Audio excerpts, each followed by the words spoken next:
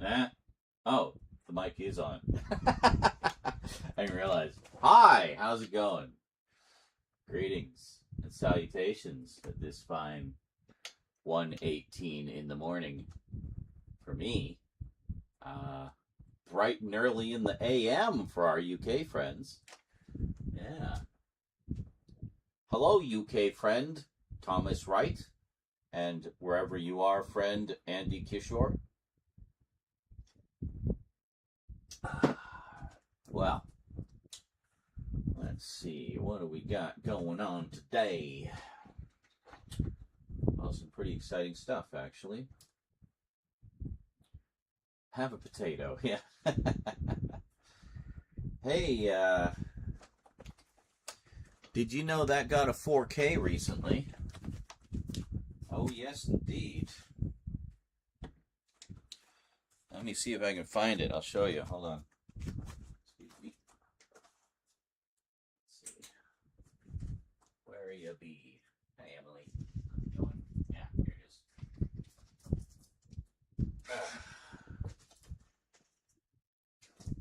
Excuse me.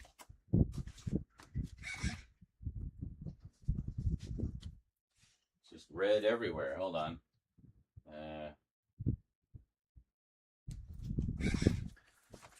Come here.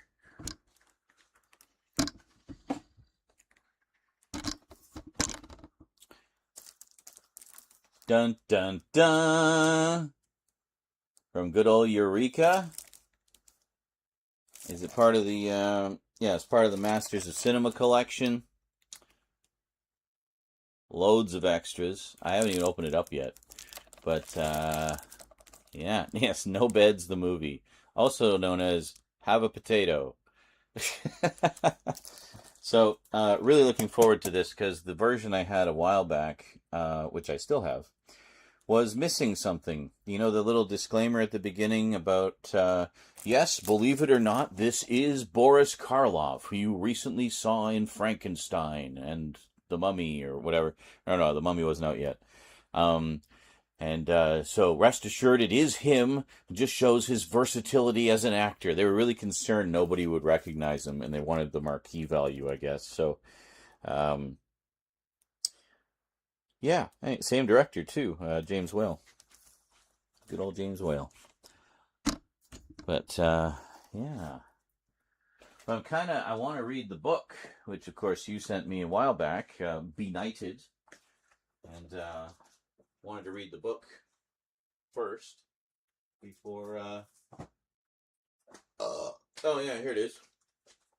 I have it right on my shelf. This is the edition I had before, which is otherwise uncut, but it's missing that sort of disclaimer at the beginning, which, you know, I mean, it's a part of movie history as far as I'm concerned.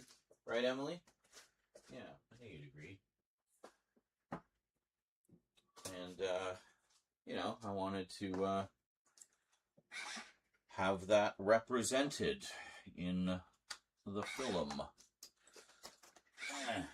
All right, just calm down, Emily. Calm down. I know you're excited. I'm excited too. It's okay.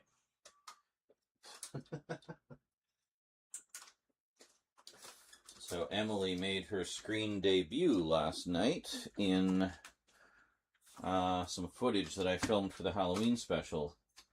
A few shots that I desperately needed for a very key scene in it. And I just hadn't got around to doing them yet, so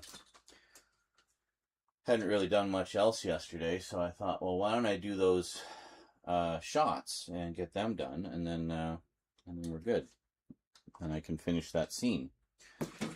So I got the shots I needed, and then did a bunch of editing,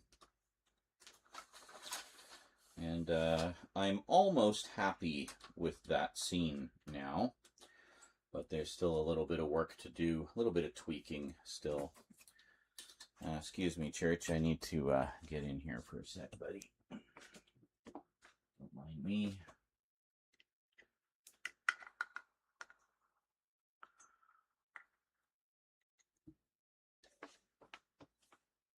Okay. Let's see, are we good? Let's find out. So you may notice this huge box here. What is this? What is this? Well, you know how for some reason people love to give me their entire DVD collections? Well, this is one of those cases. This is from a friend of Rose's, an older friend, a fellow about my age. They play Magic together and stuff, and really nice guy. I've met their whole family basically, but yeah. So I guess he was looking to unload his physical media, and thought, well, hey, I know a guy who likes physical media, Rose's dad. So he gave me that, and a very nice Samsung Blu-ray player with a big honking remote. Look at that. So I literally have 6 Blu-ray players in the living room. So I asked Rose, I was like, do you want that Blu-ray player? You might be able to make use of it more than I can. And she said, yeah, sure. So we're gonna get that all hooked up in her room because I don't need it.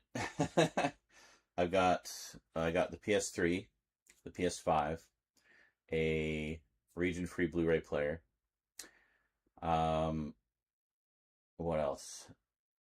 And 4K player, like standalone 4K player, and the 2 Blu-ray drives. So 6, yeah.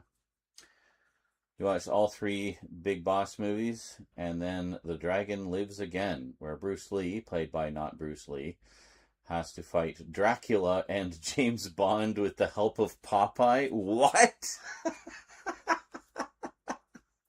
That sounds amazing.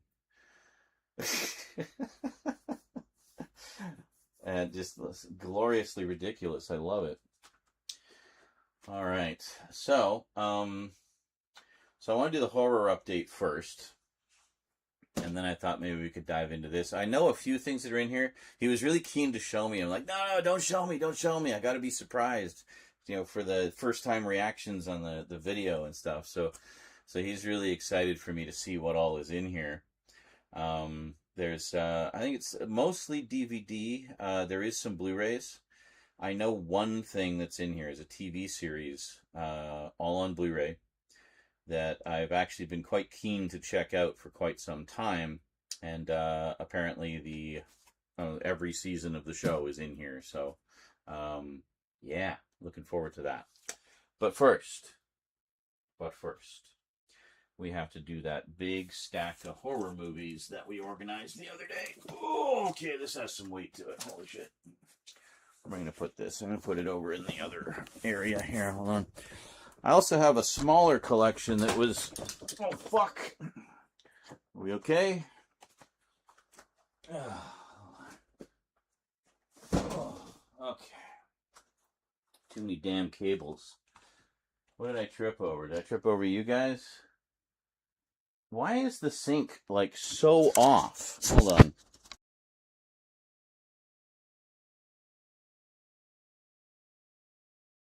Hold on. It drives me nuts. I don't know why it's being like that. Maybe if I clear out some stuff in the background here. Yeah, that should be fine. Hold on a second. Let's unfreeze the camera here. There we go. Now I think if we do this, kind of force it, I think maybe it's having trouble figuring out what frame rate it should be. So I know what it should be.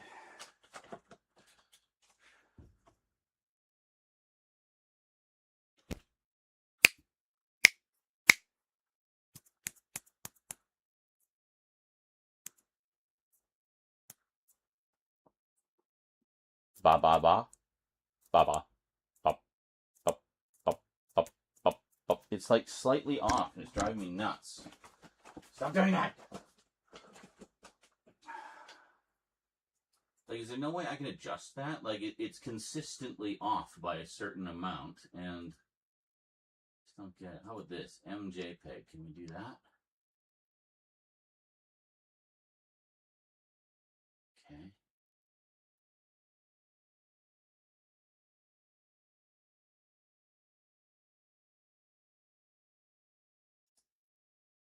Okay.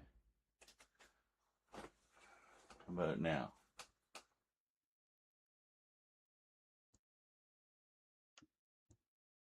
It's still like slightly off. I don't understand why it's doing that.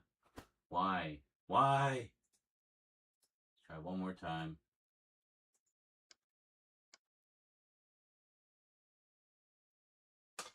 Okay, how about now?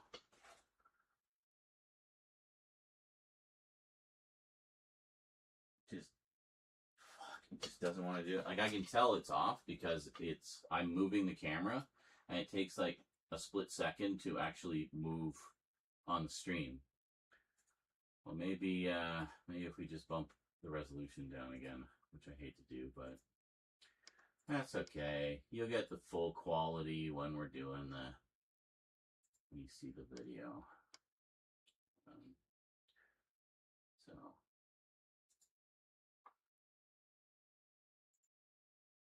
this.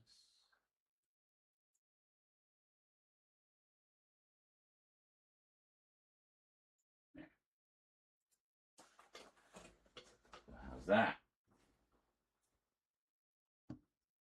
Oh, look at that. It's perfectly in sync now. Like, I just don't get it. Like, come on. Like, how much more powerful does my computer need to be? Like, seriously. Got a freaking top of the line system. Like, I do everything else in 4K. Play games in 4K. Stream in 4K. Do everything in 4K. I just don't get it. Anyway. Let us see what we can do. So there's a couple titles here I was thinking about it. They're more sci-fi than horror. So I thought, yeah, but some of them are definitely like ride the line, you know?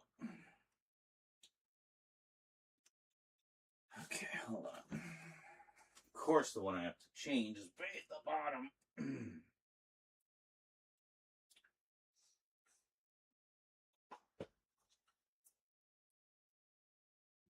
There.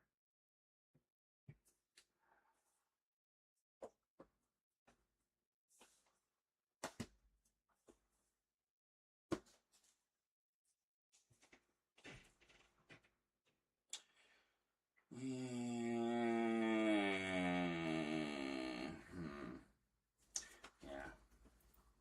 Why not? What do we got here? What's one of these ones? What's the what? Yeah, these are all horror. That's good. I'm gonna pull some of these out and put them in the sci-fi updates. We'll do a couple. Now, let's see what we got here.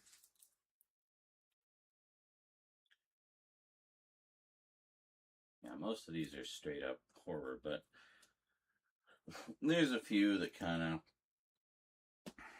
ride the line a bit.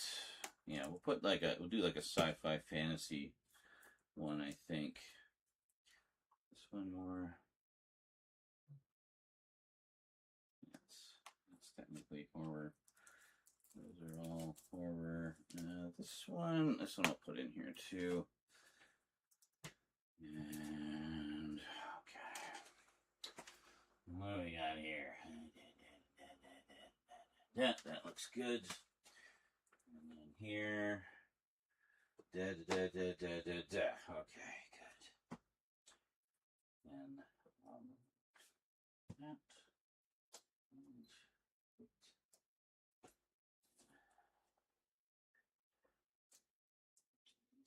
Secure. doing? Oh, we're doing a little vinegar syndrome section. Right. Don't want to mess too much with the order because we sort of figured things out yesterday, right? So.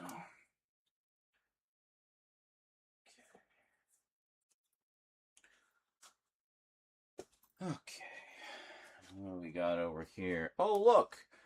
The Hellraiser collection. Where'd that come from? There we go.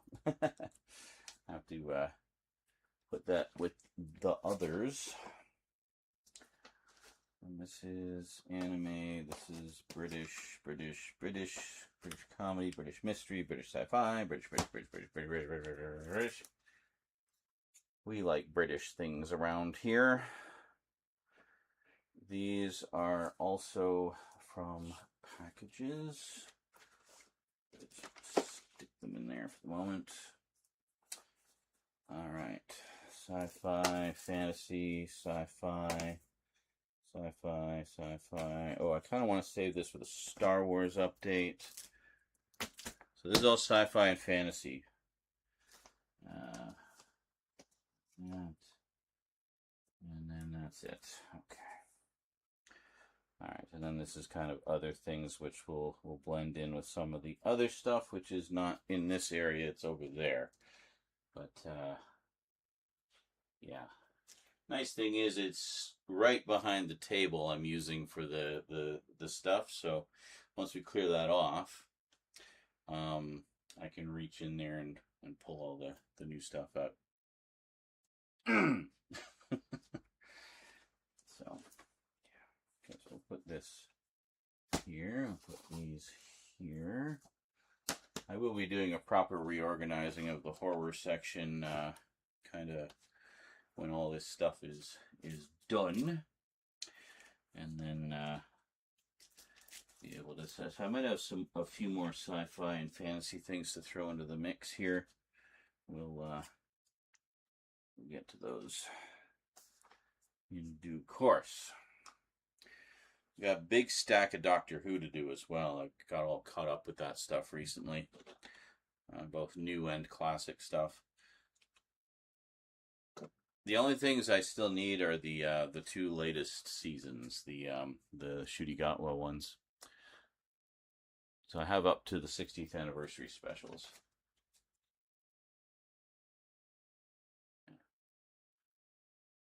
It's a lot of fun. Hellraiser, gee, I wonder where that came from. Yes, it's a big mystery, isn't it? Oh, okay. So I will be up fairly well, at least until dawn-ish, because I've been playing a lot of the Droid Tycoon, the Star Wars Droid Tycoon game that they put out in Fortnite this month for Star Wars month. Honestly, I'm so burned out on all their Star Wars stuff right now, and I haven't even touched Battle Royale in like probably almost a month. I've just been playing all these different Star Wars things. Really, Church? You can, like, you just scritched. You gonna scritch again? Anyway,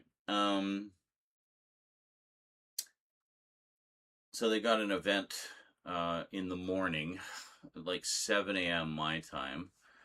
And yeah, so I don't want to miss that because the event gives you like bonus goodies and stuff that you can only get at these events. I missed the first one, so I missed out on BB-8. I keep hoping they'll bring them back in some form, so I'm not, a lot of people missed it. But I made it to all the other events and got all the other freebies. So this, I think, is the last one where it's some kind of event to do with Mandalorian Beskar armor, which the previous event was to do with as well. The previous event, you had to recover several stolen shipments of Beskar armor from the Empire and return them to the Mandalorians, and then you got all kinds of bonuses for that. So I did that, got all the goodies, and then so this week, I guess they've got another one which makes use of that. They've introduced a whole line of Beskar droids. So yeah, pretty cool. And there's a lot of bonuses to get those. as well.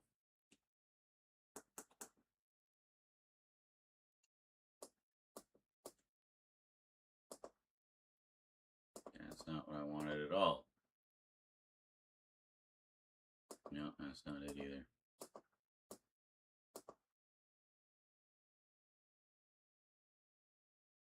I can see the lights. God, how many variants are there? Okay. 1, 2, 3. Should be this one. Yeah. There we go. I just like them gently pulsating rather than going crazy. This is making me crazy. I don't expect anyone to get that reference. It was from Real Ghostbusters. Let me just look over here. I wonder if any horror stuff snuck over here somewhere.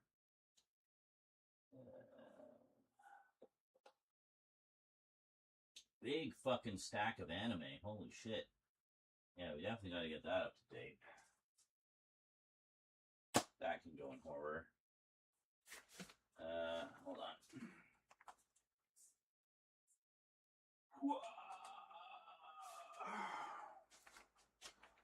This is almost all anime. And what do we got here?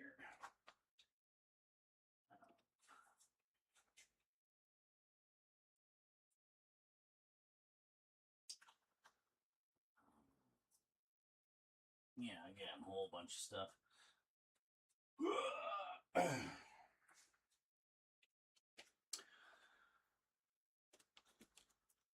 It just never ends. What do we got here? We got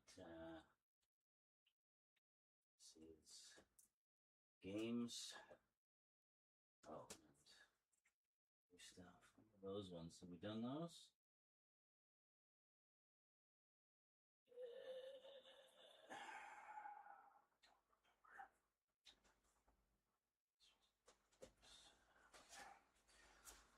Bring this one over to go with the new edition of Time Crimes that I picked up. Kind of cover what's on both of them. Alright. Yeah. See what we got here. That is a lot of anime. Holy shit. Okay, so next we got let's see. Star Wars. Lots and lots of Star Wars. Is that it? Yeah, basically the last two Disney Plus releases and one of the last couple of volumes I needed for one of the animated ones. Then we got essentially comic book stuff, so it's mostly the rest of the Disney Plus Marvel shows and some other things.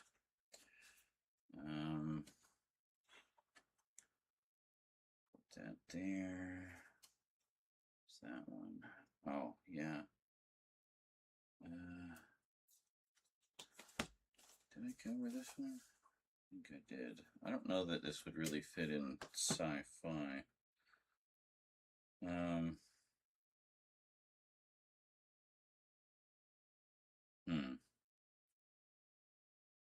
Crime drama, maybe? I don't know. Anyway. Where's that Star Wars one? There it is. Okay.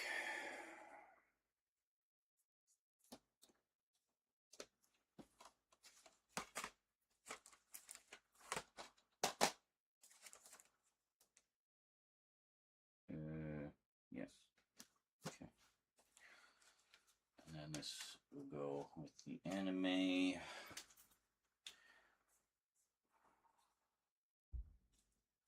Anime. Good old anime.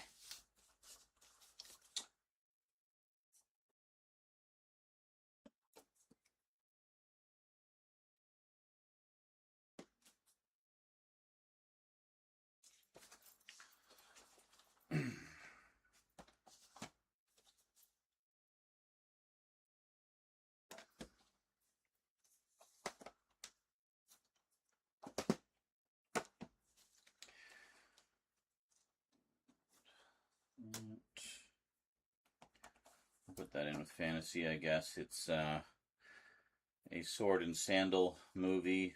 Samson and the Seven Miracles of the World. Yeah. With 2 cuts. Very nice. Very rare to get sword and sandal stuff on Blu-ray, so I always try to grab them whenever I see them. Alright. So then, this is all the Street Fighters. So we can do Street Fighters and Samurai. I think that's a good one. Yes, that is both based on the video game Street Fighter and featuring Sonny Chiba in various things. Okay. Alright. So, anime update. Street Fighters and Samurai. Comic book stuff. What's this? I don't even know. Miscellaneous bullshit. Star Wars Kid and other Star Wars. Yes, they did a documentary about Star Wars Kid. It was actually really good. Very cool. Okay, where the fuck is volume 2 of that? I thought that was over here.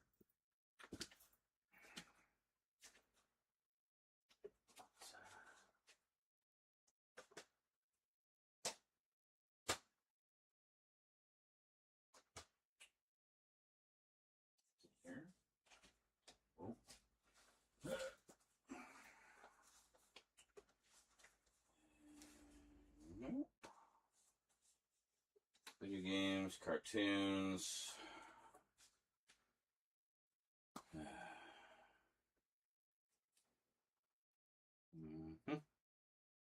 Okay. So,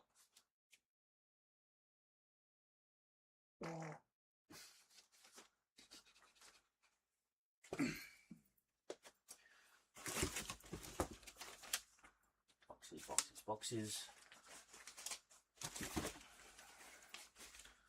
All these boxes out of the way. I can kind of put things in the corner.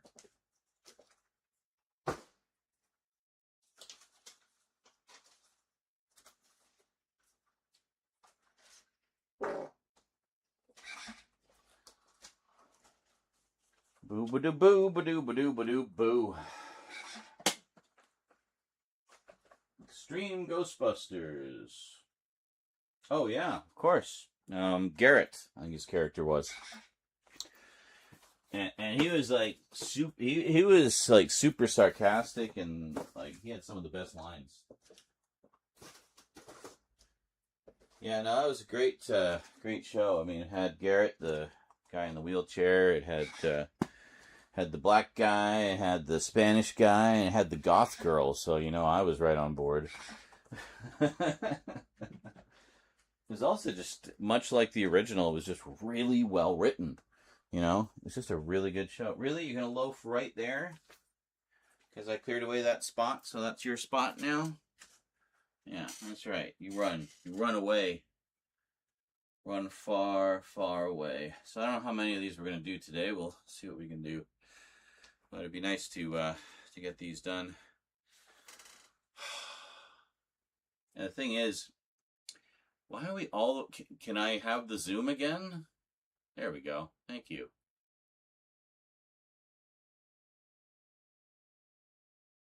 See, now it won't. Now that it's on, it won't turn off. Anyway.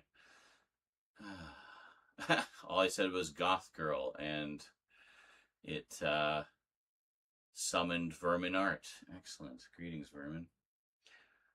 I'm just, being buried by my collection here, as usual.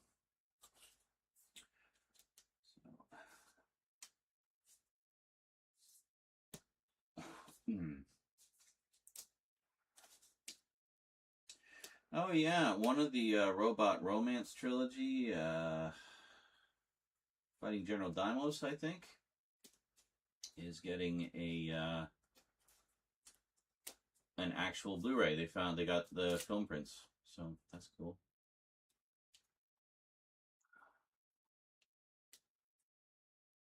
There we go.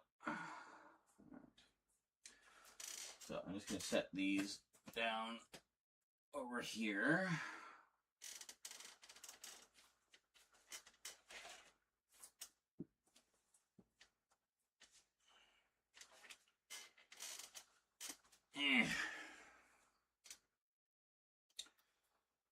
And yeah, we'll do this just to kind of keep them separate. Some comic book stuff. Whoa. A little heavy because there's a bunch of steel books. Incredible Hulk is there too, the 70s and 80s show. Gotta get back to that. Yeah, we can kind of do like, let me see. We can do like a little crime drama one maybe. Got Narc and The Girl with the Dragon Tattoo saga. It's quite good. Which I had not seen before. It was actually the first time I'd seen it. Yeah, there we are. Got that. And anything else? Any other new stuff hiding? Oh yeah, here's one. That's a new one.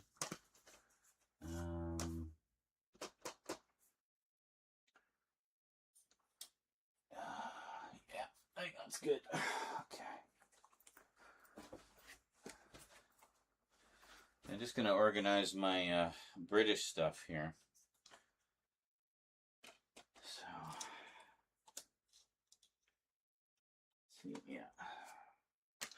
So I've watched the original Girl with the Dragon Tattoo. I've not watched the remake or the other one they did. It was based on one of the later books. I don't know how much of the story the remake covers, if they condense all 3 books into one movie, or if it's just the first one, because the next one they did was not the second book, it was something else. It was one of the later ones that came out that I believe were not by the original author. So, I don't know.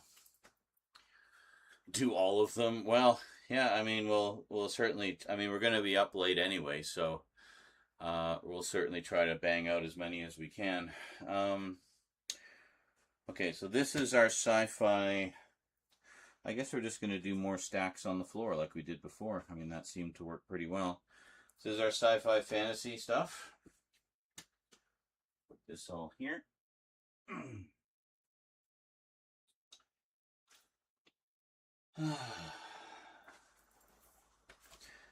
I just got this in the mail the other day, the General, Buster Keaton. New 4K edition from Masters of Cinema. Again, good old Eureka. And this is the one that has the hour-long documentary by our very own Luke Ryan. Yeah, how cool is that?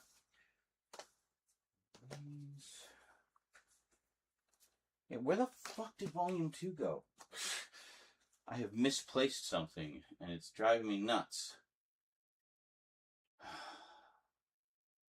I'm going to have to look over there a little more deeply and see what all is hiding there. But anyway, we'll set all this miscellaneous stuff down for the moment.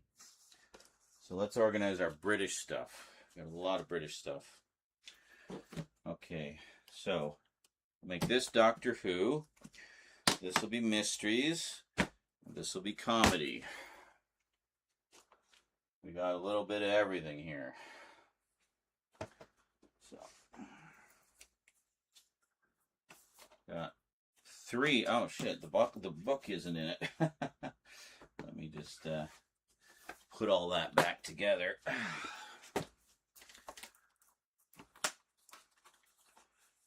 These limited edition mega sets are definitely the way to go for classic Doctor Who. I just wish they'd cool it with some of the AI upscaling they've been doing in the recent ones. Do not like. Do not want. Especially since they did it to 2 of my favorite seasons. Seasons 13 and 21. Anyway. Doctor Who. And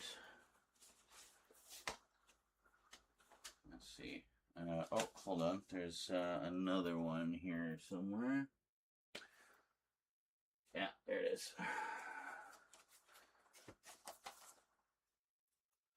Doctor-oo, Doctor-oo, Doctor-oo, Doctor-oo. That's all Doctor Who stuff I haven't updated yet.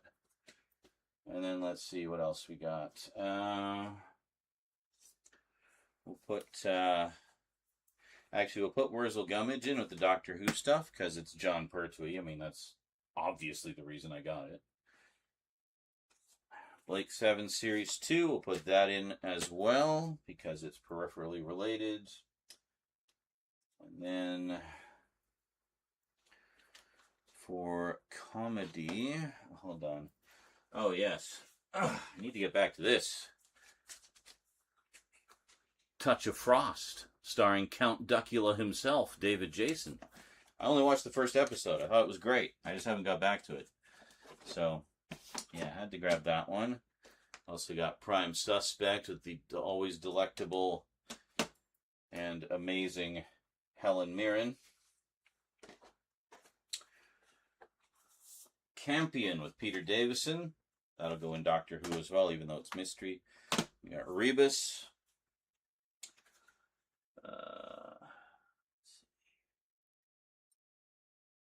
More comedy.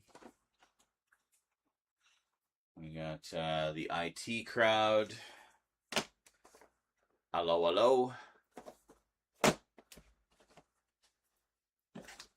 And then a whole shit ton of Alan Partridge stuff, including the movie and the original shows. The early shows. Let's see. I don't know if you guys have heard of this one. The Red Dwarf Mega Set, which has literally everything. Very nice.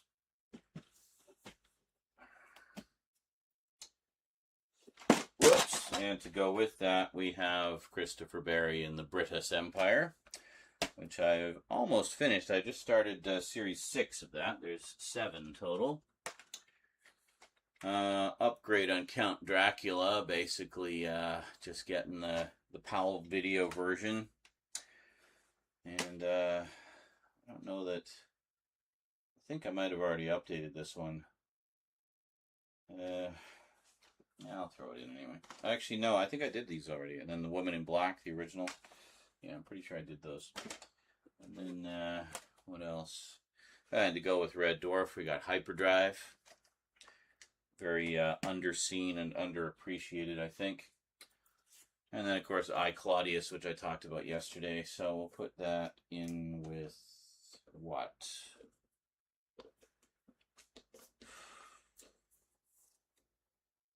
I don't know what we want to put it in with. So we got...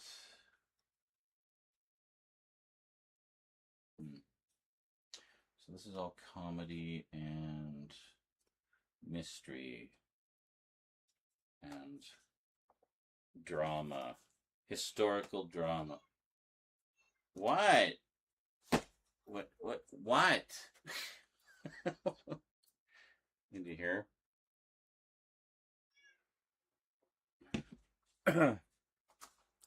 What?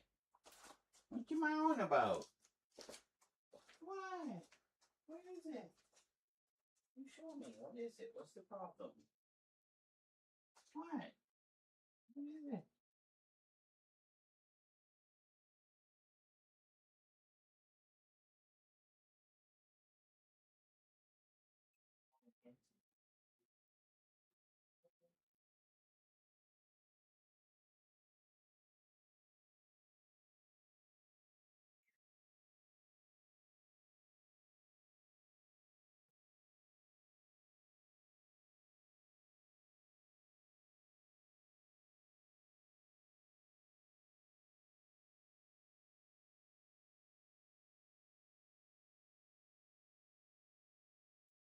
Ready to get back to the show, sweetie.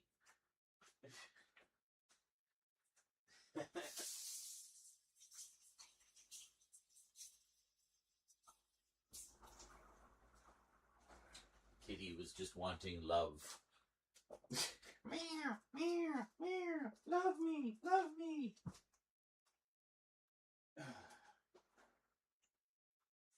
Oh, right. I'm going to save the Hulk one. I remember because I got a stack of graphic novels I need to do. So, yeah. So that's all the British stuff, I think. Oh, no, it's not. Did I already do that one? Fuck. See, this is why I can't be falling behind on this stuff. I don't think I did this one. No, I didn't do this one yet. I also have Tenko, which I need to get back to, actually. I was really enjoying that. So we'll put that in with historical drama, I guess. I don't have a ton of historical drama, as much as I do enjoy history. Which is something I never thought I'd hear myself say, by the way. When I was a kid, I hated history. I thought it was so boring. But now I find it fascinating. Fascinating. So, I can't remember if I've done these, so we're just going to throw them in. Fuck it. Oh my god, Eclipse, don't. Okay? Shush. Oh, shush. Little whiner. You are far from neglected, cat. Not even close to neglected. I know. This is what I'm saying. Meow. Meow. Meow. Meow. Hey, Curlatin, how's it going? We're just kind of getting organized here. Well, here, I think the best way to approach this is just to do a series of mega updates. So,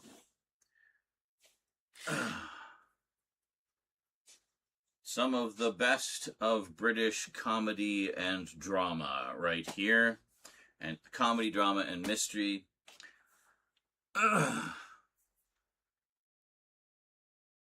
Doctor Who and other sci-fi and related stuff.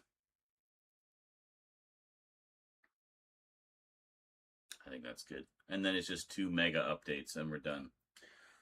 Oh, Jesus. Hello.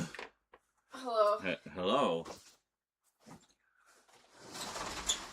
Sorry I'm home so late. We started Magic very late. Oh, I see. We started Magic at like 10:30. We only got 1 game in. Oh. Cool. Good. She's being super needy. You can get her out of my face. Uh-huh. Come on, you. We're just settling in, getting all organized, and she just started meowing her head off. I gave her pets. That wasn't enough. She kept meowing her head off. Can I have those onion rings? Yes. Okay. We have a little ham. Yeah. Little ham. Little ham. Little ham.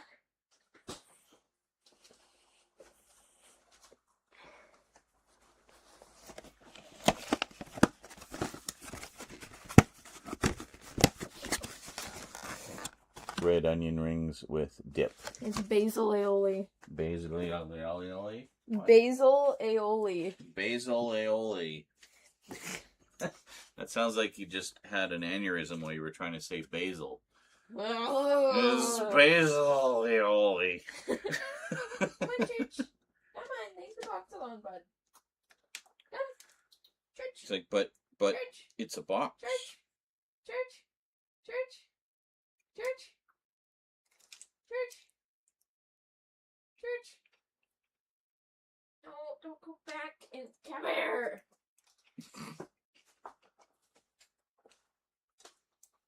Mummy's home. Give her attention. Come on, Church. Mommy wants to go to bed. Come on.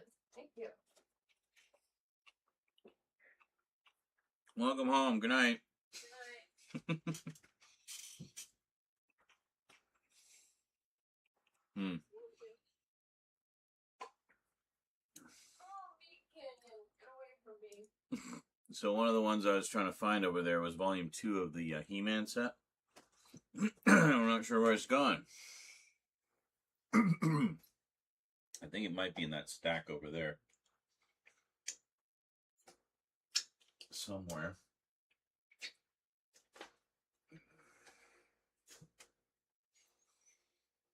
We'll check after. We'll find it. I'm not going to do the update until I find it, obviously.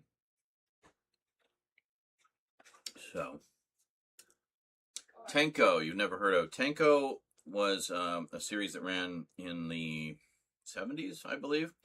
And it takes place in a Japanese prison camp, specifically a women's prison camp.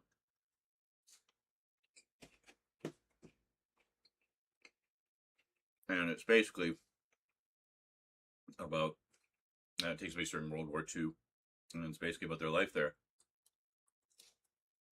It's really good. And just kind of showing all the hell they went through. It was very well done, though. And the cast is like a who's who of who was anybody of women British actors at the time.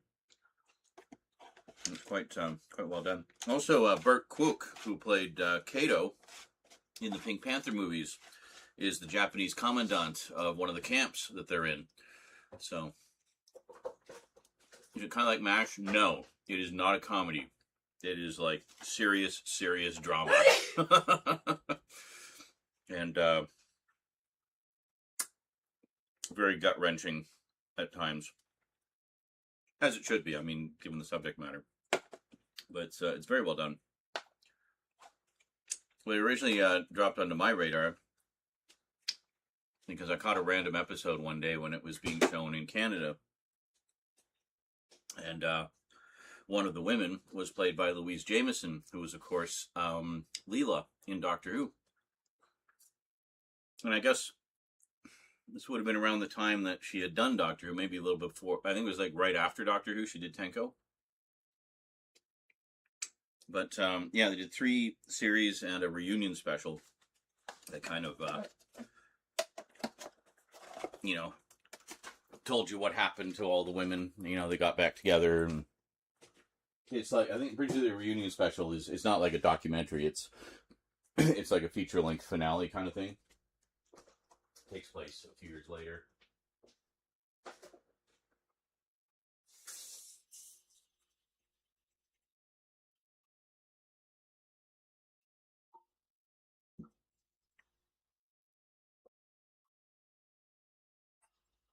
Alright, I know you're excited because mommy's home. Please don't go off bananas. Yeah.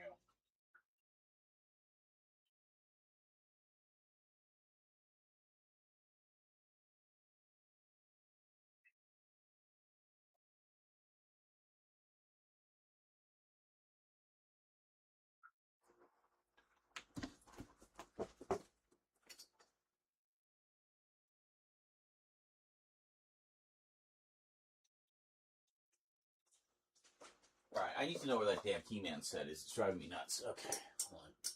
Nope, can't do that. Can we do this one? Yeah, that'll do. Alright, just calm down, you two, okay? I'm very excited because mommy's home. Let's not go all crazy. Hold on. You guys probably want to see, on the off chance that there is a disaster. Greetings, Adrian James. And Wannabe Newfie, I hope you're doing well. I hope you are doing well as well. So where I need to go is behind that TV that you see there. What are you doing, church? Stop sniffing at the corner. Come on. What is he doing? The corner. Stop sniffing the coroner. So what I'm looking for, which I have, I just don't know where I have placed it, is volume 2 of this, which is the fully restored and timing and pitch corrected and remastered He-Man and the Masters of the Universe, the original 80s series. It's amazing. We've watched a little bit of it on Discord, but I ordered both volumes at the same time Volume 2 arrived, and then for some reason they canceled Volume 1. I don't know why. Maybe they didn't have it in stock after all or something. But no explanation. They just gave me a refund. So I had to order it again from another seller. It took a little while to get to me, but, you know, got it in the end, and that's all that really matters. And what these are, those. Yeah. Okay, let's see what we got here. Okay. Now, what all do we have here? This is,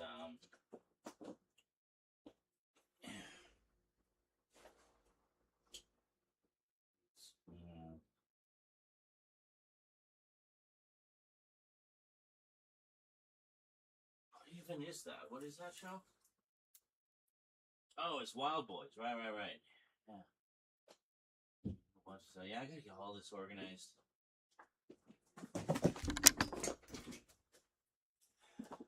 Cats, chill out, please. I don't want to deal with crazy tonight, right?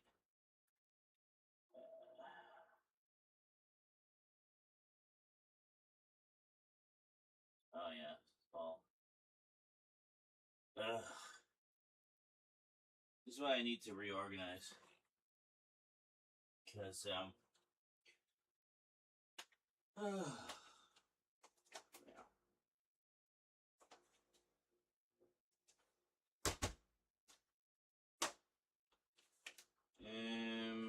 Oh. Yeah, I don't think I've updated it. I don't think I've done any of these. Fuck. Alright. That. Got that. And this. And yeah. I need to do all of these. We got a big Dune update. I don't think we've done those. And yeah. Alright. Super duper, man. Okay. Now, we got the He-Man movie over here.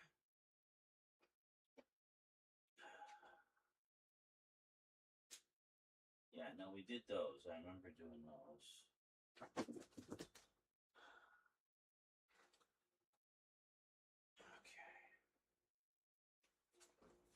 And what? Okay, so these ones I'm pretty sure we need to do. What about these?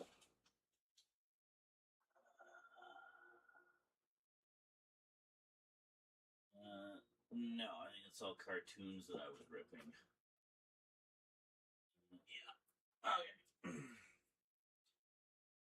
And the Rogue Trooper game for PS4. I think I also have it on PC. One we definitely need to play. Alright, well. Fuck, I can't. My spine won't twist around far enough. Hold on.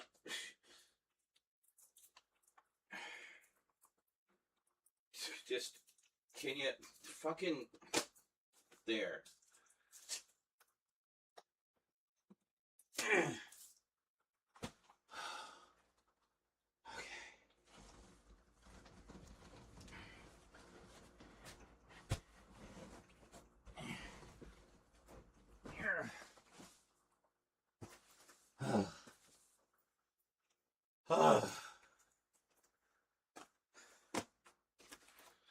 Well, He-Man wasn't over there. I don't have anything over on my desk. Like, where the frick did I put them? What, Church? What? What? What the what?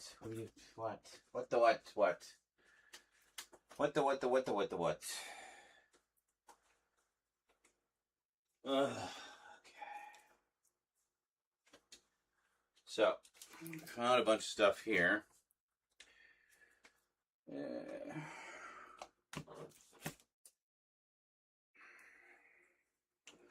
More comics. We got the new Superman, which I have not watched yet, obviously, because it was over there.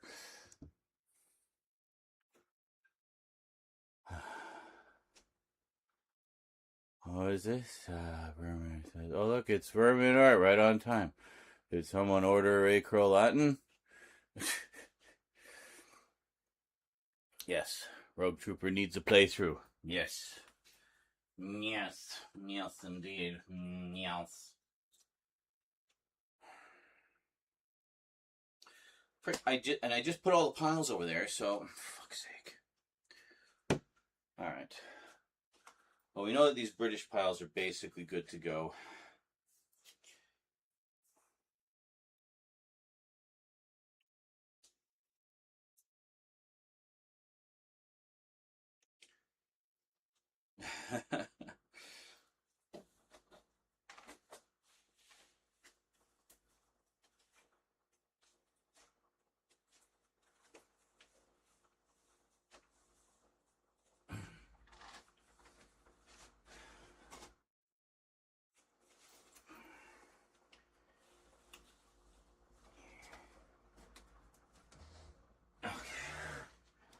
So we got some samurai stuff here, which I have some samurai stuff here as well. Comic books. Right there. Okay. British piles. I think I got diagnosed with that once. Yeah, it's quite lovely. Sci-fi. It's that one, right? Yeah. This is all sci-fi. Mostly sci-fi. Well, that can technically be sci-fi.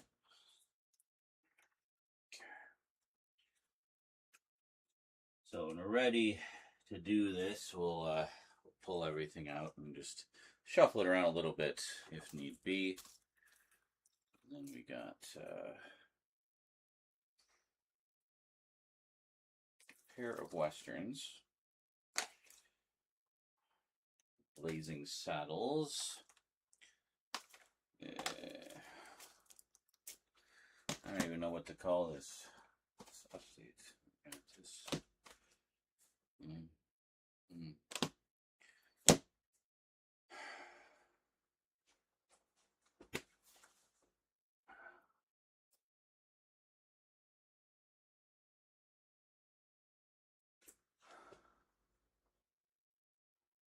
Where the frick did I put He-Man? This is going to bother me.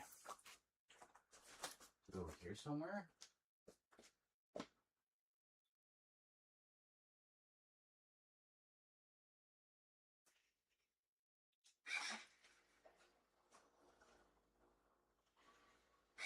Do you know where it is, Emily? Have you seen my He-Man set around? No? Over there? No, that's E.T., but thank you for the suggestion.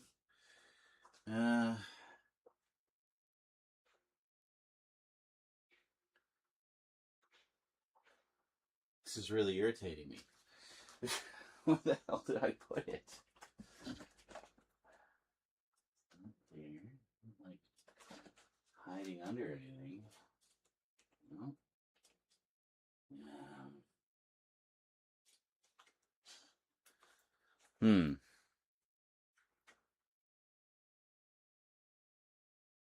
Oh, wait, I wonder if I put... Hold on. Hold on.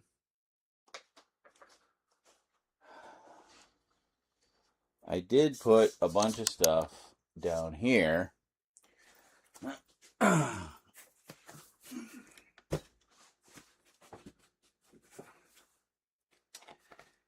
Yeah, there's a couple things here. No, He-Man, no. Oh, shit, there is a whole bunch of new stuff in the back. Oh, my God, I bet it's in there. And, yep, there it is. Oh, I did get that. Oh, fuck, there's a whole shit ton of stuff back here. Oh, my God. All right, what all do we have here? Oh, Jesus, I'd forgotten about half of these. We found some more. Including the He-Man set. Huzzah. So let's just put these in the back here, I think. Yeah, and this is, yeah, okay. There. So I think that covers everything. We need to do books and graphic novels. We have all these to do. Oh. Pretty stoked about this one, actually. The Warlord by Mike Grell. You know what a Mike Grell fan I am. I've been wanting to check this series out for ages, and it's taken until now for them to actually do like a proper reprint edition of it. It has the nice new omnibus smell. They use different paper though. It's like it's not glossy like the omnibuses usually are. And also, fans were a little miffed because this was originally solicited as having the first 50 issues, but it actually just has the first 36, plus the first appearance in another magazine or another comic. So 37 issues, not 50. Whereas you look at the Dazzler set, first off, all heavy stock glossy paper. Hey, calm down, you two. And all shiny and beautiful. So, yeah.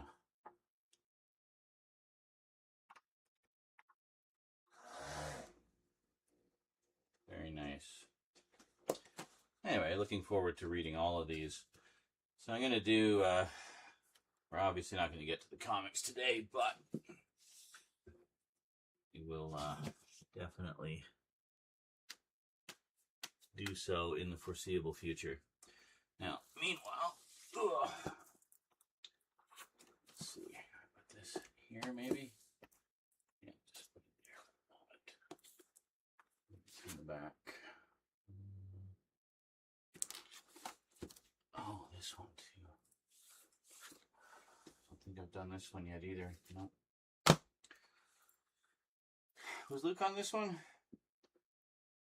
I think so. I think he edited one.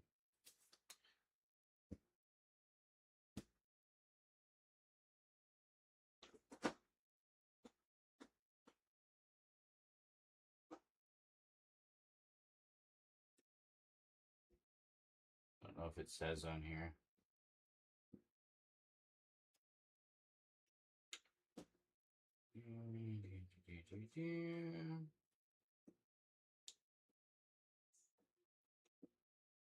Yeah, it doesn't say on the back, I guess, because he didn't make it. He edited it, but he didn't write it or what have you. But that's fine.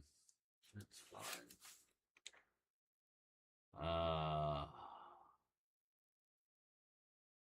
Shit, did I do those ones?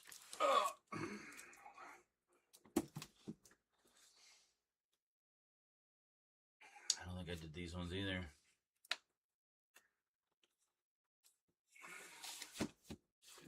Well, Death Wish Collection had to get that, because I've only ever seen the first one.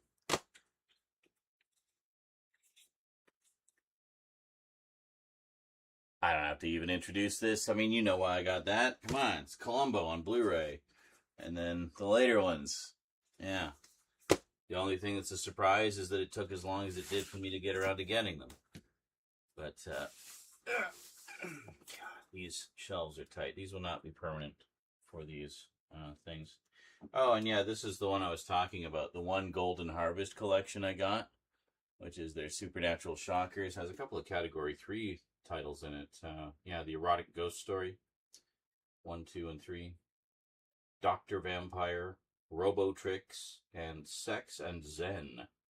So, yeah, that should be fun.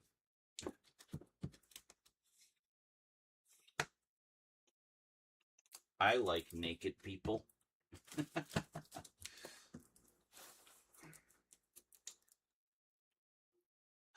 Dye Gothic. Yeah. I gotta check all these again, see if there's any new volumes of some of these sets. Because they do occasionally put out additional volumes.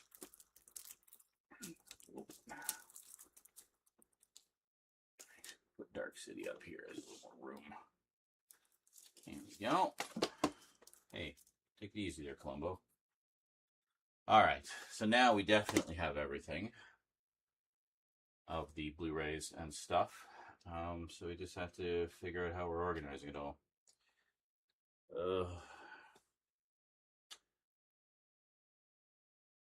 Yeah, I mean, the Kino stuff, I could just do a big fucking Kino order. I think, or update. One thing that's annoying is the order that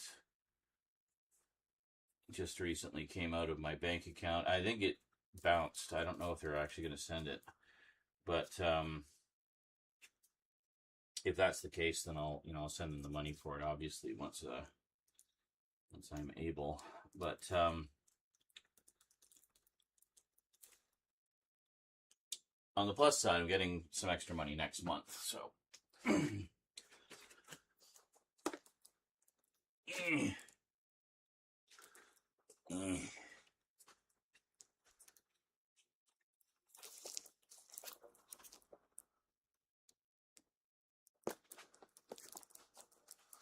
Oh. My belly was pushing everything outward.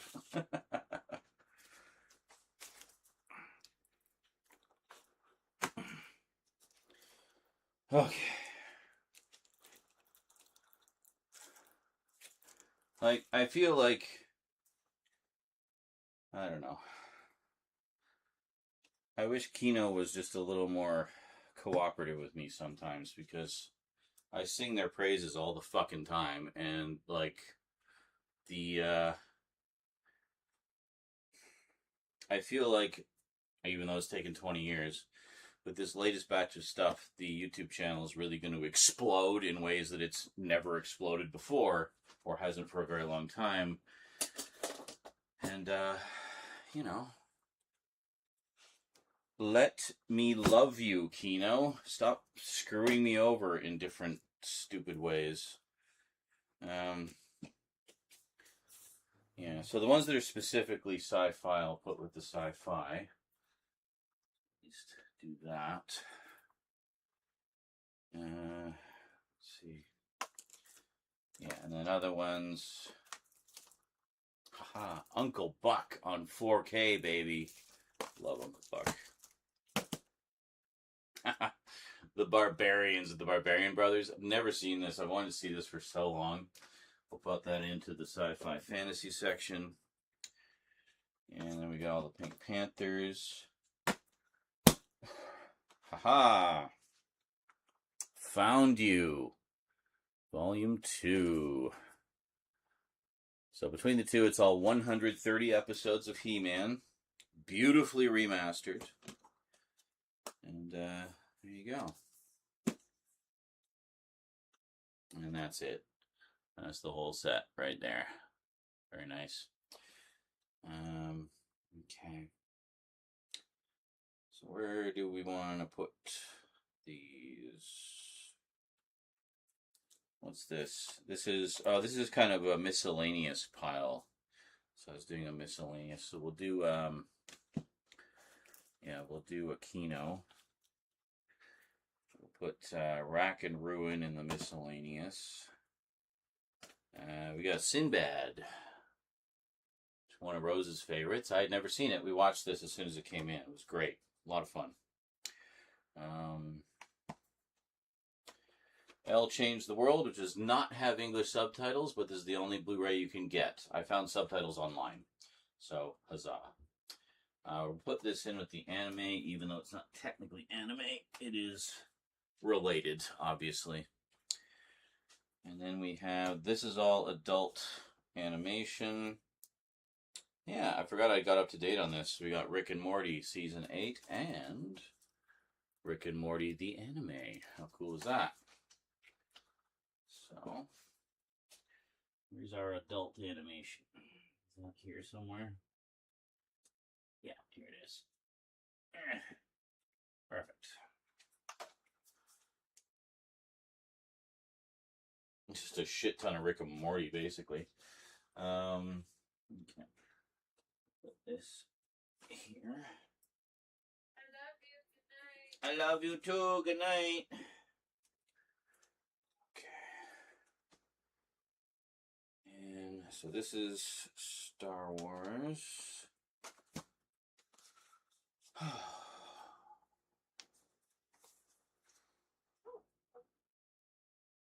Let's do miscellaneous for now. Tron, Ares. The other Judge Dredd. Finally got it. Haven't unwrapped it yet. Haven't seen it basically since the VHS days.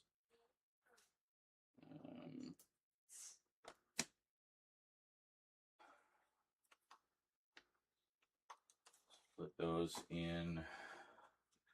Actually, we'll put Tron in sci-fi, and we'll put Judge Dredd in comics.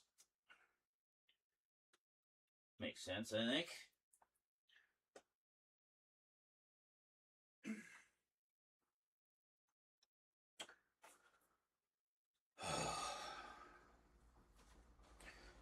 Gee, where did Super Friends go? So glad they finally did this. The DVDs are such a pain in the ass to collect.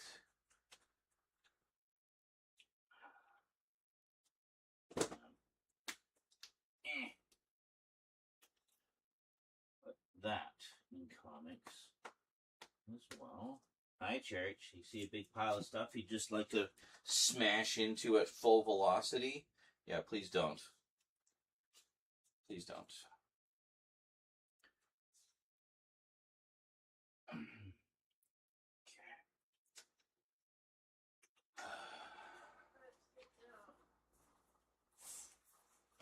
Get down. Yeah. Anyway. I don't even know who put this one. Who put this one out? Transmission. Oh, from Radiance. It was released through Radiance. Yeah, Radiance is actually quite a good, fairly recent UK label. But they've been putting out some very cool stuff. I picked up a bunch of their titles. Alright, so I think we'll just have a giant miscellaneous section. And then, we're going to fudge it a little bit. We're going to put He-Man in the sci-fi and fantasy. Because it's technically both. So, here we go. Into the sci-fi fantasy you go. Alright. Then, what? This one, this is, yes, Street Fighters and Samurai. Yeah, that's a good one. And there's actually something I wanted to pull off my anime shelf here. If it's still on the shelf, I may have it up there. Look. Well, that's not happening because I cannot get behind the thing. So,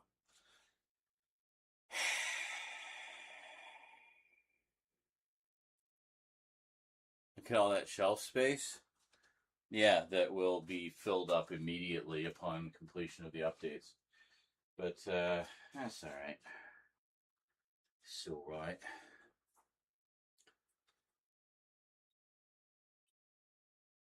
Star Wars. Is there any smaller stacks I can put there? Maybe this one. Oh, this is the one that was there. Street Fighters and Samurai. Yeah. Fit? Yes. Okay. We'll do a big Kino update.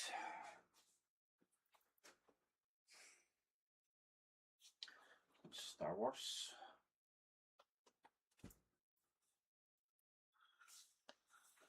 Best of British television.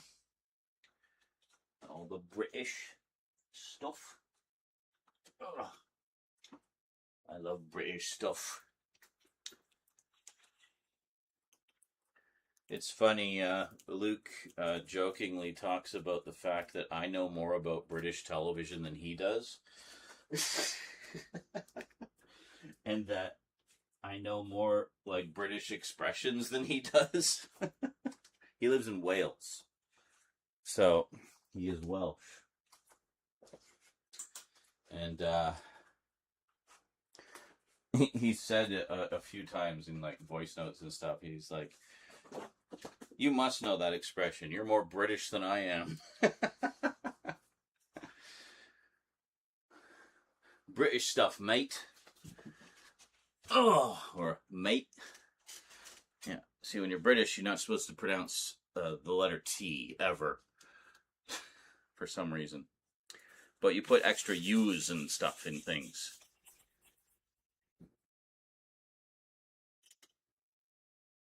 That's why. Well, she. Suddenly it all made sense. Okay, so I think we're organized, and now I'm exhausted. So good night. No. Boy, yeah, when you actually see it all stacked up together and somewhat organized, it like takes on a whole new meaning. Although a bunch of this is still stuff we didn't get around to doing updates for the last time we did that big round of updates. I think there might still be a few of those I haven't even edited yet. Most of them are done. I think there's a few of the Doctor Who ones I still need to finish. They're all in a project file. I just haven't got around to doing them yet. So.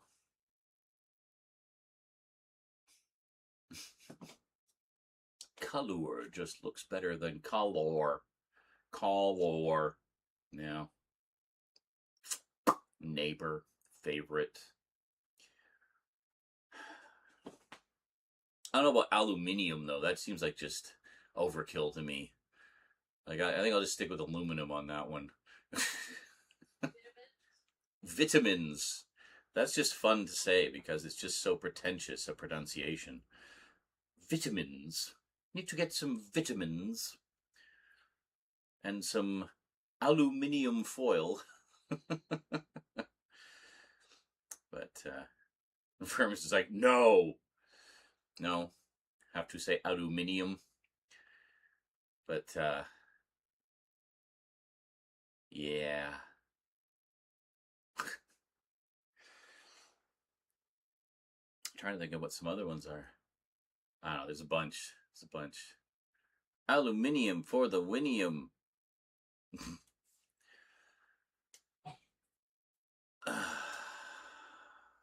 He's an enemy of Bristol. I will fire elastic bands at him across the bridge.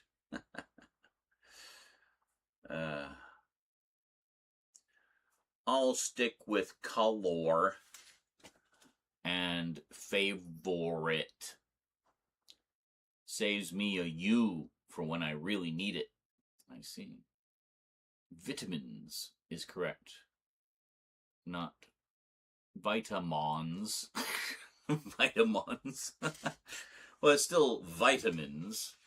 The mins part is the same. It's just a matter of is it a vit or a vi?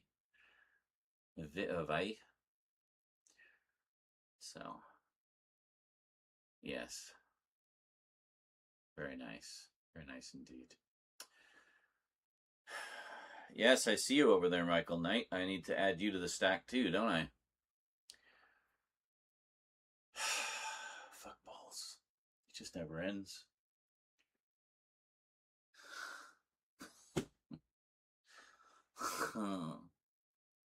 That's the pretentious snort. And musicians make cups of tea. Oh, American. Sorry, it's really hard to see from here, and I don't think I can enlarge the text for my old man eyes. Americans make cups of tea weird. Take the bag out. Uh-oh.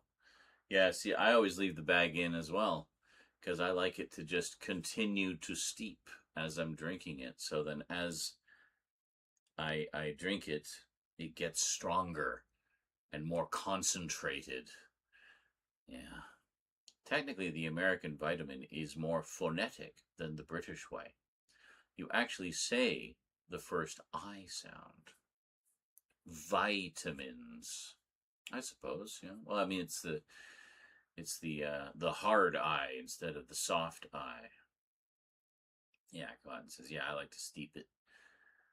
Americans might make weird cups of tea. Huh? Oh, musicians. That one was musicians.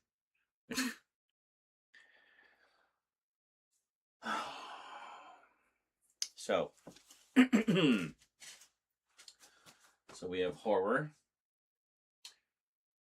sci-fi and fantasy, Street Fighters and Samurai, giant anime stack, little tiny teeny weeny Star Wars update, comic book stuff, massive pile of stuff from Kino Lorber, miscellaneous, the best of British comedy, historical drama, and mystery, Doctor Who and other sci-fi, and then the mega horror update. So at least 11 videos here is what we're looking at. And then for comic books, that's probably going to be like at least another 6 or 7, I think. Kind of categorizing them a little bit. So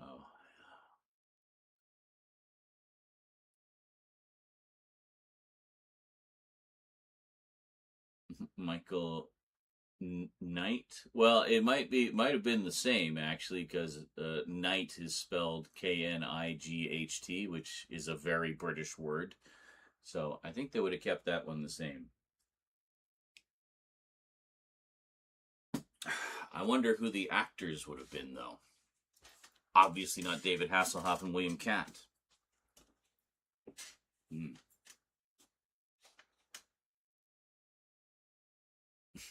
Michael Caine as Michael Knight.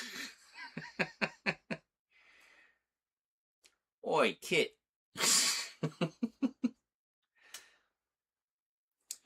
I'm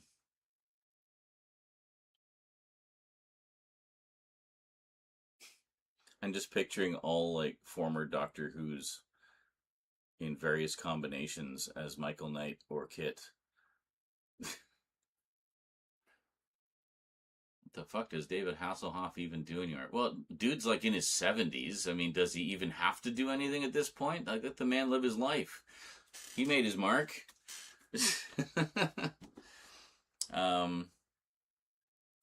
I mean, he occasionally does like guest appearances on stuff, music videos, concerts, things like that. But last time I seen him was the SpongeBob movie. I saw him recently, and it was a clip I found online when I was just looking up Knight Rider clips to throw in as little bonus videos for the screenings that nobody comes to. And there was one where he drove out onto some concert. He drove out on stage in Kit and got out and did a big musical number. So. And that was like within the past couple of years, I'm pretty sure. Like he was, he was older for sure. But probably somewhere on a beach in orange red shorts, running in slow motion. That's right. Yeah, I mean, he had 2 mega hit shows, I mean, Knight Rider and then Baywatch. Baywatch ran for quite some time. It was very successful and had a spin-off, Baywatch Nights, with him solving mysteries again, but without a talking car. But he's big in Europe for music. Yeah, it doesn't surprise me. Sylvester McCoy is Michael Knight. Who would be Kit? Michael Keaton? Well, I was thinking someone else British, but I could see I could see Sylvester doing Kit. Honestly, I think he'd be a better Kit than a Michael Knight because he's got that sort of comedic quality.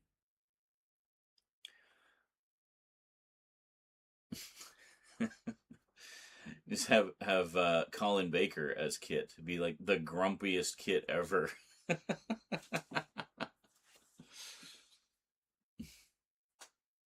Just have all former doctors.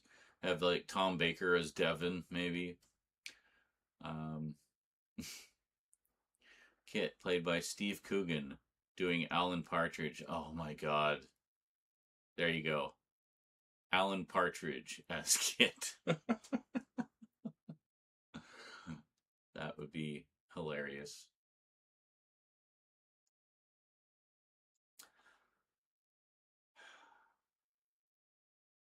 Yeah, that's been a fun rabbit hole to go down, by the way. The whole Alan Partridge saga. Starting as close to the beginning as I could manage. But yeah, so funny. What a character. Instead of the light swipe scanner noise, just have that going, aha, every time it scans. That wouldn't get annoying immediately. Aha, aha, aha.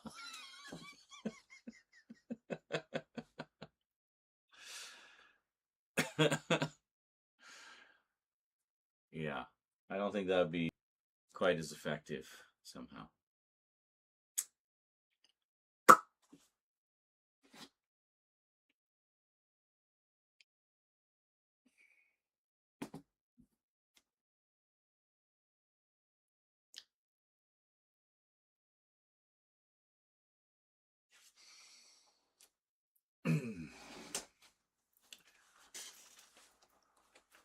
So we're doing the horror update next.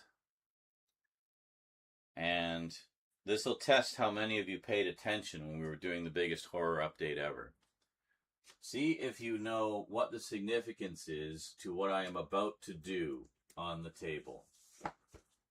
That sounds like I'm going to take a shit on the table. No, that's not. It's not what I meant.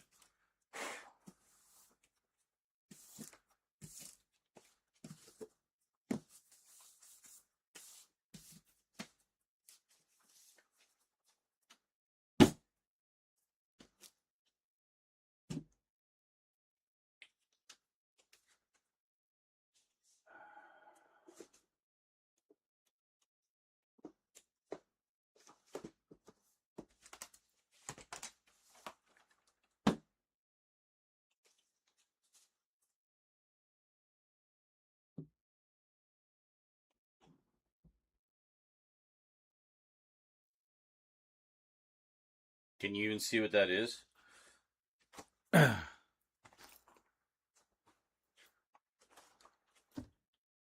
on, AI Zoom. Now's your moment. God damn it. Okay, fine. We'll zoom the old-fashioned way.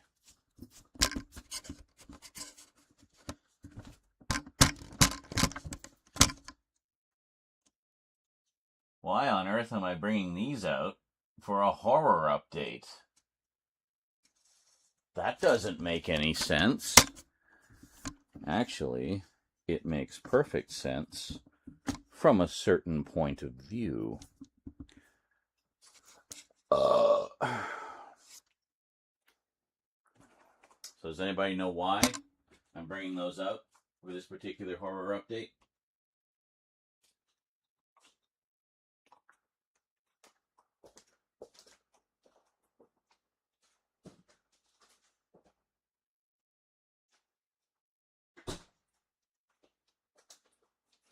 I'll tell you this much. It has nothing to do with the update itself,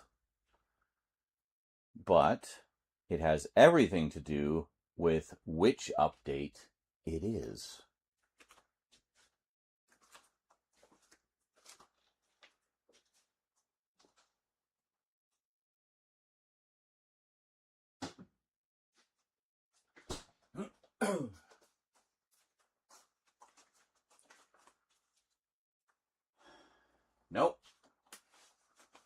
Simpler than that.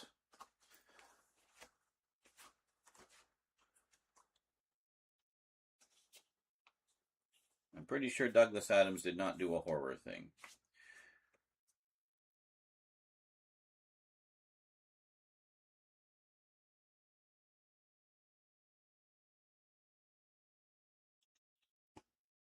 You got nothing, eh? Does anyone remember?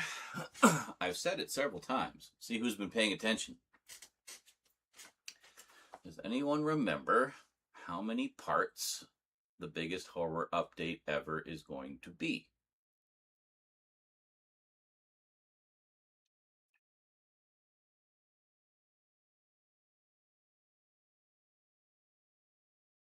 Do you remember?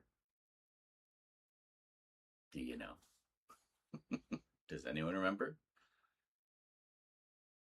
Bingo, Carlatin. The last part we did was part 41.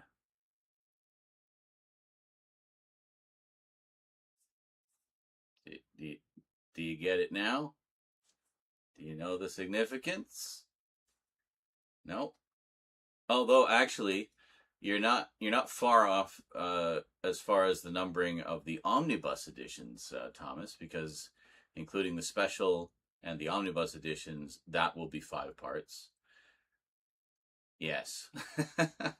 So since we're doing one more horror update, I'm going to call it part 42. Yeah, please tell me you know the significance of that number.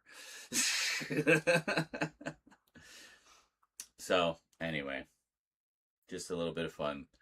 Kind of like how when we did part 23, I did a big Max Headroom reference. That was fun to edit, by the way. You're going to love it. Or it'll really annoy you. One of the two.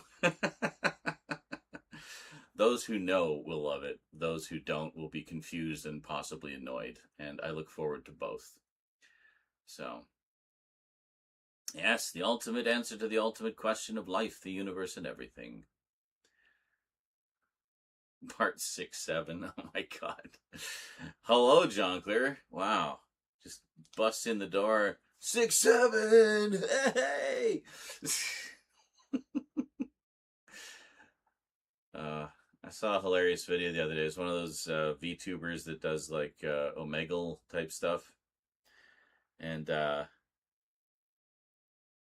he was doing this series that took place in like a Wild West kind of thing. And so all these like, this like gaggle of preteen girls shows up. And he's like, oh, hey, how's it going? And you could see they were in like some kind of Wild West thing too. He's like, oh, you're in the Wild West too. Cool. And then one of the girls goes, oh, 6, 7. And he just stops. It's like, oh God, they're brain rotted.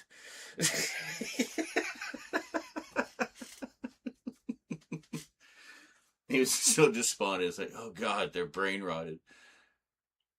He's like, oh, sorry, you want me to do it? Oh, 6, 7. Hee. Oh, so funny.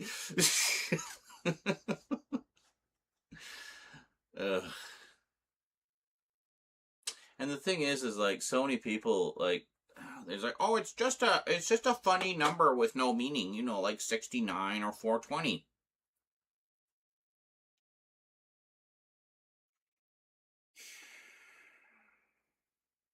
Do you really not know the meaning of those two numbers and why they are more than just funny numbers? No. 69 definitely means something. 420 definitely means something. 6, 7 is just nothing. I mean, it basically means whatever, but there's no other meaning beyond that. Those other numbers have other meanings, in addition to being funny numbers. It's like, there's depth to it, you know? I don't know, maybe I'm just a cranky old man. 6, 7. What are you gonna do? I should bring the thing over here. Come to me.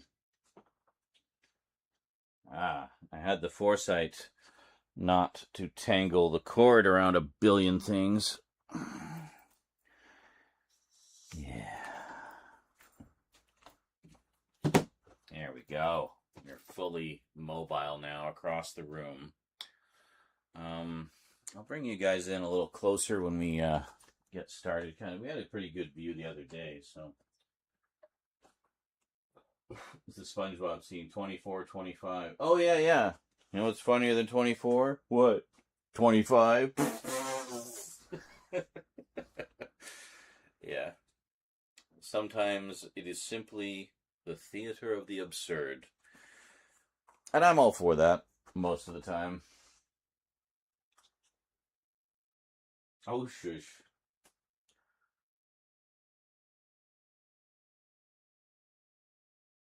All horror pornos. Well, the thing is, I did get a bunch of horror pornos, but it was not part 69. It was pretty close to the end, though. I saved them kind of for the tail end, so I figured, yeah. So excited da filming. Yeah. Me too. We just did all the organizing. It was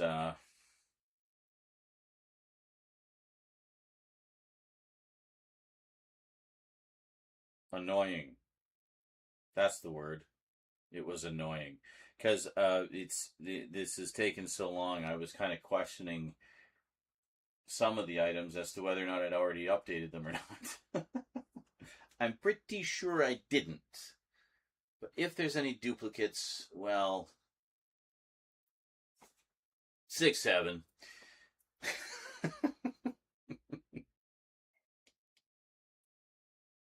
Yes, we will get on with 42. But first, smoke break to clear my head of all this brain rot. And then we will begin. So, we're going to be going basically until... Okay, this was not intended. We will be going until about 6 or 7. Because there's an event in Star Wars Droid Tycoon tonight that I wanted to go to. More freebies, basically, so you don't want to miss the freebies.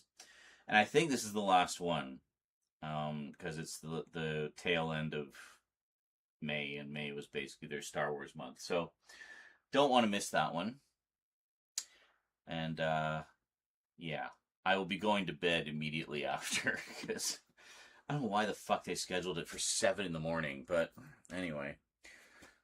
I'll see you guys in a few minutes. Enjoy some hilarious clips, and then we'll get to filming upon my return. Don't touch that dial. Check it out, folks. 666 hours in Fortnite. We made it. Woo! You little shit. Why are you just like... Okay, this way. Come this way. There you go. Yeah. Yeah. No. Come up here. Go spaceport. Come on. Ah! How'd you get over here? I was waiting to see... You teleported. I was waiting to see him go up the stairs. I just turned around and... Hello. Ah! Well, anyways, Things, you know?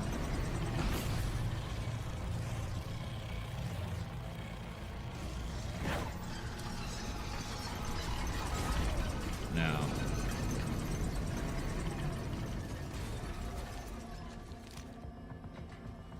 Doesn't look like it.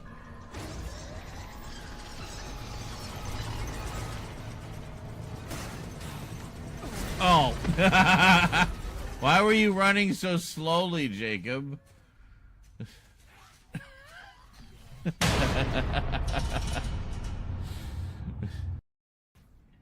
No, I am here. Where are you?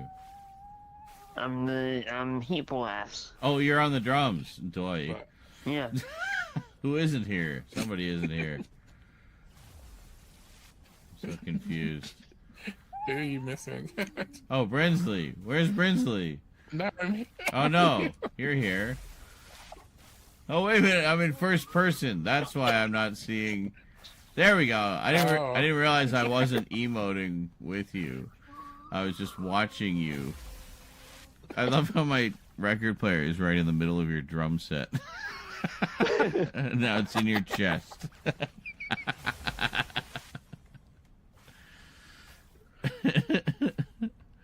I have no idea what the song is that they're doing. Yeah, it definitely would have been copyright now. We left it playing that long. So. I may be just a little bit high, by the way. I don't know.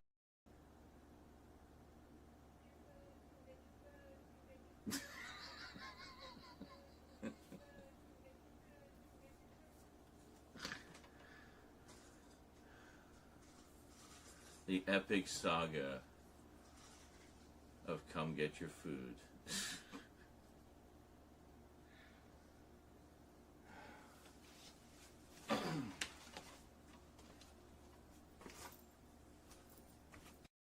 Big room over here. I'm in danger. Oh, something here.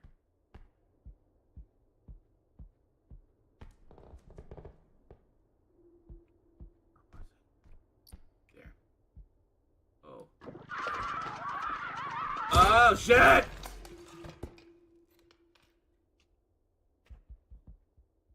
Okay. Don't pick up that doll. We should probably hide, Newfie.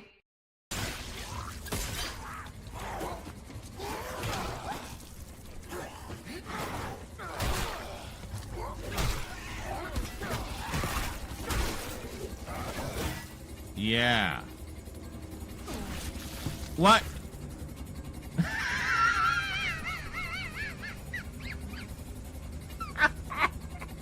And then he walks into the fan.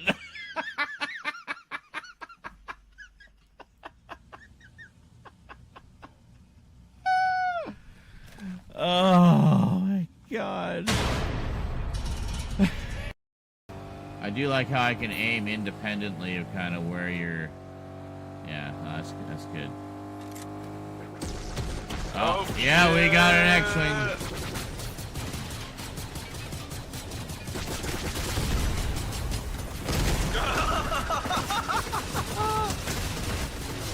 Yeah, that wasn't happening. Nice. You did it. That was incredible. There you go. He did not know what hit him. Holy shit. That was incredible. Yoda's just like giggling his head off over there. Yeah, it really is a legendary rant. Yeah.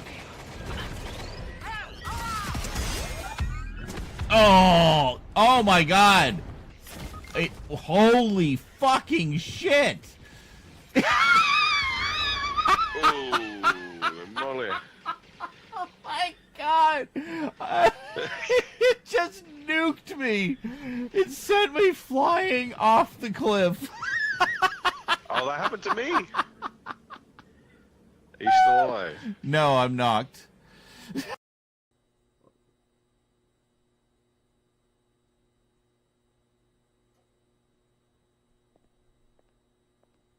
Are you guys from the Matrix?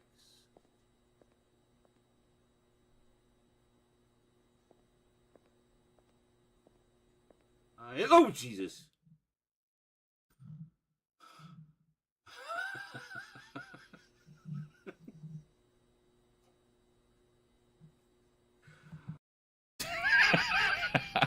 It wouldn't let me turn you around.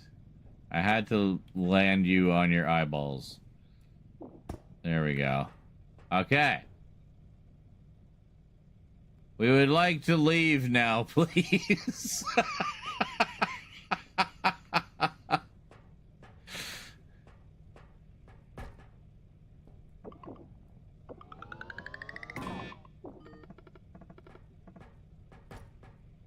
Uh-huh. What? Yes, the whole bathroom experience, Latin. When I learned the hard way that you can't leave until you're actually properly finished in repo. Oh no, there is no escape. There is no escape. Okay, we got here. This. Yeah, there we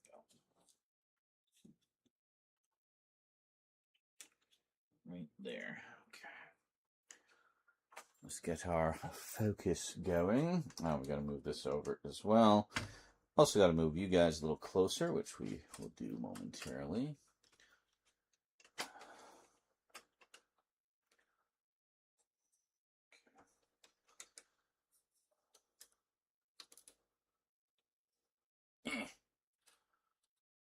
Okay.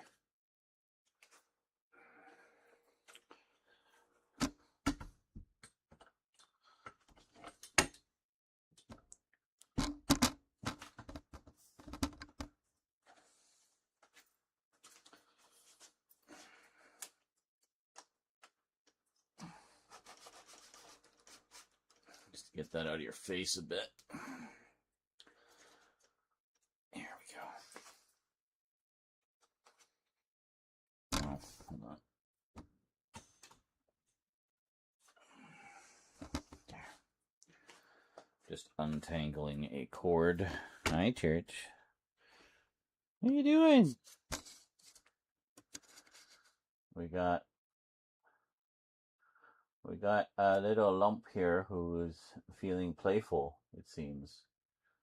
Well, yeah. All right. There. See, that's a little... Yeah, and the light's like way out of your way, so that's good. There we go. In fact, I can probably bring it down a bit. Again. Let's see.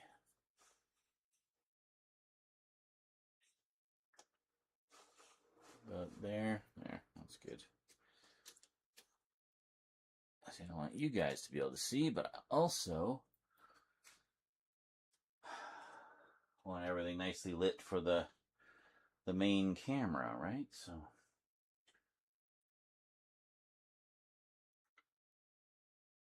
what was this? And greetings, Wolfden. A fallen Gen Xer, we shall miss him. Yes. 6'7".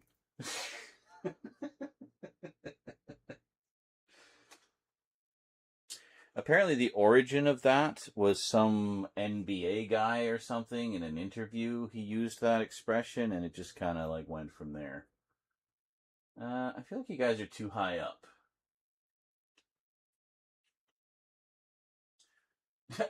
Make sure they go to sleep terrified. Children need to be scared daily. That's right. Keeps them honest. Ugh. Okay. Well, let's see.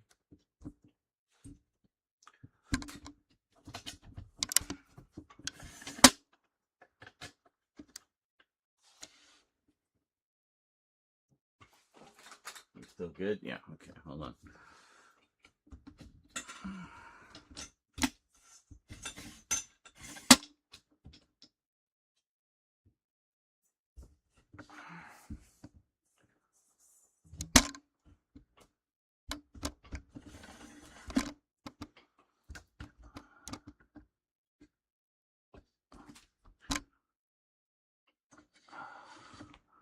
There.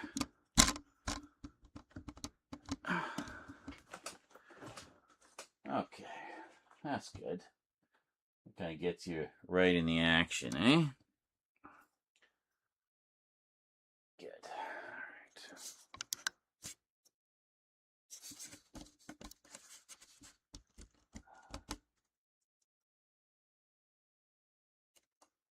right. Excellent.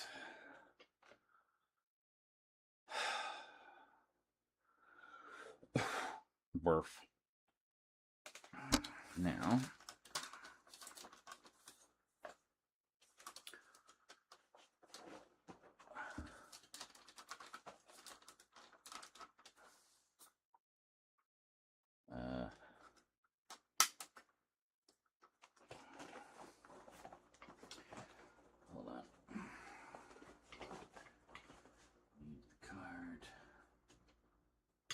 6, 7, D's nuts. I really tired. That doesn't even make sense. Exactly. That's the point. This is too high. Kind of like me now. Not presently. It's kind of a unintentional tolerance break due to lack of funds. Well, that just means when I do get weed again, it's going to take that much less to get me to my happy place, you know? At least for a little bit. So, that's nice. I like it when that happens. Okay.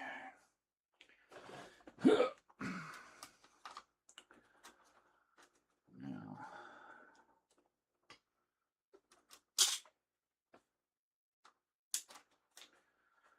let us see what we can see.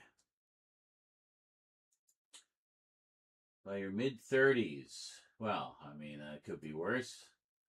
I got my first glasses when I was in high school and already being bullied relentlessly.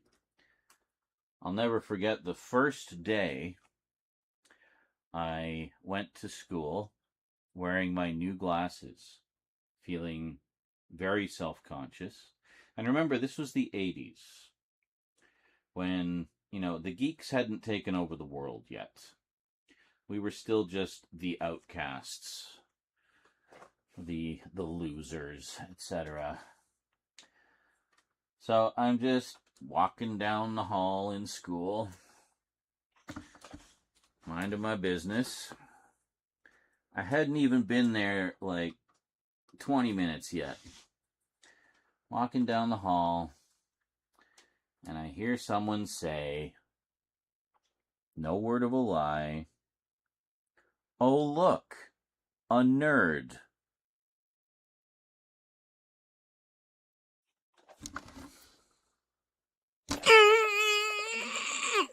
Yeah.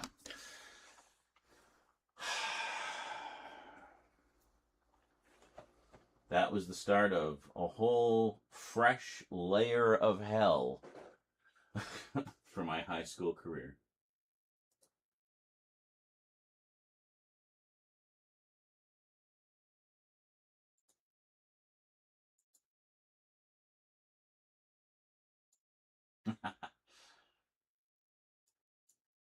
And I'll just say, mysteriously, but in a way that he will know, I like what you're doing, Vermin. I like what you're doing. Some good work. Alright, now we gotta figure out the focus and angles and everything here, so fuck's sake. Church is just wondering what the hell I'm doing. It's like, I don't know. I'm wondering what the hell I'm doing too. So, okay, so we have a slight problem here. We gotta move over a bit. There we go. That's a little better. And then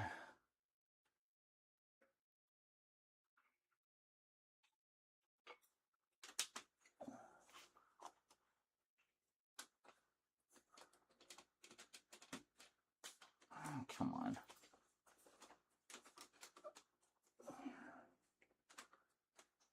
Oh, fuck. Hold on.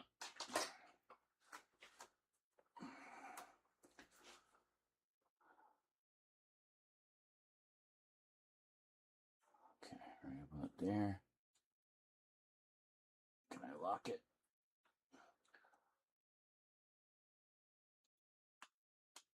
Okay. It's like, I guess the floor isn't quite level, and I have to slightly adjust the angle to have everything straight. Yes, back when Four Eyes was an insult, exactly. That was the era from whence I originate.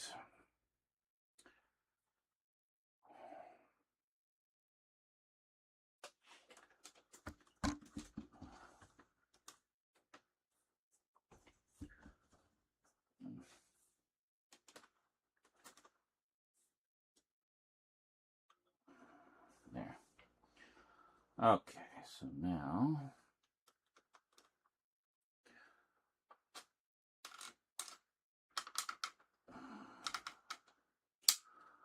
lock that, and we're slightly misaligned again, because of course we are.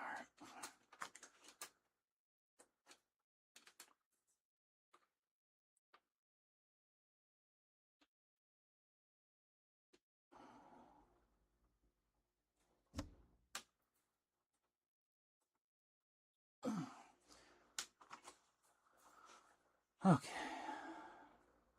You guys will find out what Berman and I are working on in 2027. So don't worry. You'll find out in due time. For now, just enjoy all the stuff that's coming out this year, of which there is much. Okay.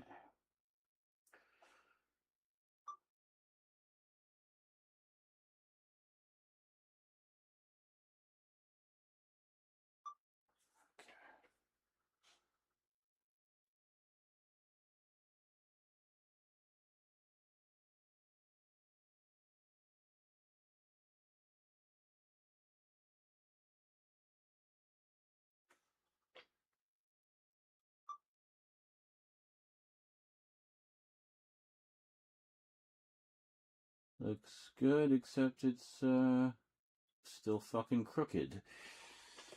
Let's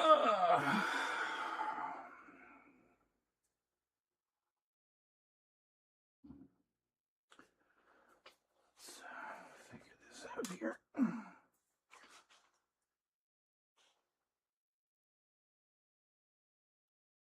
Right about there. Trying to find just the right angle and then lock it off. So it'll be good to go for essentially the entire evening. Is that good? That's about as good as it's going to get. Okay. How's it going, church? I have a floppy boy laying on the floor. Hi, church. How you doing, buddy? Want to say hi to the people? Say hi, people. Hi, people. No, you're just gonna lay there. He often sits there, like, well, even when I'm just on the computer, he'll just kind of sit there to be, I guess, near one of the humans. Yeah, the kitties like to be close to their humans.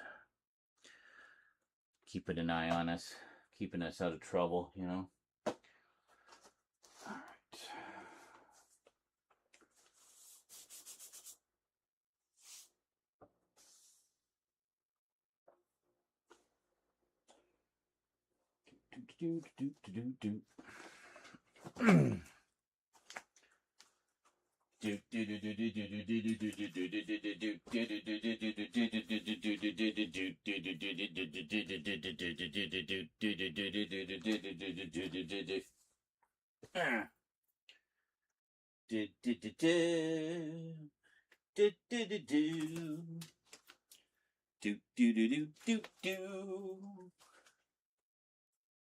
Alright, here's my remix. Hope you enjoyed it.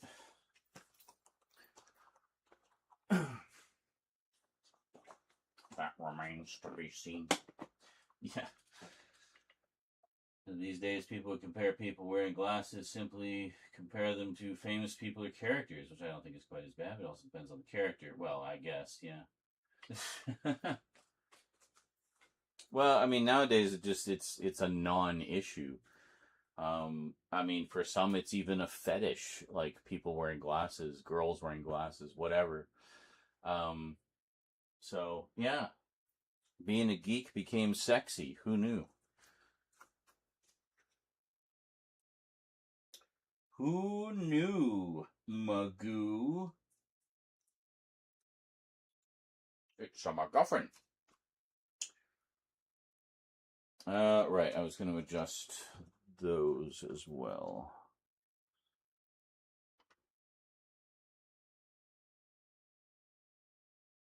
Aw. Are you just going to sleep right there, buddy? Let me move this cord. There. Thank you for not attacking it. Attack! Attack!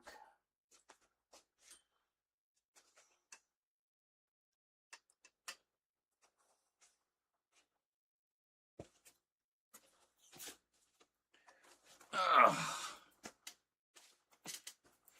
It's tricky to move around here.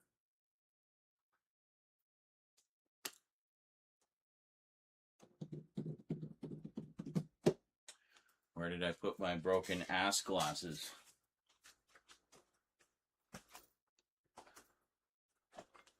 There they are. Alright, let's just take a quick look here. Are we zoomed in sufficiently? I think so.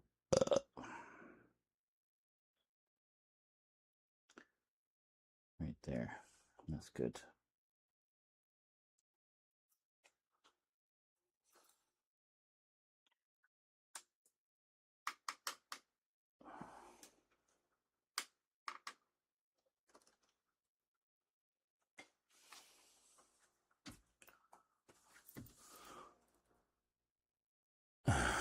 Really?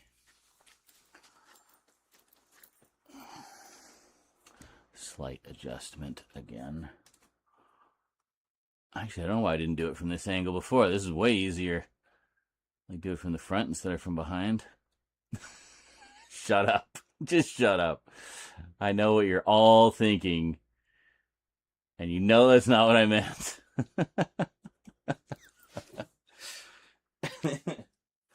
All right. That looks good. Now, just want to adjust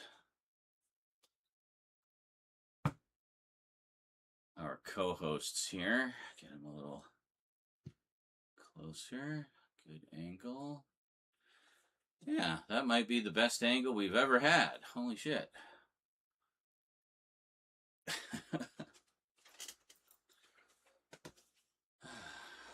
It was Towel Day recently, which I gather is Douglas Adams' birthday. I usually try to do a rewatch of this on those days. Yeah. Interesting.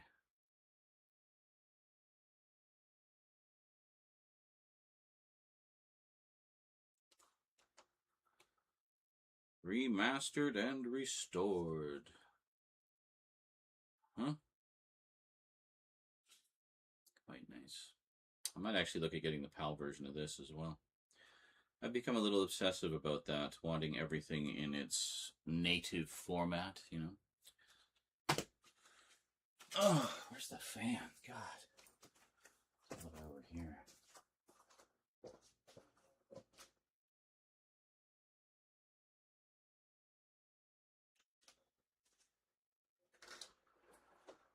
Okay. So,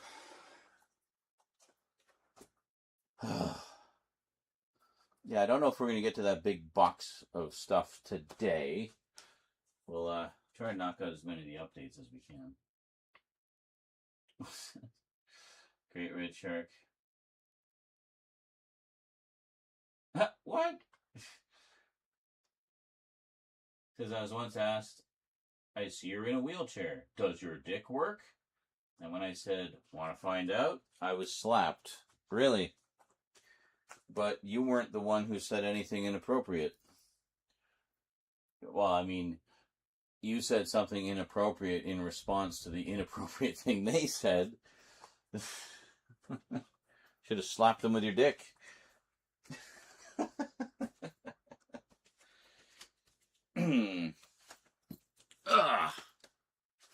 Oh, there's a bookmark in here. Is that where I left off? Oh, maybe. To Sean, years to ya. Love and hugs, Mom. Kiss hug.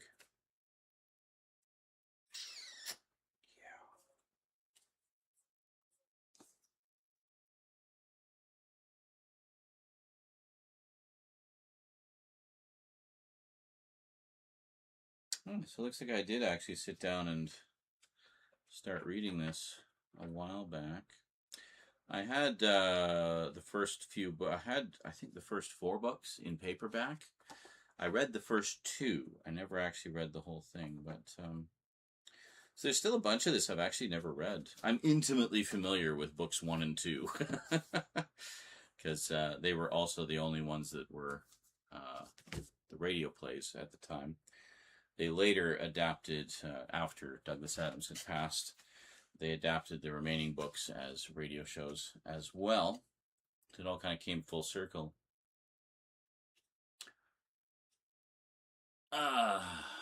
Welcome back, Wolf Den.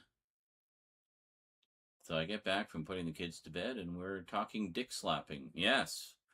And this is why people enjoy our streams, because you never quite know what you're going to get. The time it says, we wheelchair users are expected to answer rude questions like that all the time, or get, what? Leaned on? Oh, leaned on as they lean on the wheelchair. Ugh. See, like, it bugs me when someone, like, I'm sitting in my chair, just chair, and someone leans on it. It's like, stop it. It's like, yeah, I don't like being restricted in movement. So it's a huge pet peeve of mine when someone like leans on the chair and I can't move it or whatever. Yeah, I guess this is a bigger background because I remember with the previous one, I did not have as much headroom as I do here. Like I got about 3 bricks worth of headroom ahead of me, above me. It's actually quite similar to the height that you guys are seeing. I'm just going to turn it slightly so you can see the, oh, fine. Just like that. So when it does zoom in, it should keep the skull in the picture too. It's like, yeah, I'm not a piece of furniture, you know? Crazy. It's just plain disrespectful, you know? I don't like that shit.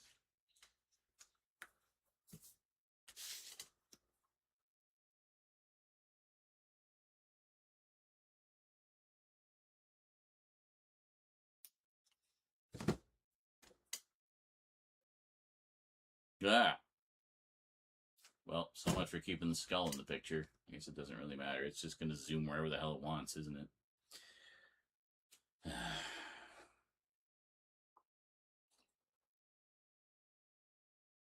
Cap didn't drink this, did he?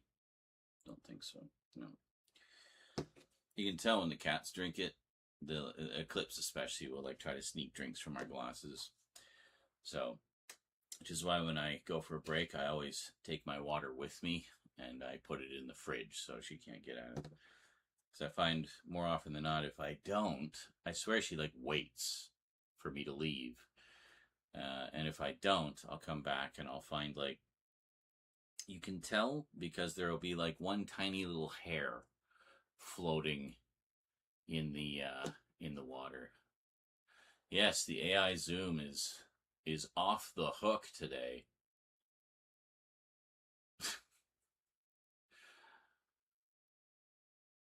Off the hook and in your glass. Spin my nipple nuts and send me to Alaska.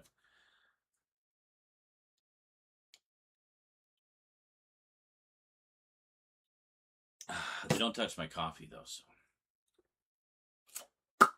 that's good.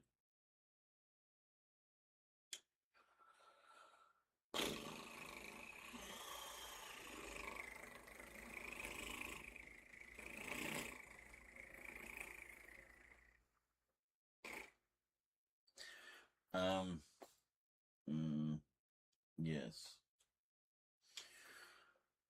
Okay. Well, we should probably get to it. Come on, Terminator, sort the zoom out. Hey, that's pretty good. Let's stop there. Can we stop there? Zoom, do you want to acknowledge my hand, please?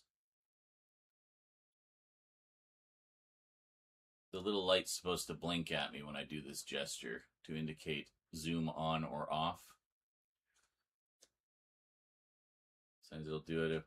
And the funny thing is, sometimes it'll like do it even when I don't want it to. It'll turn it on or off, but I don't know. It won't do it. What? Is there a reason? Oh, why no 4K on Twitch? Because Twitch is stupid and uses really outdated technology. Basically, they don't allow for the bit rate that is the higher bit rate that is required for 4K. Yeah, the highest you can go, I think, is about 8,000 kilobits per second, and 1080p, 60 frames per second. They're supposed to be working on a way to use HEVC, high efficiency video codec encoding for higher resolution, higher bit rate, or like higher quality streams at lower bit rates. But I was offered to be in the beta program for that, but Streamlabs is not part of it apparently, so I never got the option. You know, the most I could do is bump the bitrate up a little bit, but if I'm broadcasting in 1080p. But with 4K, I'm actually broadcasting in 25,000 kilobits per second, which is literally Blu-ray quality, like Blu-ray level bitrate, because I have the bandwidth for it, I have the computer for it. I want to be able to stream in that quality. I do all my videos in that quality, you know, like. But Twitch is very behind the times with their streaming quality. The one thing Twitch excels at, of course, is their interactive features. They have the best like chat features and with the bits and all the extensions you can make money with and have, or even just to have fun with, not necessarily make money. Just more ways the chat can interact with the stream. That's one thing YouTube is definitely lacking on their live stream end of things. But where YouTube excels is they have a ceiling of 4K, 60 frames per second at like 50,000 kilobits per second is actually the cap for it. So if I go any higher than 25 though, then Twitch might not even accept it. So 25 seems to be about the, or 25,000 rather, seems to be the sort of happy middle ground. But the thing that irritates me, though, is, okay, I get it. So Twitch bumps it down to within their limits. Why do they bump it down to 720? Why don't they bump it down to 1080? You know, like, I don't get that. Like, I'm broadcasting in 4K. If you want to bump it down, why not just bump it down to whatever your maximum is? Because I'm obviously above that. But that, to me, only proves the point that Twitch is so fucking far behind in terms of, like, the actual hardware and, like bandwidth side of things, software side of things. And I don't get it. I don't get why they are not leading that, you know, because they're supposed to be the bee's knees for streaming platforms, right? So why is YouTube leaving you in the dust in terms of the actual stream quality? The interactive features are great and all, but I mean, being able to have higher quality for your streams, I would think would be a priority, you know? Yeah, 720 in 2026. Like, what the fuck, Twitch?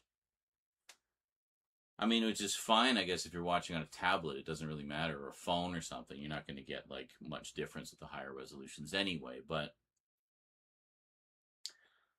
And the thing is, like, I've been broadcasting in 1080, or, in 4K since I got those new computers. That's almost 2 years ago. And we're still waiting for Twitch to catch up. You know, as far as I know, it's the only streaming platform that doesn't allow 4K at this point in time. It's really ridiculous. And you know who owns Twitch? Amazon, one of the biggest companies in the fucking world. But apparently they don't put any money into Twitch. They just bought it, you know, just to own something else, I guess. Like, hey, Bezos, You want to just toss Twitch some of your pocket change that you're never going to fucking spend and maybe have a better quality service and make more money. You'll make it back. Like, yeah, I just hate this shit. The billionaires could fix everything if they wanted to. And that's why everybody hates them. Because they just don't. You know, any one of them could wake up one morning and decide to be Batman. And any one of them would have the actual real-world resources to be Batman. Why are none of them Batman? If I was a billionaire, I'd be fucking Batman. I'd be Batmaning it up every night. I'm already a night owl. Why not be Batman? You know?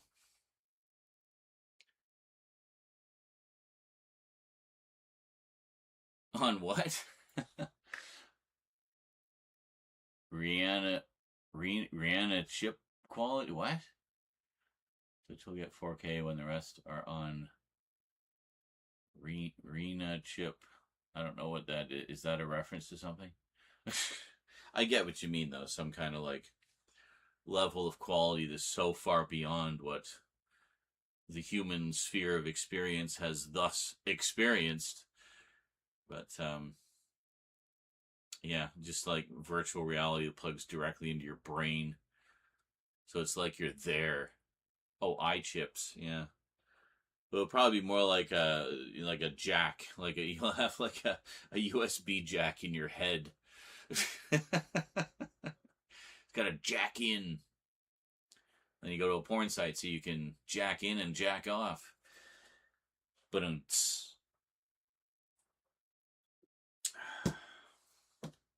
I probably need a rim shot on my soundboard. The closest I have is Marvelous! Which in some ways is better. But anyway. Alright. I think I'm just about ready. I'm getting in the right frame of mind, getting in the headspace. You know how it is. Once we start going, then we can just keep going. It's the starting. Yeah, Matrix plug. It'd be like that, you know, just like shunk into the back of your head. But hopefully not such a big, nasty spike, but something a little more, you know, pleasant to stick into your brain. Yeah, they had something like that with the cyberpunk novels I've been reading, the Ware Tetralogy by Rudy Rucker. They have these things called happy cloaks, which have a variety of purposes. They can shield you from things. They can provide you with atmosphere in a vacuum or low atmosphere environment. But they can also talk to you. And the way they do is they actually have wires that into the back of your head and link up to your brain. So they almost like can telepathically communicate with you, but also let you communicate with other robots and happy cloaks and whatnot. But because they tend not to speak in English, they just speak in like they kind of radio to each other. So the happy cloak allows you to tap into that so you can communicate with them directly and vice versa. And I was just thinking they were talking about this. I think Carlatin posted it on the Discord. Is those earrings? It's like AI earrings, and they'll whisper things to you. I'm like, that sounds terrifying. I don't want a worm tongue earring whispering things to me. You know.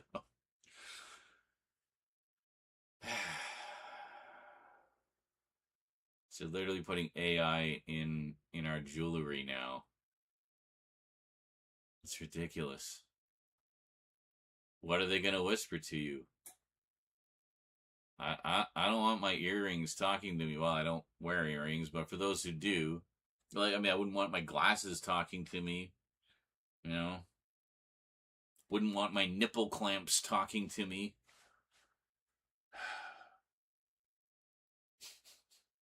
Maybe they'll have like a chastity belt that'll just like talk down to you and put you down and humiliate you all the time. Yeah. Some people will be into that, I'm sure. Not me. I'm not into the whole humiliation thing. But a strange number of people are, though. I just don't get that. Why do so many people have such low self-esteem that they just, like, get turned on by being put down? I just don't get it. And the whole cuckold thing. Why do you want to watch some other dude fuck your wife? Why don't you want to fuck your wife? She's your wife. Fuck her. I don't know. This is a whole other subject that could take days to go through. But it's baffling. Hey, no kink shaming. Whatever floats your boat, you know. Just some of them I just don't get. But the last thing we need is our sex toys talking to us. That's something they actually have in those Rudy Rucker books. Actually, they do have like sex toys that have, you know, very low level sentience. It's an interesting series for sure. But it's very like you read it and it's like it makes sense. It's like, yes, this is exactly what people would use this technology for. No question. Like this is what humans are like. Like every new technology, we just want to know, cool. So can we fuck it? It's like we just want to stick our dicks in everything. But financial domination, yeah. That one I don't get either. I don't know. Be surprised how much random men will give e-girls as long as it's on command and with humiliation. Yeah, I just don't get that. Some of those girls gotta, like, hit up the billionaires, you know? Like, come on. Let's drain their bank accounts. But you could be the other end of the cuckold and be the fucker. Well, that's true. But, like, even then, I don't really want an audience. You know what I'm saying? That's just distracting to me. So, and you just have to get over some guy staring at your balls. Yeah.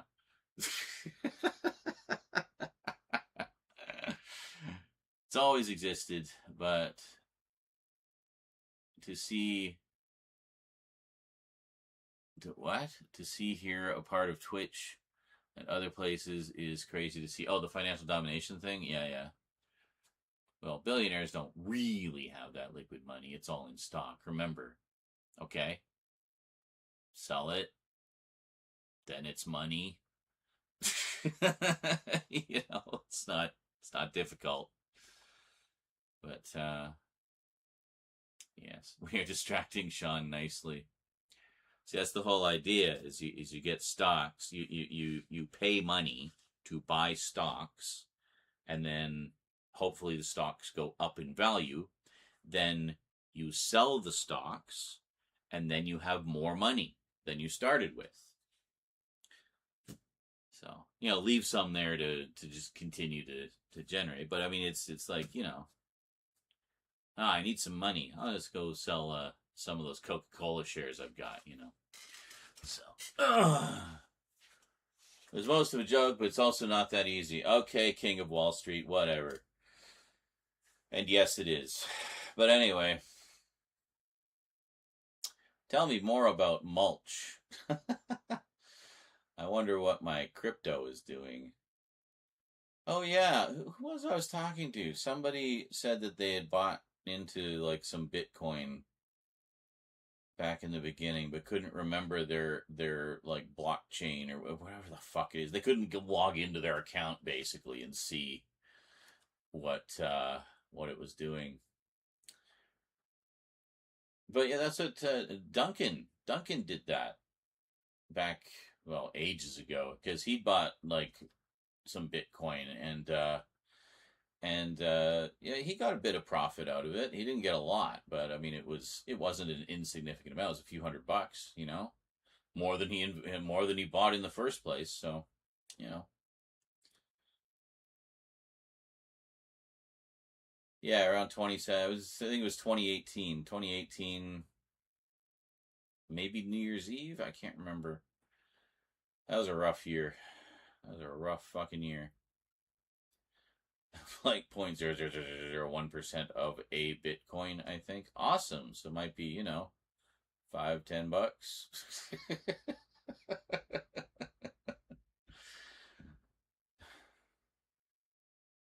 Yeah. I almost bought into that whole cryptocurrency thing back when it was all the rage and everybody was going nuts over it. But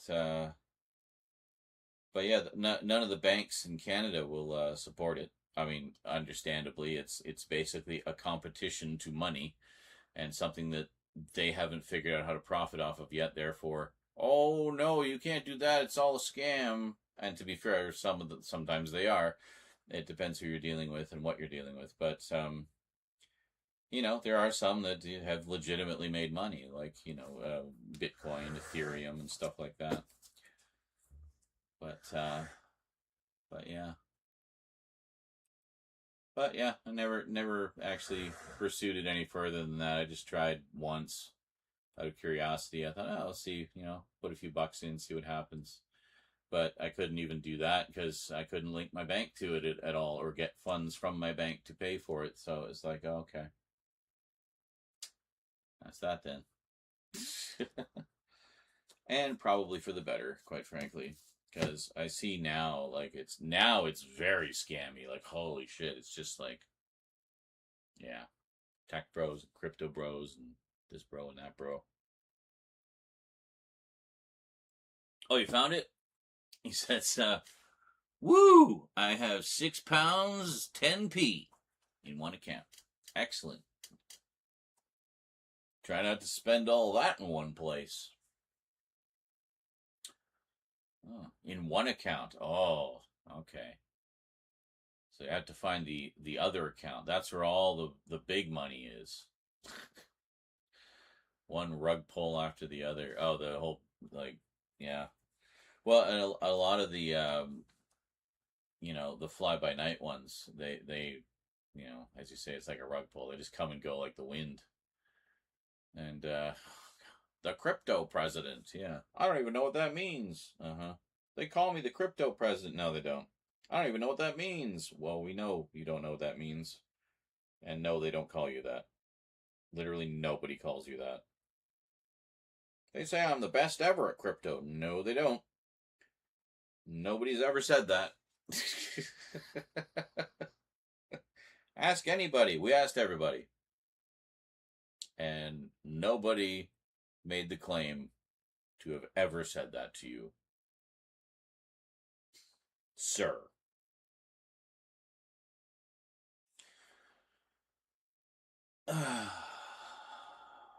Whoa, 2185. Holy shit. There you go. And if that's British money, that would be, you know, about $42 in Canadian. Yeah. That 6'7" kid? Which 6'7" kid?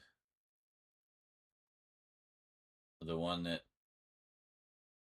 not the NBA player, I assume, that did the interview, but the one that, the kid that did it in a meme or something and kind of popularized it. That's crazy. You turned into a weird robot? I see. Oh, down from 45 pounds in there before. Oh, really? So you actually lost money. Well, damn. And it tracks you would turn into a weird robot because you're dealing with their currency. Aw. Night, church. What is that? Is there string there? Oh, it's your spider. Just dangling there. There's a little, like, stuffed spider on his cat tree. We got, like, the gothiest cat tree ever. It has a bed in the shape of a coffin. He's got a blanket in it. He loves it. There's, like, a little cathedral up top. And then there's a platform that looks like a big spider web. And then there's another thing down below that looks like a bat, another little platform that you can scratch on. Scratching posts all over. Yeah, they love it. We have 2 of them. And then we have a small one as well. The one that did the meme, yeah. You got censored.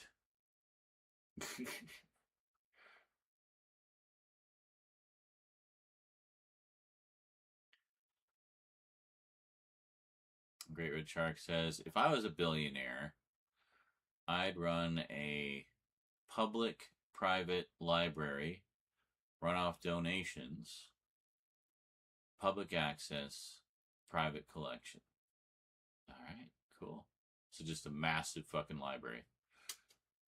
All are welcome. Check out our banned books section.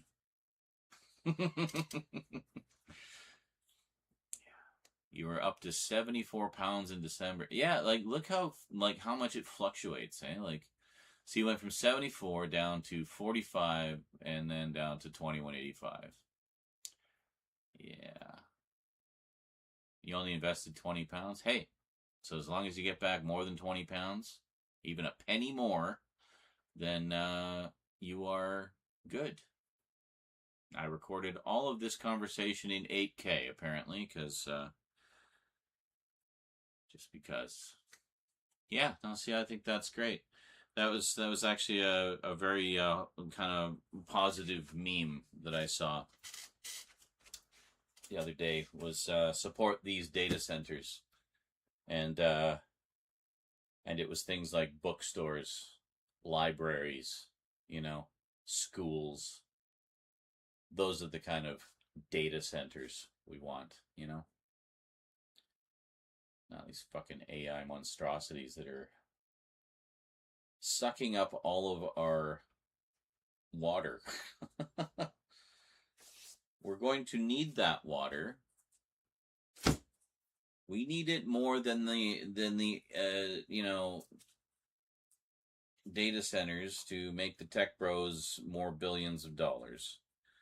I do like, though, seeing all of the increasing resistance to AI, especially because they're just starting to shoehorn it into every fucking thing, like the earrings.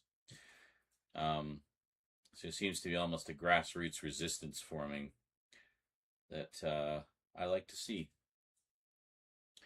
I mean, how many times has What's-His-Face's house been, like, shot at or bombed or something? So, hey, Garbage Gamer, how's it going? You're up late tonight. Forgot he was a mod. Well, there you go. You have the power. 126 months as a mod. Excellent. If I was a billionaire, says Krillatin, I would rewrite the tax code so I can get fairly taxed on capital gains and have it go directly back to the community. What a concept. Yeah. I mean, that's the thing, is like, it's literally more money that can be spent in anyone's lifetime, so what the fuck are you doing? All you're doing is wrecking the economy by throwing everything out of balance. Tax the rich, restore the balance. And all that money can go off to helping to pay all those astronomical national debts. Ridiculous. Oh, you just woke up. Never mind. Good morning. I guess it's like 7.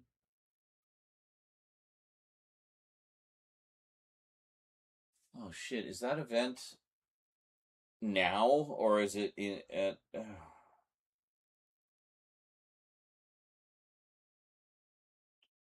think it was 7 a.m. Eastern. Fuck. Such a pain in the ass.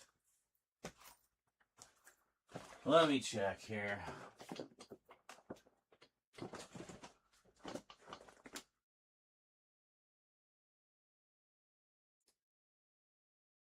want to turn the Earth to Mars.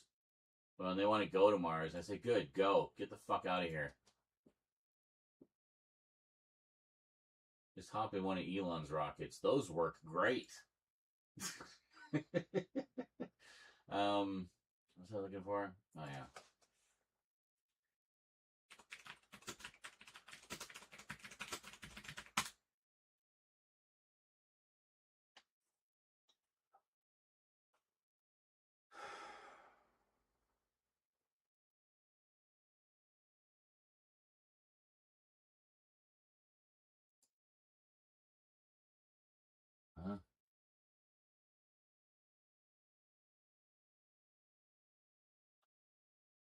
No, I need to know when.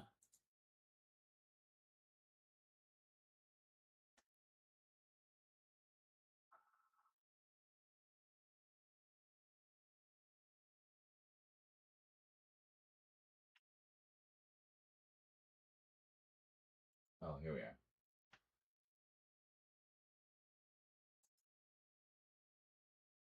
All right, my Joy Tycooners, we have more. Oh, shut up.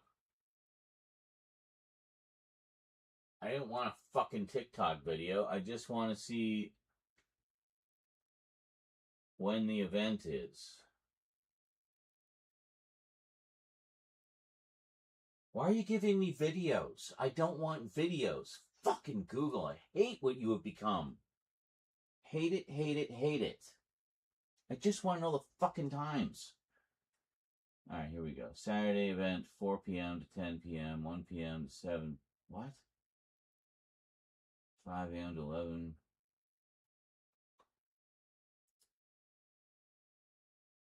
Oh, Sunday. Fuck.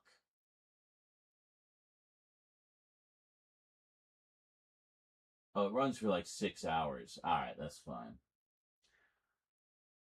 So 5 p.m. Well, what time? Well, like, what time zone? Oh, no, there's more on... Oh, for fuck's sake. Can I just get a list instead of trying to read this from a fucking TikTok thumbnail?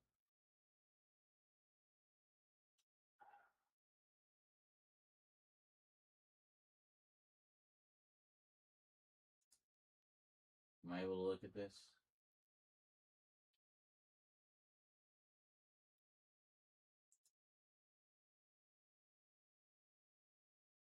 Oh, no, wait a minute, because I looked at the thing,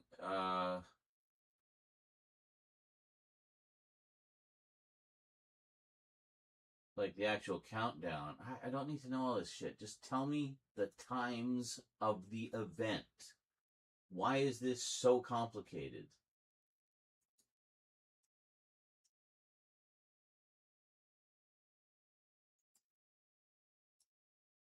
Hold on a second. Let me do this one. Kinda. Hold on.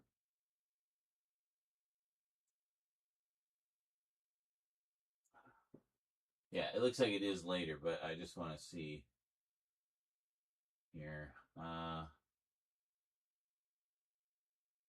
It's the ones who actually control the money, impose the massive debts, pay their CEOs massive bonuses and salaries, tax the banks. Yeah. Sorry, I'm all for the Robin Hood tax. Hey, send them on another submarine ride with their Xbox controller. Didn't they? They did like a big documentary about that recently, didn't they? I'll have to check that out. It's on. I think it's on Netflix. It says Vermin are fair point. They're also largely responsible for allowing private equity firms to buy and squeeze the life out of a business unfettered. Yeah, I'm literally just trying to find the damn like thing. Hold on a sec. That's not the right screen. Hold on.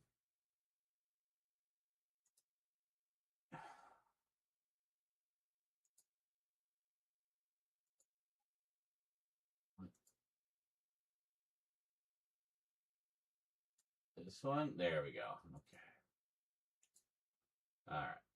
So let's go here. I'm just trying to find out when the damn event is. Images. And like these are TikTok thumbnails. And like usually you can just pull up the list. It'd be a nice little list like that.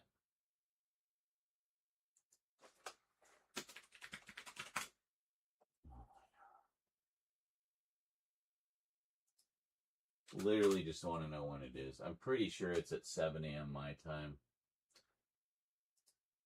Yeah, that's great. See, I need the Sunday times, which are down there. Yeah, great.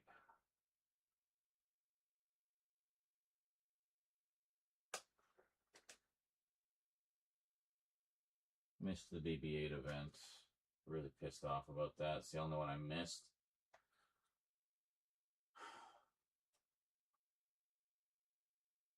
My God, so many fucking thumbnails. Google. You know what? Fuck it. Yeah.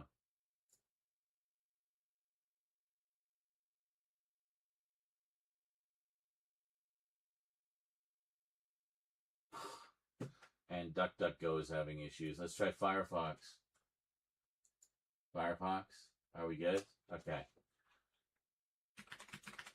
We'll do the DuckDuckGo search from Firefox. Ah, blinding. Yeah, that's fine. Go. Thank you. Fortnite.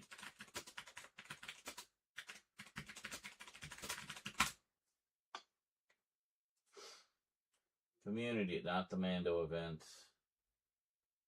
Not the Mando event. We already did that.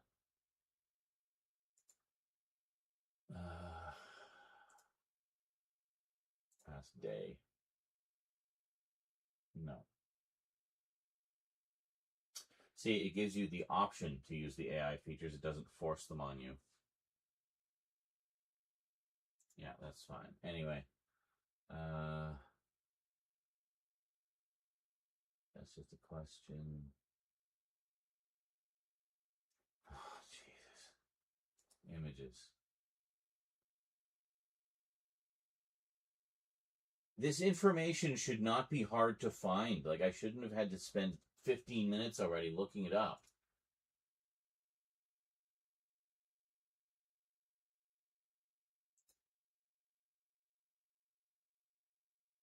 What?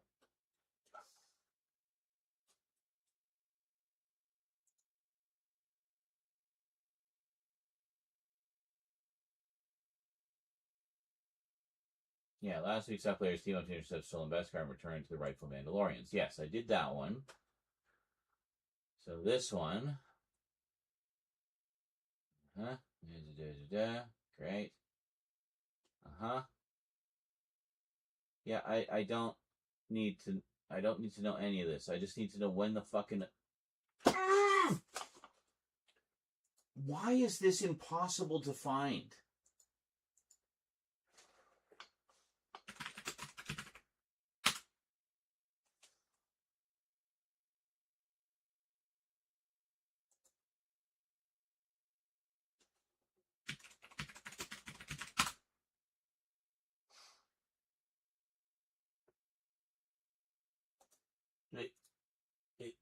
I'm on Epic Games.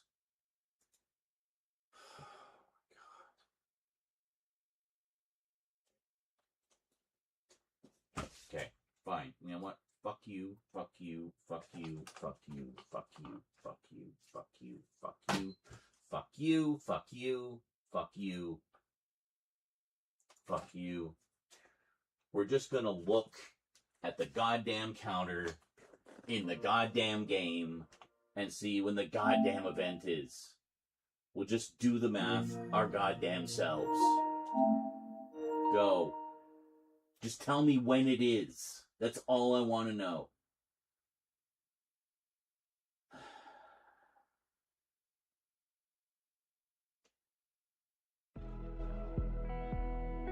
What? It was a Mad Catz X. Oh my god! It was a knockoff Xbox controller. That's even funnier. Like, this information should not be difficult to find. Like, why can't I just find out the schedule for the event? All the other events had the schedule posted all over the fucking place. So the event runs for 6 hours, which is good. So that suggests that it's probably going to be a little grindy. No, we're going to film. I'm just checking the schedule, dude. I'm not even going to collect my money. I just want to see when the fucking schedule is. I'll do all this later, offline, because I know nobody gives a shit about this game.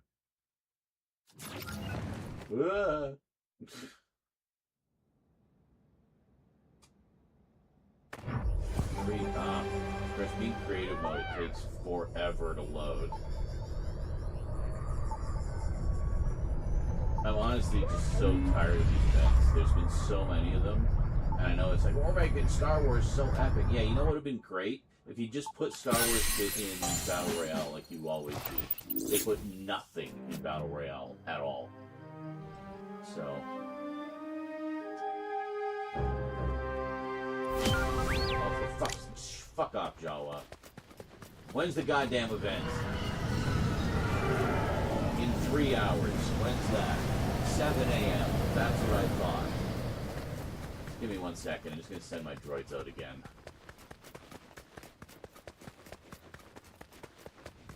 Oh, actually.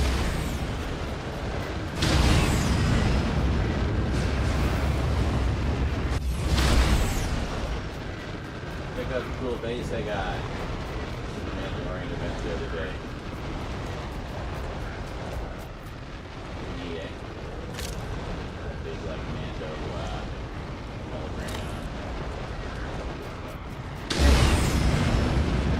Just send my droids out again.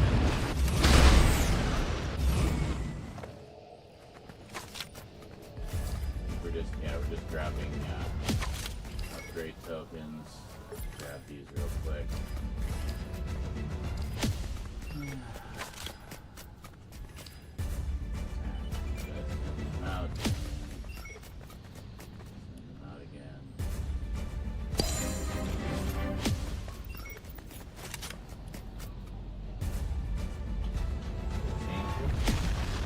Oh no, they didn't. Yeah. I'm just setting them up for upgrade chips, basically, just in case we need to do more upgrading.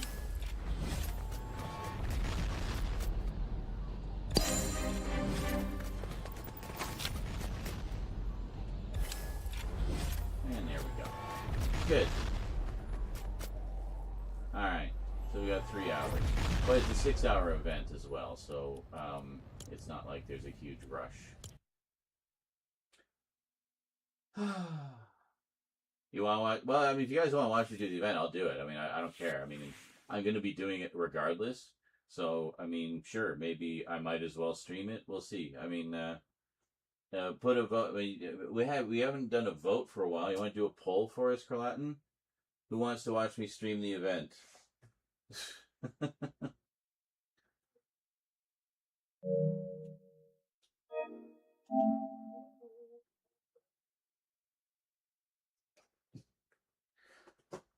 Hearing Rose mumbling in her sleep over there. Okay, good enough.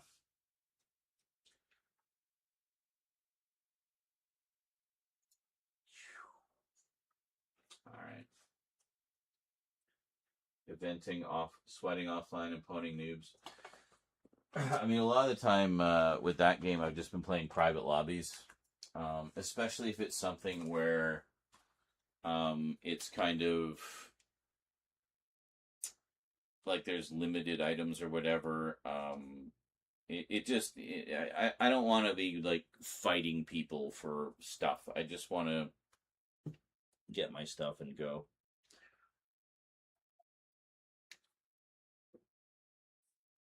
Rose is in also. I don't know. I mean, she might be awake in time to join us in, but I don't know. She came home pretty late, as you guys know.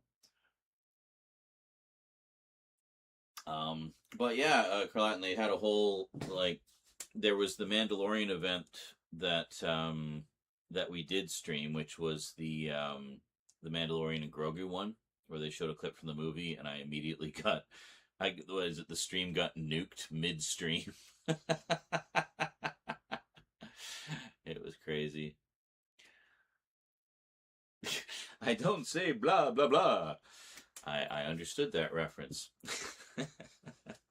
I understand that reference on multiple levels. I remember there was an old Pink Panther episode which may be where the blah blah blah thing actually originated, now that I think about it. But there was an old Pink Panther episode where he meets up with the vampire, and the vampire is just going blah blah blah. I remember my dad thought that was hilarious. I also thought it was hilarious.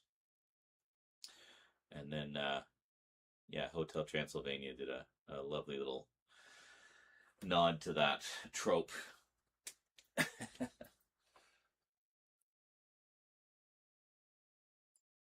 So anyway, the other event they had was in Droid Tycoon, where they had a bunch of Mandalorians showed up, and because a bunch of stormtroopers had stolen a bunch of Beskar, so they wanted to have, you had to recover the Beskar for them. So it was just, if you recovered enough pieces of Beskar, you would get a droid. You got IG-11 as a combat droid. And he's an iconic droid that generates a lot of money. So it's definitely worth getting him on your factory. And then if you got even more Beskar, you got the base redo, the Mandalorian base. So obviously I wanted the Mandalorian base, so had to get that. But I didn't stream it because it was kind of grindy. Same thing with the Mr. Bones one. The Mr. Bones one was really grindy. It took forever. And I did it twice. Once for me and once for Rose. Same with the Mandalorian one. So, yeah. We'll see. So, I don't know. It looks like they had it run. They ran a few times yesterday, and I missed it. But thankfully, they're running the events more free, like repeating them more with the later ones, because a lot of people missed out on the BB-8 event. And really wish they'd give us a second chance for that one, because otherwise it's going to remain as the one droid I wasn't able to get. I hate that shit. Anyway, all right. Glad we sorted all that out. We sorted all this out. We found He-Man. And now I'm going to go over a smoke. And then we're finally going to get to filming. And we got everything set up. We're good to go. We're ready to rock. All right. Here we go. Middle of the night filming when we return. Because I guess each of us is in first person, but we see everybody else, right? So, but we can just like walk right up into someone's brain. Okay. Hello, Brinsley. Let's see if our eyeballs can touch.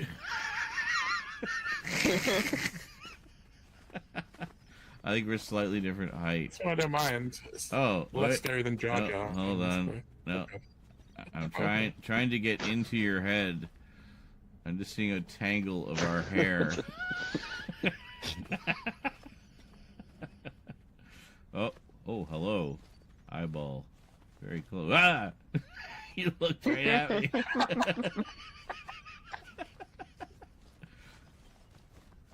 Come to me, eyeball. Eyeball. I see. It's the same on this. Wow, that was a nice waste of ammo.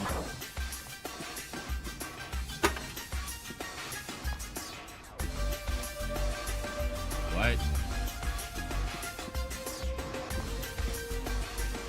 Shit, how do I jump? Oh! I just got crushed by the elevator.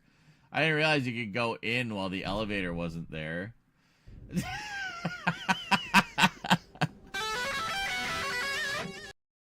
So anyway, I saw that video in a, like, horrible things happening to people, try not to laugh compilation, you know. And then everybody else puked, that's right. And then it went to the second loop. Everybody else puked. And it came back down, whoosh, like 10 times the volume this time.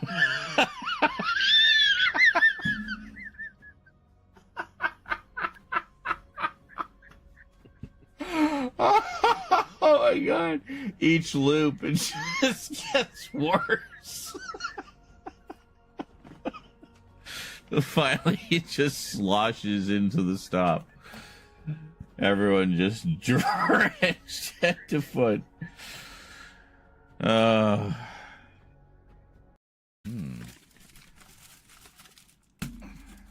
actually been coming to really enjoy.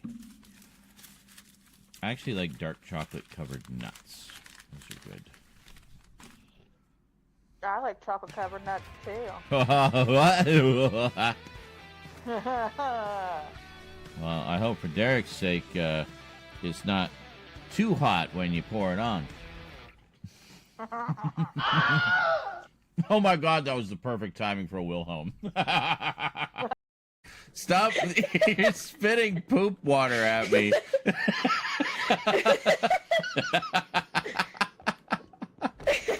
Oh my god.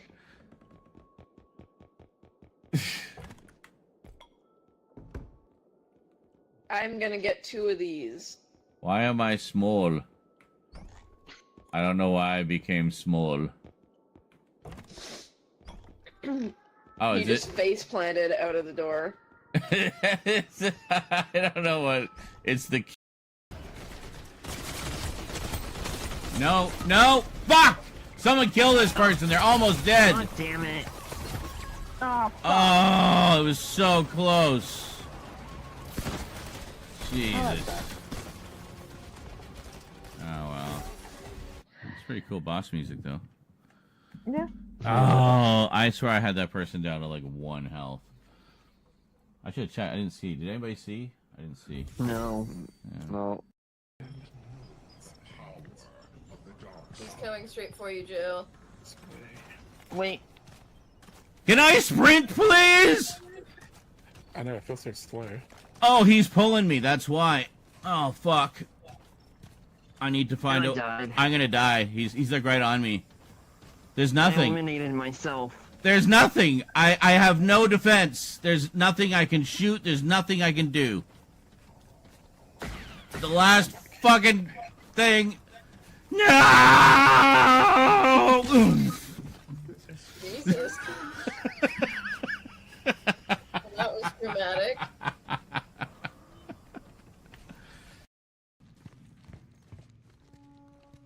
We got an audio log. That's good. Oh, something here. Oh.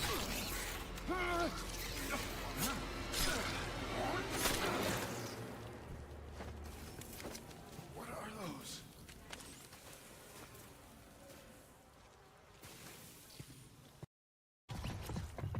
He's coming to get me.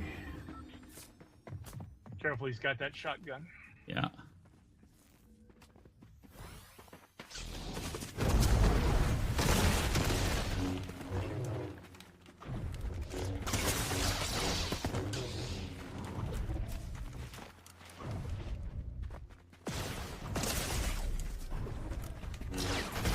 Yeah, motherfucker! Nice.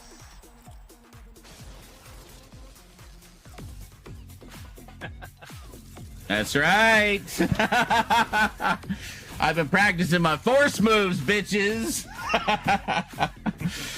Get as the strategy I was talking about. You double slash, jump over him, turn around, double slash again, jump over him, and if your force power is recharged, hit him with a force blast as you're jumping over him.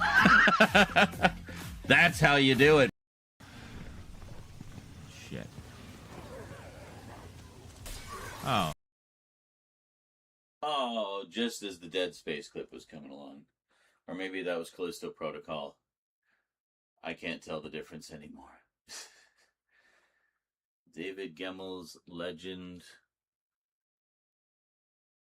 is running for $1.95 on Kindle. I don't know what that is, but cool. Good deal. I assume it's a book of some kind, being on Kindle and all. Vlad asks, question, is Pedro Pascal actually in the Mandalorian movie? Or yes, he is. He is.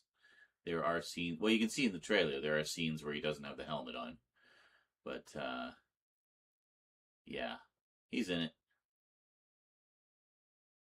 But I mean, as you probably, I know why you're asking, is because, you know, a lot of the times when we see Mando on screen, it's actually a stunt guy doing the physical performance, and he just does the voice. But it varies. Sometimes it's him in the suit, sometimes it isn't. I mean, it depends on the needs of the scene, I guess. But no, he's definitely in the movie, of course.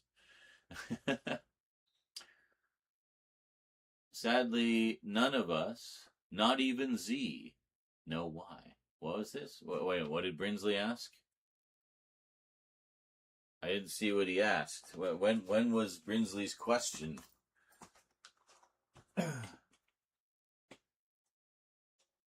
What was the question? How many hours ago was that? I don't even see Brinsley in my chat. Let me check on YouTube. Because, presumably... Hold on. No.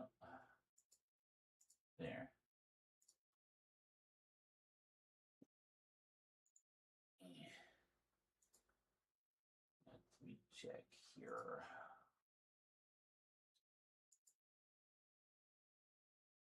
So what I'll do then is when we switch over to Fortnite, I'll start a second stream so that, oh, there we are. Is there a reason why no 4K on Twitch? Oh, yeah, I actually answered that question when he asked it 2 hours ago. Or it was about an hour ago, I think. So, yeah, I actually do know, and I explained it in detail. And it's stupid, and I hate it.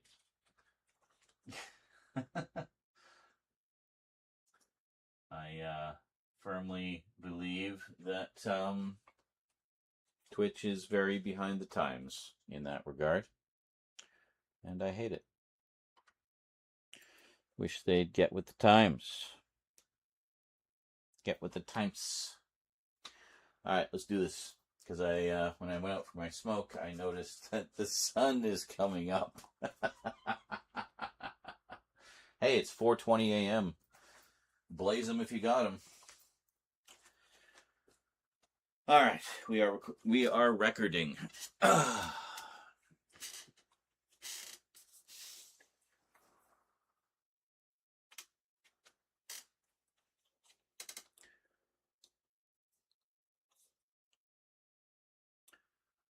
The book that the movie Legend is based on, like the Ridley Scott film,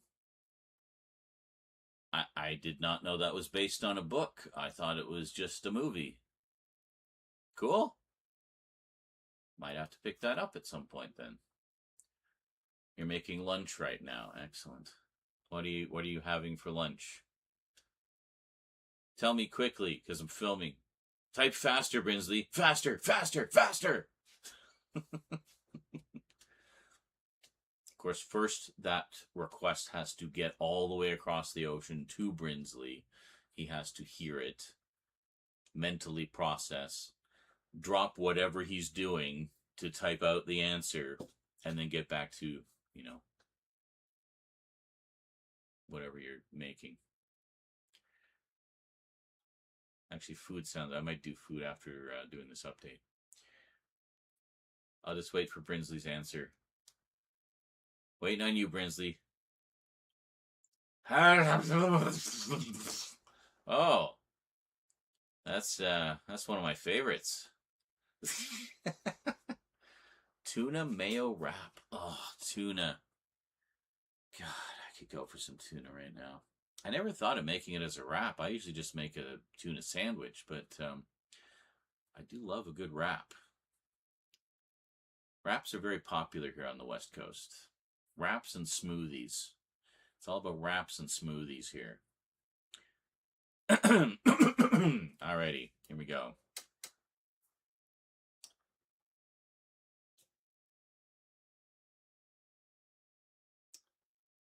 Greetings, everyone, and welcome to a special bonus episode of the biggest horror update ever. But rather than just call it the addendum or the bonus episode or the extra episode or, the final chapter or something, I thought, why not just call it part 42? Because it's kind of a significant number to me personally. 42, having grown up with a particular science fiction comedy franchise, and it would be remiss of me to stop at part 41. So I thought, why not?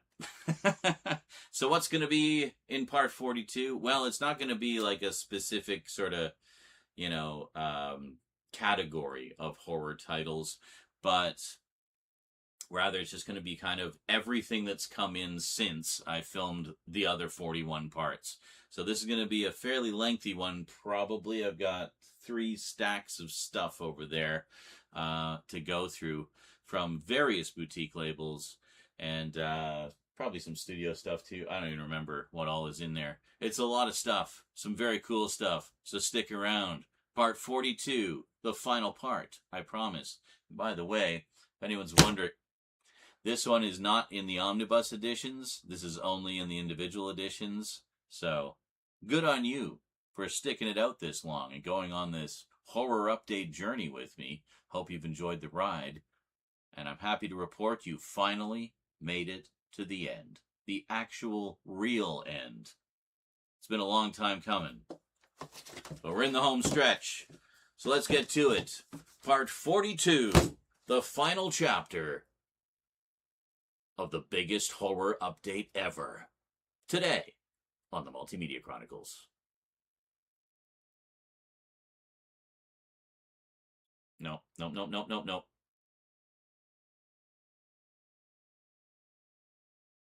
So stick a fish in your ear, grab your towel, but don't panic. It's time for the final chapter, part 42 of the biggest horror update ever. There you go. All right. Can't do the thumbnail yet because we're going to need the stacks of stuff. We'll do the thumbnail at the end. Douglas, we don't have a Douglas Adams command, sorry.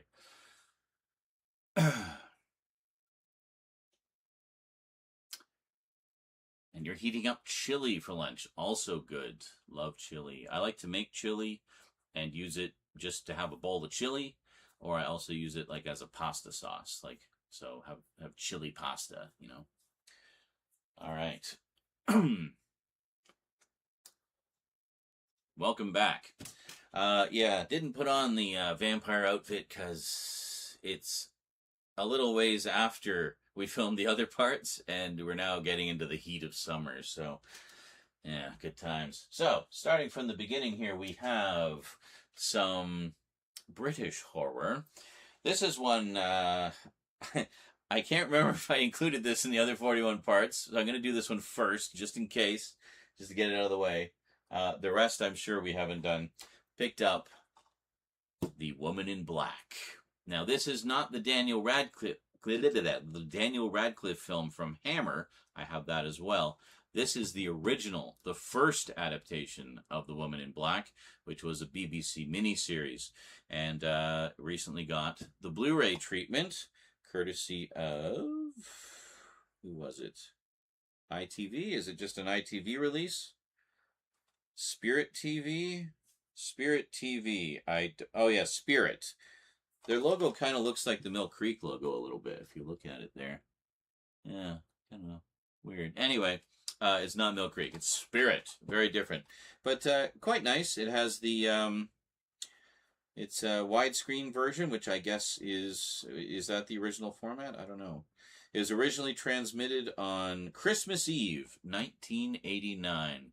So I don't know if widescreen is the original aspect ratio of this. But anyway, adapted by Nigel Neal, who is, of course, a British television author whose work I love. He was the guy who created Quatermass, and he wrote a lot of stuff for Hammer as well, and a lot of television miniseries and so forth for the BBC over the years. Really a pioneer of television science fiction and just science fiction in general. He was one of the ones who kind of started to do more serious cerebral sci-fi that wasn't just, guy in a suit and alien invasion and stuff like that. Oh, sure, there's alien invasions, but it's the kind that are a little more scientifically likely or plausible, and more to the point, scary as hell.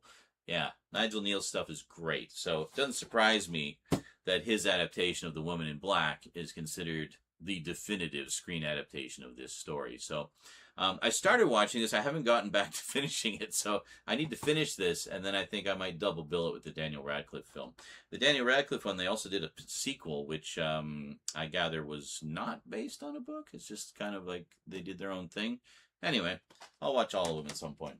Next up, this one is simply an upgrade. I wanted to get the original PAL version just to have that slight bump up in quality. We have Count Dracula, the 1977 version with Louis Jourdan and Frank Finlay as one of my favorite Van Helsings ever. And what was his name? Jack Shepherd. Jack Shepherd is one of my favorite Renfields ever. This still stands today as the single most faithful adaptation of Dracula ever put on screen in any form. Now, it is very much 1977 BBC production quality, you know, shot on video with location stuff on film. But the performances and the adaptation, I mean, more than surpass its budgetary limitations. And it's just a fantastic adaptation that I try to make a point of watching around every Halloween. And yeah, so this Halloween, I look forward to finally seeing it in all its slightly higher resolution, more stable color PAL video version. So yeah. And I think I may have already given the NTSC one away to a friend.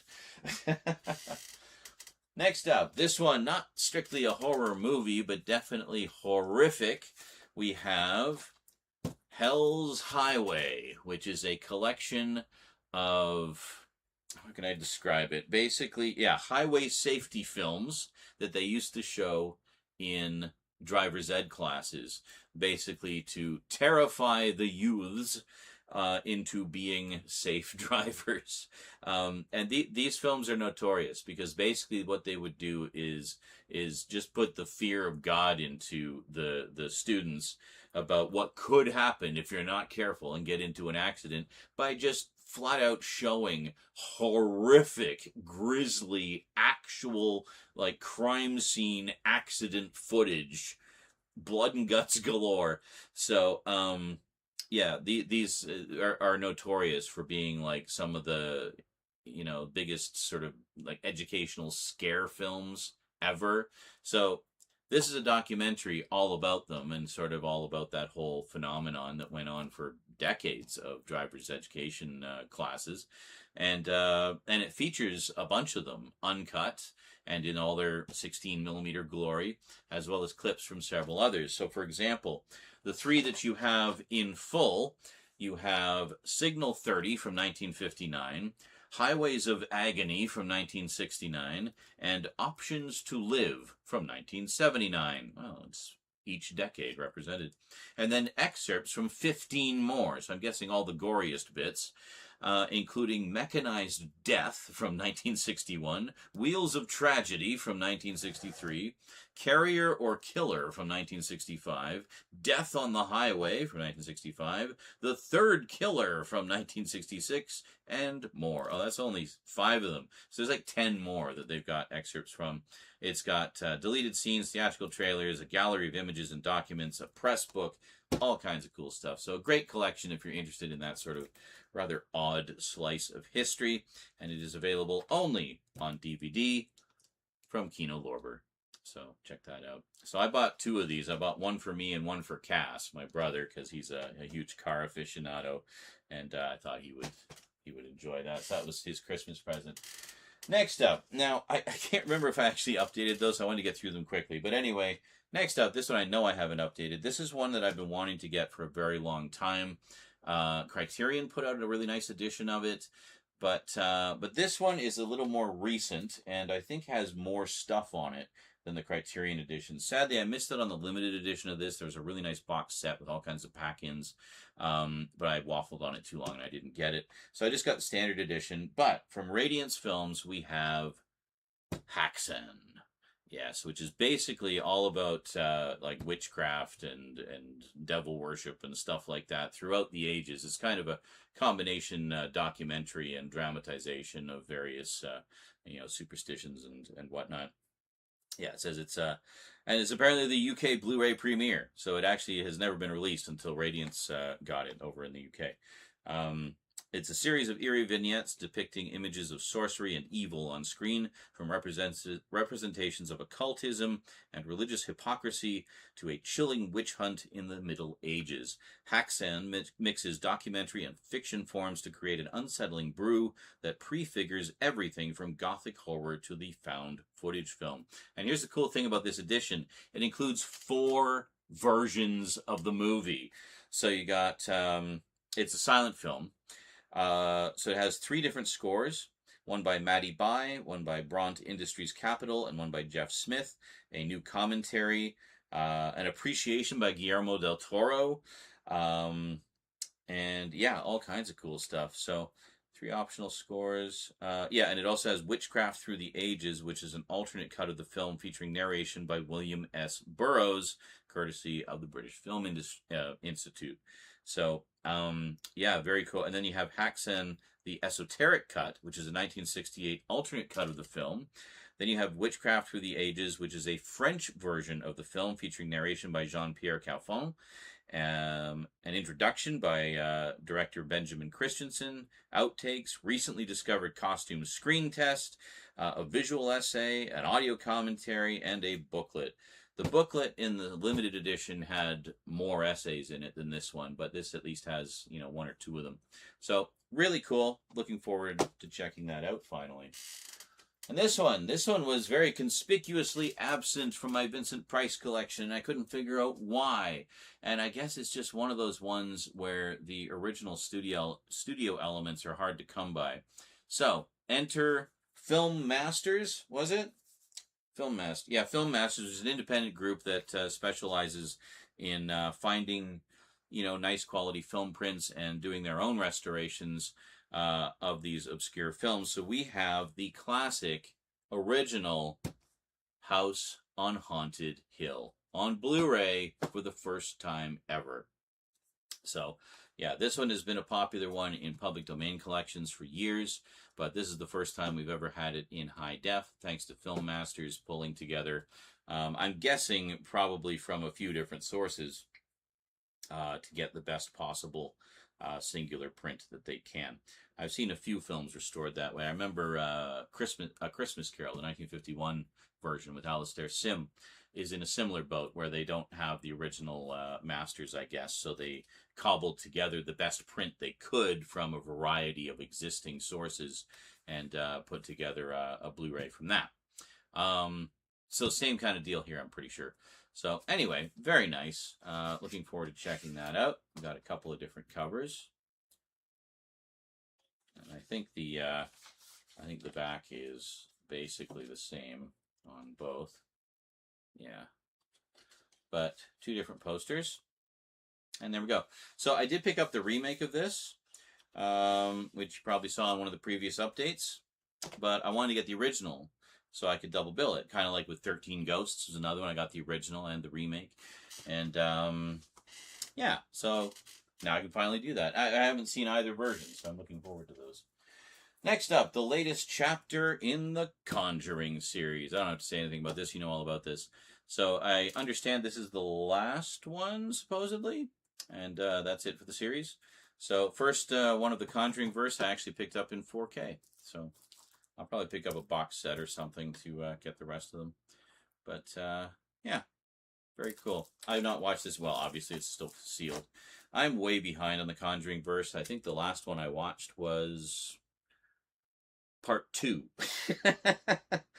And I think the next one I have to watch is The Nun, the first one of The Nun. So I've still got The Nun part 2, La Llorona, which I know isn't generally considered part of the continuity, but it is, but it isn't, but it is, but it isn't. Yeah, whatever. It was originally intended to be part of it, so as far as I'm concerned, it is. So fuck everything.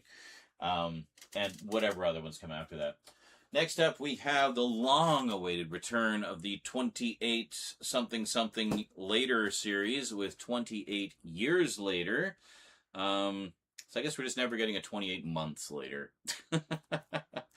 I hear this is great. A fine return to form for the series. And I hear that the next one, The Bone Temple, is even better. So I definitely need to pick that one up as well. So yeah, Danny Boyle and Alex Garland. I mean, can't go wrong there. So, and I do still have the old Blu-ray releases of the first two, which for a long time were out of print and highly sought after. I had no idea. I just picked them up back in the day and didn't think anything of it. Next up, we finally have another one of the Blind Dead movies on 4K. Now, we did get Tombs of the Blind Dead, which I think was the first one, and Night of the Seagulls, which I believe is the last one. This one is, I think it's the third one. We have the Ghost Galleon. So the only one we need now to complete the set in high def is Return of the Evil Dead, I think it's called. Obviously no relation to the Sam Raimi series. So this is the Ghost Galleon. Let's take a look here. So we have, yeah, alternate artwork on the inside. This is... Yes, it is the third one. It is the third one. So I also picked up Mansion of the Living Dead, which is which I haven't mentioned yet, so forget you heard that. We'll get to that in a sec. Which was basically Jess Franco's knockoff, which is also apparently quite good. So the unofficial fifth Blind Dead movie. So anyway, great to finally have another one of those. So come on, one of you boutique labels, get the second one out. It's the last one we need. Meanwhile, we have Jess Franco's knockoff, Mansion of the Living Dead, to enjoy, which is apparently very fun. And according to Mondo Explos or something, it's fucking insane. So I mean, that's a good endorsement to me. Is that on? That sticker is on the case. Oh my god. Oh no, it's like peel. Fuck. I hate it when they do that. Can you put it on the shrink wrap? If it's used, re-shrink wrap it and put it on that. Anyway, Severin release. Kind of shocked that did I get this from Severin or did I get like direct, or I must have got this from like a third-party seller or something. Because I don't believe that Severin would ever do that. You know. Anyway, very cool. Looking forward to that. Next up, we got a bit of a zombie theme going on here. I can't remember if I showed you this one, but I'll show it to you again anyway. Got the 1990 version of Night of the Living Dead. I think it's 1990. Yeah, 1990. There you go. In 4K, actually. I've never seen this version. I remember reading about it, and I thought it sounded great. I understand, like, as far as remakes go, it's quite beloved. Stars Patricia Tallman in the lead role, who I love from Babylon 5. She played Lita Alexander in Babylon 5. And, yeah, and it was directed by Tom Savini. Yeah. With, executive produced by George Romero. So, yeah, like, I mean, and it's got Tony Todd in it. And, yeah, I mean, it just has it all, man. So definitely going to enjoy that, I'm sure.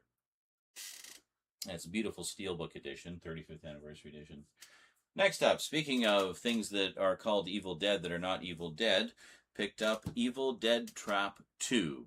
Basically because I picked up the first Evil Dead Trap in my first sort of round of horror purchases. And then I found out there was a sequel put out by the same people with a very nice slipcover. And thought, well, okay, I might as well get the second one. Then we'll make it a double feature, you know? So, I mean, look at that slipcover. That's beautiful. Just love the artwork on these. And it looks insane, too. Like, I mean, what is happening with this guy? Is like barfing up tentacles or something? I don't even know. But crazy. Anyway, looking forward to that. Next up, we have, well, this one needs no introduction. Five Nights at Freddy's 2. Yeah, gotta love FNAF, right? I'm just glad that they finally got the movie off the ground, because it felt like we were waiting forever for them to do a FNAF movie, and then we finally got it. And we got some very good, like, you know, sort of FNAF knockoffs, like the Banana Splits movie. I loved the Banana Splits movie. I thought it was just like batshit crazy in all the most fun ways. And then there was the one with Nicolas Cage. Willy's Wonderland. The name escaped me for a second there. Yeah, and Willy's Wonderland was great too. You could tell Nicolas Cage was having a great time with it. He plays the role essentially mute, so it's just a pure physical role. But it's great. It works wonderfully as basically a horror comedy with killer animatronics and stuff. And I just loved it. Love Willy's Wonderland. Next up, oh man, I have been wanting to check this one out ever since I first heard about it. We have Phil Tippett's Mad God. Yes, which is basically Phil Tippett, if the name is somewhat familiar.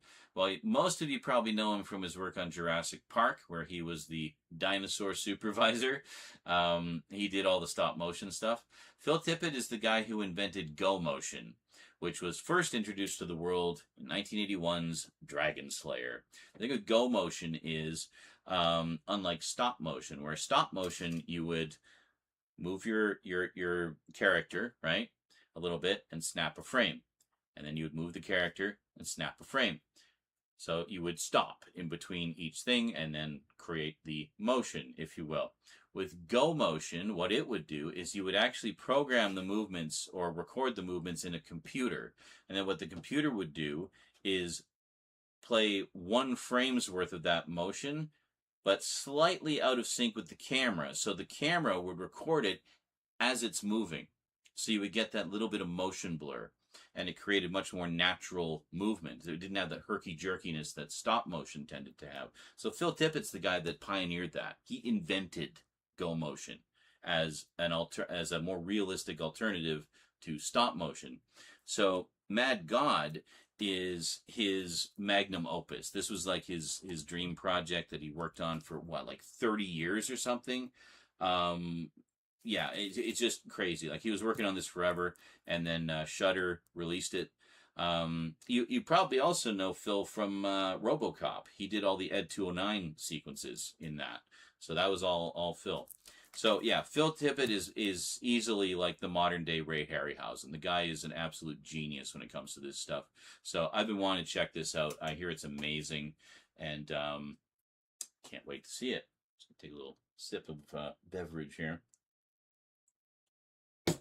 Next up, we have, I saw, you remember back when I originally got this with another movie by the same director, not even realizing they were both by the same director. I just heard that they were both good horror movies. Well, those 2 horror movies were Hereditary and Midsommar. And I went home with those Blu-rays and watched both of them in the same night. Would not recommend. Oh, don't get me wrong. They're both great movies. I love the movies. We'll definitely watch them again. But back to back is quite the harrowing experience. So I'm, of course, talking about Ari Aster, who is, I'd say one of our modern horror auteurs, who just kind of came out of nowhere with Hereditary and blew everybody away, and then double whammy with Midsommar. But here's the problem. Everywhere else in the world got the director's cut of Midsommar. Over here, we got the theatrical cut. Oh, you could get the director's cut, but only as a limited edition directly through A24's website for, put a second mortgage on your house. Except in the UK, where they just released the director's cut. There you go. Enjoy. So rather than shell out for the A24 version, I thought, I just want to see the damn movie. I just want to see the director's cut. So picked up the UK edition. And how much longer is this anyway? Does it have both cuts? Yeah, it does. So the theatrical cut is 147 minutes. The director's cut is 170 minutes.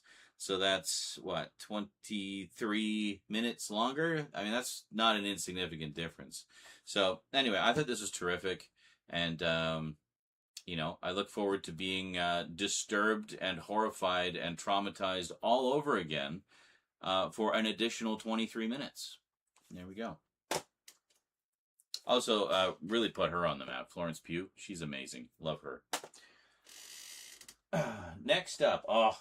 This is a film I feel does not get talked about nearly enough. Directed by Peter Greenaway, who is a director who I feel does not get talked about nearly enough. I've seen some of his other stuff too. He did one called Prospero's Books, which I really need to find on Blu-ray somewhere because I remember it was just a visual feast.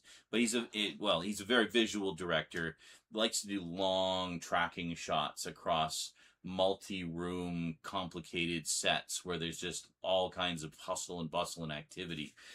This was the first film of his I ever saw, and it absolutely blew me away after I first read about it in a horror magazine, and I thought it sounded really interesting. This introduced me to Helen Mirren. It introduced me to Michael Gambon, and to Peter Greenaway. I'm, of course, talking about 1989. Hold on. Does it not say?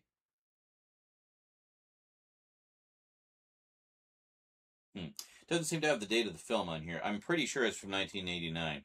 But anyway, the cook, the thief, his wife, and her lover. Such a high recommendation. You have never seen a movie like this. It's got this wonderful kind of ensemble feel that you often see in like British productions, like big ensemble cast productions. It's not a huge cast, but it has that feel to it, where it kind of feels like, maybe it's a BBC movie or something, but the tone of it, the humor is dark. There's moments that will stay with you forever, moments of true horror.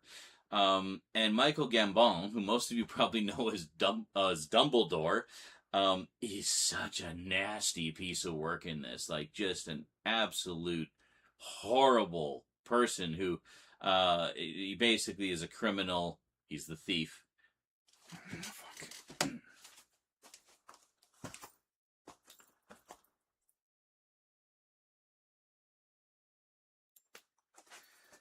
Sorry. Yeah. Camera only records 30 minutes at a time. Anyway, so he's a thief who co-owns a restaurant and fancies himself something of a gourmand, but really he's just kind of full of it. But what a great movie. Like, really strong character piece. Helen Mirren is amazing as always.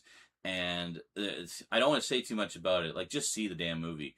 It's so good. So anyway, I picked this one up from Umbrella, part of their, what is it they call it? Their Beyond Genres series. I picked up a few from that collection. But I remember seeing this back in my Selkirk days, essentially when it first came out on VHS, and it just blew me away and really stuck with me. And I haven't seen it really since then.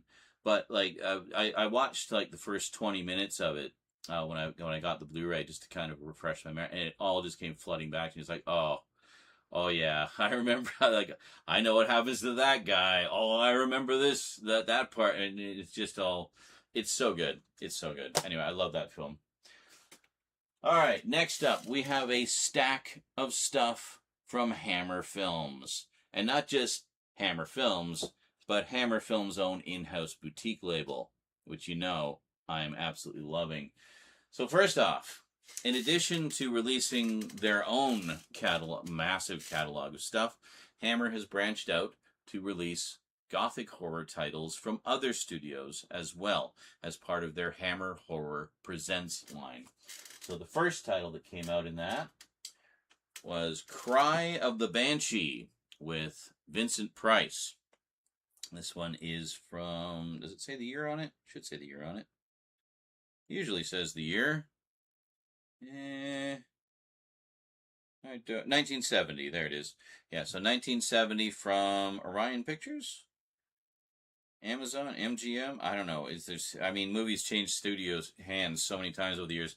Anyway, whoever put this out originally, can't go wrong with another Gothic horror with the Prince of Horror himself, eh? So we got Cry of the Banshee. Very nice. Then they continued on with Dr. Blood's Coffin. This one is from 1961 from Carolan Productions and Daydor Productions. And I guess released through MGM, or I guess owned by MGM now. So there we go. So it is apparently Britain's first color zombie movie, which is pretty cool. Yeah, 1961. So that would have been. Is this like I think about it like there's the proto slasher genre, right? With Halloween generally being the dividing point there, because Halloween, while it was not the first slasher film by any means, it was the one that popularized the subgenre, right? So anything prior to Halloween is generally referred to as a proto-slasher, i.e. before the genre was popularized, right? And there's some great ones out there. I've got like a little proto-slasher shelf that I'm always looking to add more stuff to. So by the same token, I feel like there's proto-zombie movies in that anything that predates the original Night of the Living Dead. And this, I believe, is one of those. 1961. When did Night of the Living Dead come out? Was that 63? I don't recall off the top of my head. When did it come out? Me, who is editing this in the future? Ah, okay. Thanks for the reminder, future me. Anyway, yeah, so this would have been around that time. Next, we have another Hammer Presents with The Snake Woman. Yes, which I kind of feel like they wanted to grab because they also have The Reptile, which is a big famous one that Hammer did. So nice little kind of companion piece to that, I think. So there we go. The Snake Woman, the eerily thrilling monster horror. Yes. Sidney J. Furie. They seem to be doing a lot of this is a Sidney J. Furie. This is a Sidney J. Furie. So just kind of showcasing different directors, I guess. So there we go. Very cool. And as you can see, they do have a nice little selection of extras. They're not like loaded like the Hammer films are, but it's nice to see some of these obscure gems getting their time in the spotlight thanks to Hammer. This one I had to pick up, and this was actually the one that prompted me. I wasn't sure if I was going to collect the Hammer Presents line as well. This one clinched it for me because I originally saw this film on the Mill Creek collection, the big Tales of Terror shadow box set that I got. I did a big video about it a few Halloweens ago. Tracked down every single movie poster for all 200 of the movies. That was fun. Thank you, Google Image Search. I still hate you. Anyway, the film is called Crucible of Horror, starring Michael Gough as the most awful piece of shit, control freak, narcissist, patriarch of the house that you have ever seen. Absolutely terrorizes his wife and daughter, and puts all the favor on his son. He wants to take over the family business. This is like toxic masculinity gone mad, circa 1971. And I've heard since through the grapevine, apparently Michael Gough wasn't a very good person as well, so this is kind of art imitates life a little bit. Yeah, apparently he and Annika Wills from Doctor Who, she played Polly in Doctor Who, had a thing for a while, and she's told some stories. Anyway, great film. Also known as The Corpse. But there was a Scream Factory release of this a few years back, and I wanted to pick that up, but I missed it. So when I saw that Hammer had picked it up, and actually, I think, is this a new transfer? I think this is a new transfer. Yeah, here it is. Painstakingly restored by Hammer from 4K scans made from the original film negatives. Though, oddly, they didn't release it in 4K. It's just a Blu-ray. In fact, I think all of these Hammer Presents ones are just Blu-rays. But, but this is great. Very tense and intense psychological thriller. So I've always been kind of curious if anything was cut from the version that's on the Mill Creek set, because that's often the case. They'll get these public domain prints of these obscure old horror films, and very often they'll have edits, trims, censors. So Hammer gives us everything. And next up, so that's it for Hammer Presents so far. I think there is another title that just got announced. Maybe one or two. They put out like one or two titles a month. They're actually, pretty frequent. So I will be making every effort to keep up with those because I'm absolutely loving what they're doing with both their own library and also putting the spotlight on these other terrific Gothic horror titles. Next up, we have a big, just massive documentary all about Hammer called, was it Hammer, Heroes, Legends, and Monsters? Yeah, here we go. And this is, it was originally, narrated by Charles Dance. Okay, love that guy's voice. Hammer, Heroes, Legends, and Monsters unearths the true story behind the trailblazing studio that changed horror cinema forever. From its humble beginnings, Hammer Films went from relative obscurity to global recognition thanks to a run of thrilling horror films that are loved by fans worldwide and remain influential to this day. Featuring rare footage, untold stories, and key insights from cast, crew, filmmakers, and fans, this acclaimed feature-length documentary covers Hammer's turbulent history and lasting influence on a genre within which it is rightly revered. So this is a 2024 documentary, so fairly recent. And there's two cuts of it here, I think. Yeah, there's an alternate pre-broadcast version. I'm guessing this was on TV originally. Some extended interviews, behind the scenes stuff, and yeah, so just a nice cool little additional thing to add to the Hammer collection. I mean, I'm always down for horror documentaries, and speaking of which, I've got a bunch of them coming. The company that put out In Search of Darkness, the one about 80s horror, and then they did a 90s version, then they did a sci-fi movies one, then they did one about aliens, then they did one about The Thing. Yes, I have everything that I don't already have on its way to me because they recently reissued a bunch of them at a huge discount, so I jumped on that. So I got the Aliens one coming, The Thing, I got the entire In Search of Darkness trilogy and In Search of Tomorrow all on their way, and I can't wait. It's going to be awesome. So I just have to pick up the 90s one and I'll have everything. The only reason I don't is because they get pretty expensive. Those tend to be pricey. So next up, we have from Hammer proper, we have Man Trap, which I don't know anything about because it's doesn't have a description on the back. But very nice box set edition with a book and I guess a digipack kind of thing. And there's the back. I gather this is one of their film noirs from what it looks like. And this is in 4K as well. And it always tells you when Hammer themselves have done the restoration, which is quite nice. Yes. If he walks through my door, I'll kill him. Paul Heinried. I know that name from something. Oh, and this is a Terence Fisher one, too. Yeah, 1953. So this predates their Gothic horror by a little bit. Their first Gothic horror technically was... the one that kicked off the whole craze was Curse of Frankenstein in 1957, cemented with Dracula in 1958, which, by the way, is getting a big honkin' one of their big box set editions this Halloween. Take note. Pre-orders aren't up yet, but they have announced the title. So, actually, I shouldn't do time-sensitive things like that, because you're probably not going to see this for a while. So it may already have pre-orders up by now.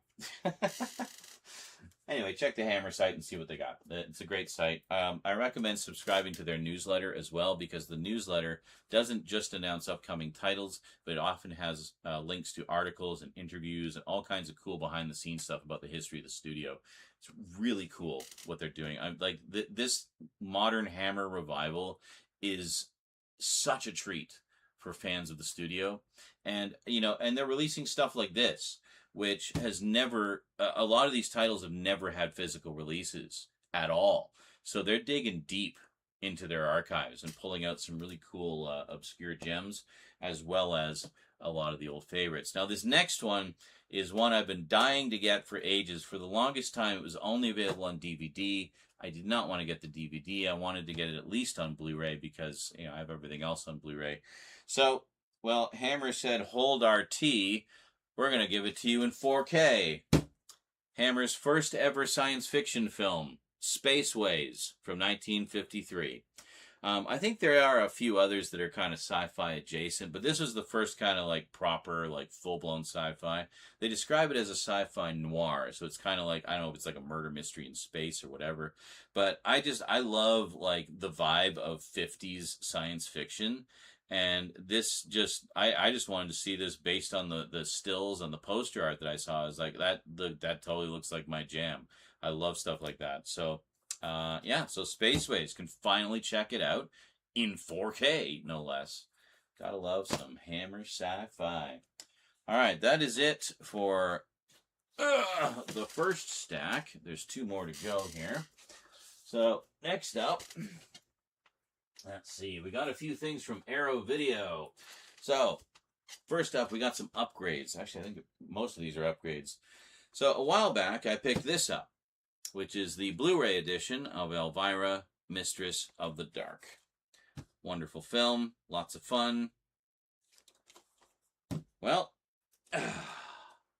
they put it out in 4K. Yeah, at the time, I don't know why they didn't do that when this came out. They do that now. They kind of put them out together, but they've been doing 4K upgrades for a lot of their previously Blu-ray only titles, and this is one of them. And but I do notice that the slipcover isn't quite as nice on the 4K, because if you look at the Blu-ray version, you can see it's got like shiny highlights. Also, the texture of it is kind of this soft matte finish, which I really like. I've got a few titles.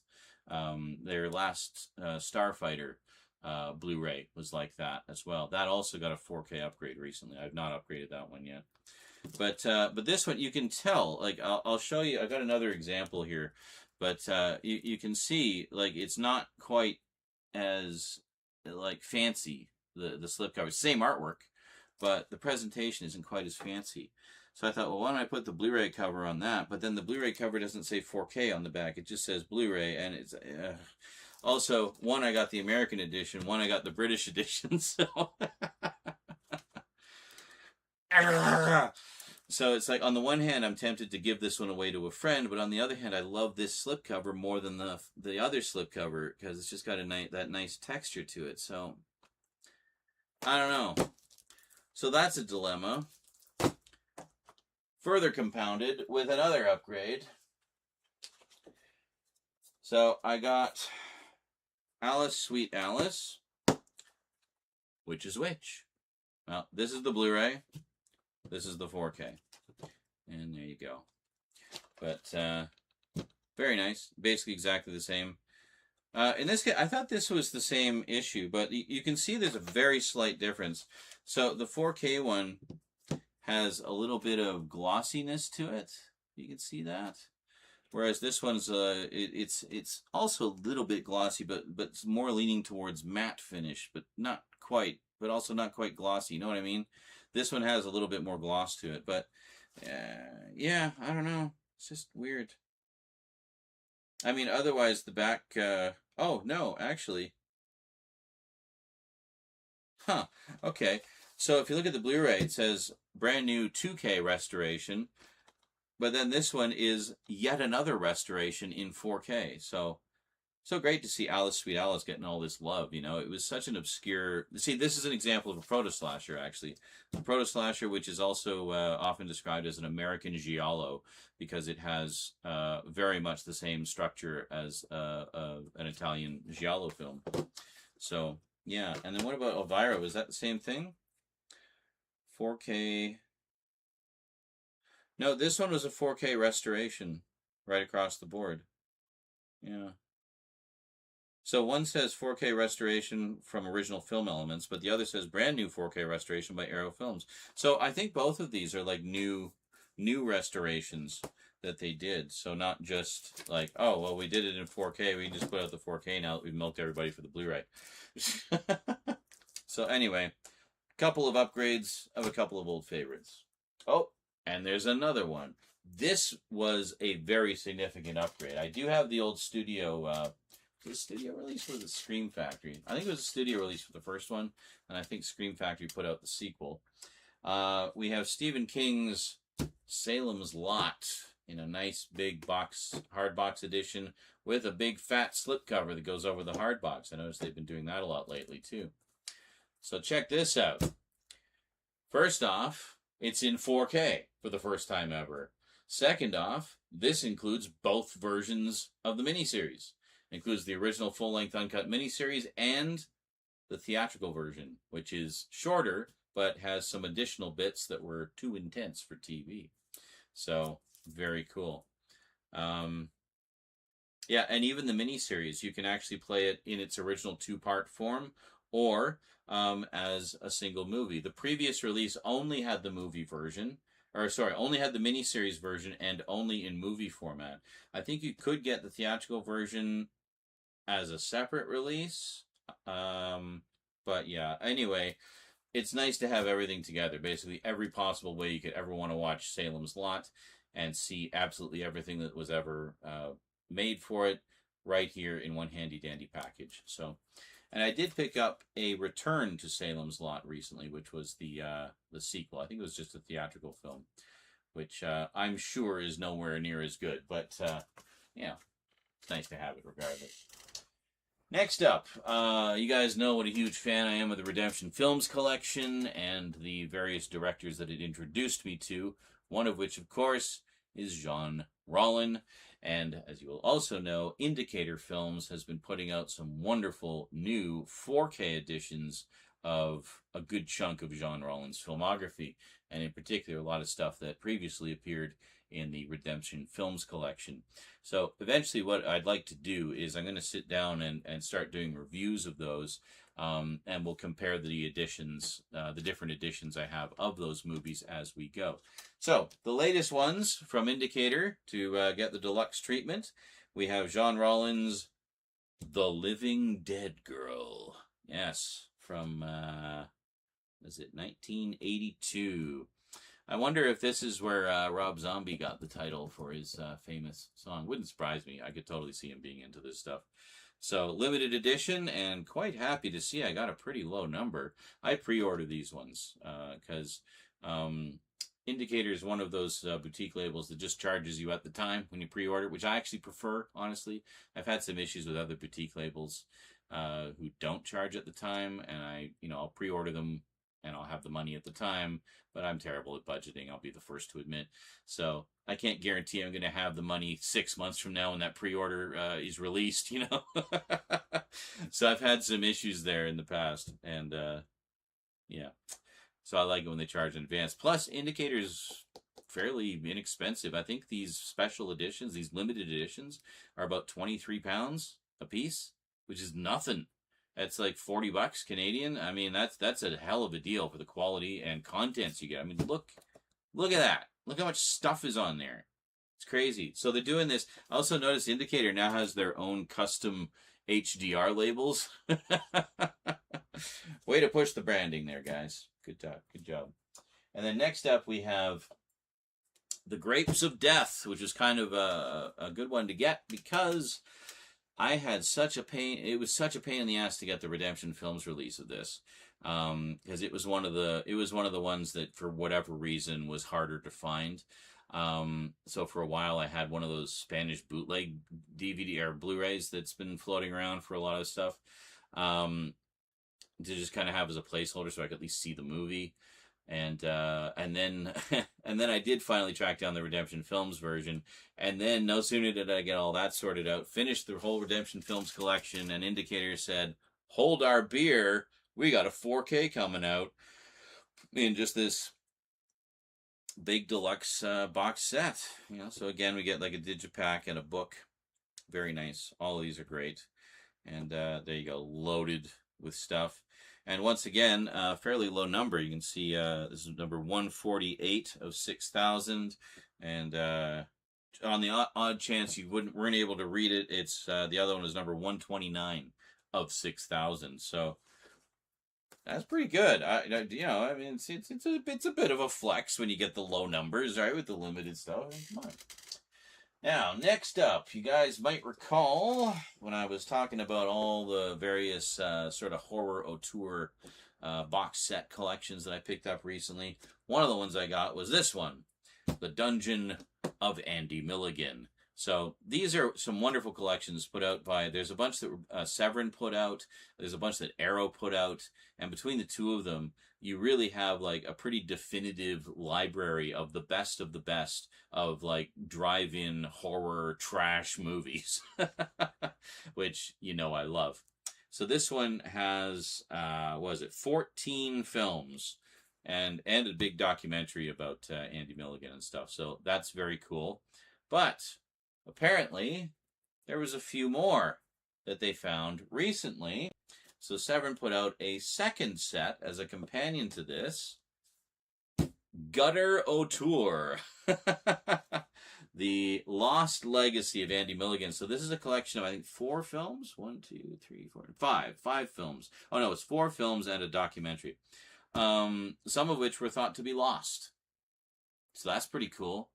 So here we have The Degenerates, House of Seven Bells, Kiss Me, Kiss Me, Kiss Me, and Compass Rose.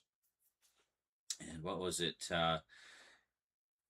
Two of those 4 were thought to be lost forever. And he's described as the Fassbinder of 42nd Street. So 1967's post-nuke nihilism film The Degenerates, recently discovered in a Brussels vault, and the 1968 underground psychodrama Kiss Me, Kiss Me, Kiss Me, found in an Amsterdam archive, both restored from their only surviving film elements. So, yeah, and double bonus, one for the post-apocalypse collection, right? I love a good post-apocalypse film. So, the more depraved, the better. And there we go. So, very cool. And I also love this attention to detail.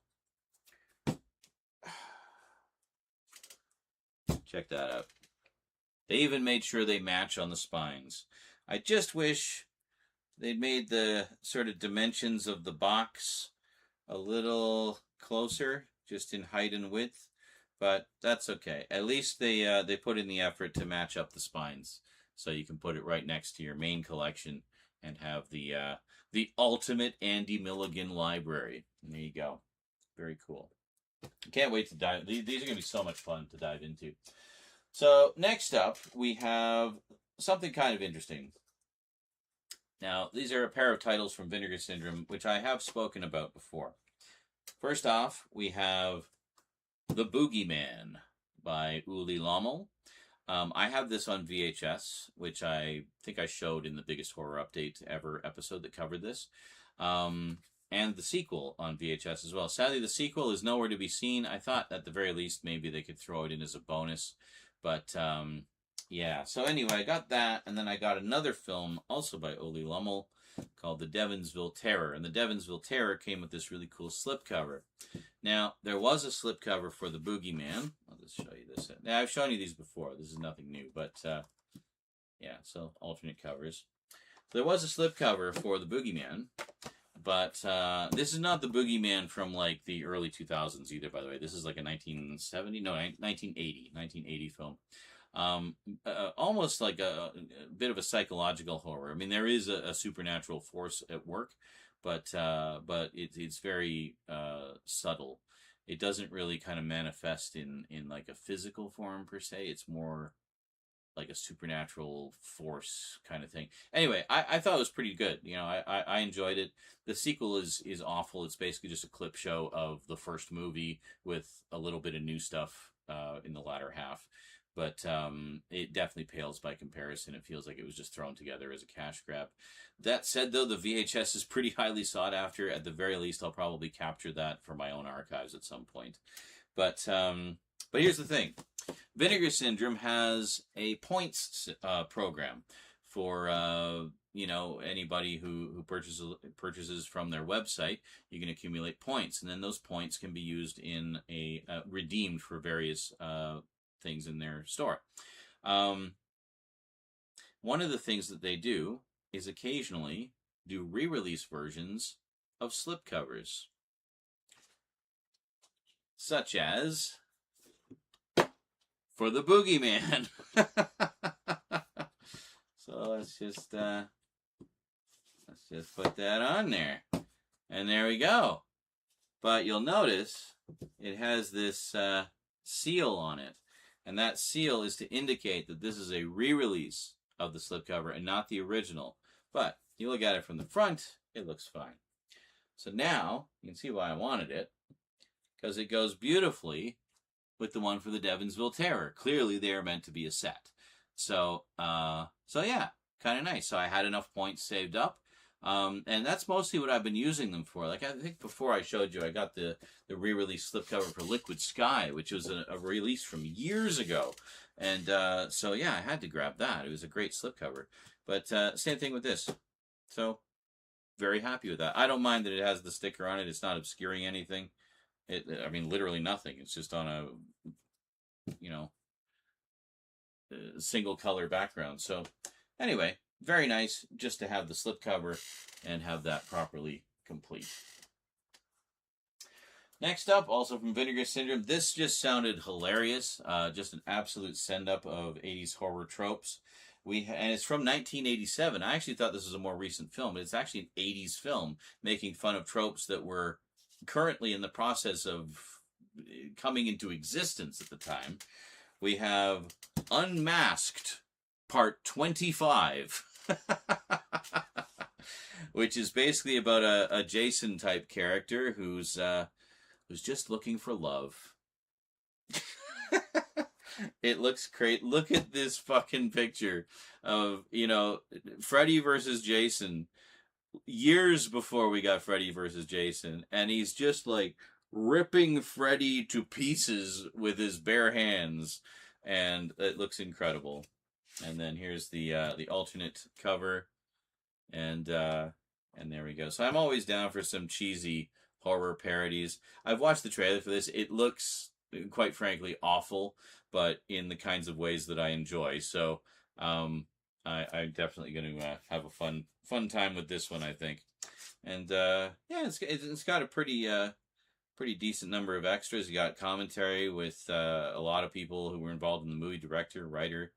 Yeah, very cool. So that should be a fun one. We'll probably watch that on Discord at some point. Next up, this one is another upgrade. I did pick up the Blu-ray of this recently, and then Vinegar Syndrome, said, hold my beer. We're going to put out a big deluxe 4K box set. Told you this is going to be a long one. We're on to part 3 already.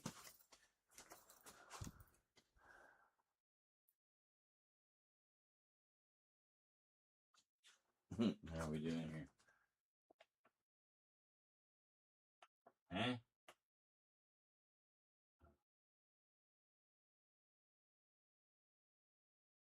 Oh, Garbage Gamer apparently saw one of those highway safety films. He says there's one called Blood on the Asphalt, because I saw that during Driver's Ed. Possibly? I haven't opened it up yet, so there may be clips there. I should mention also, if you're interested in those highway safety films, you can find some of them on archive.org. So, happy hunting.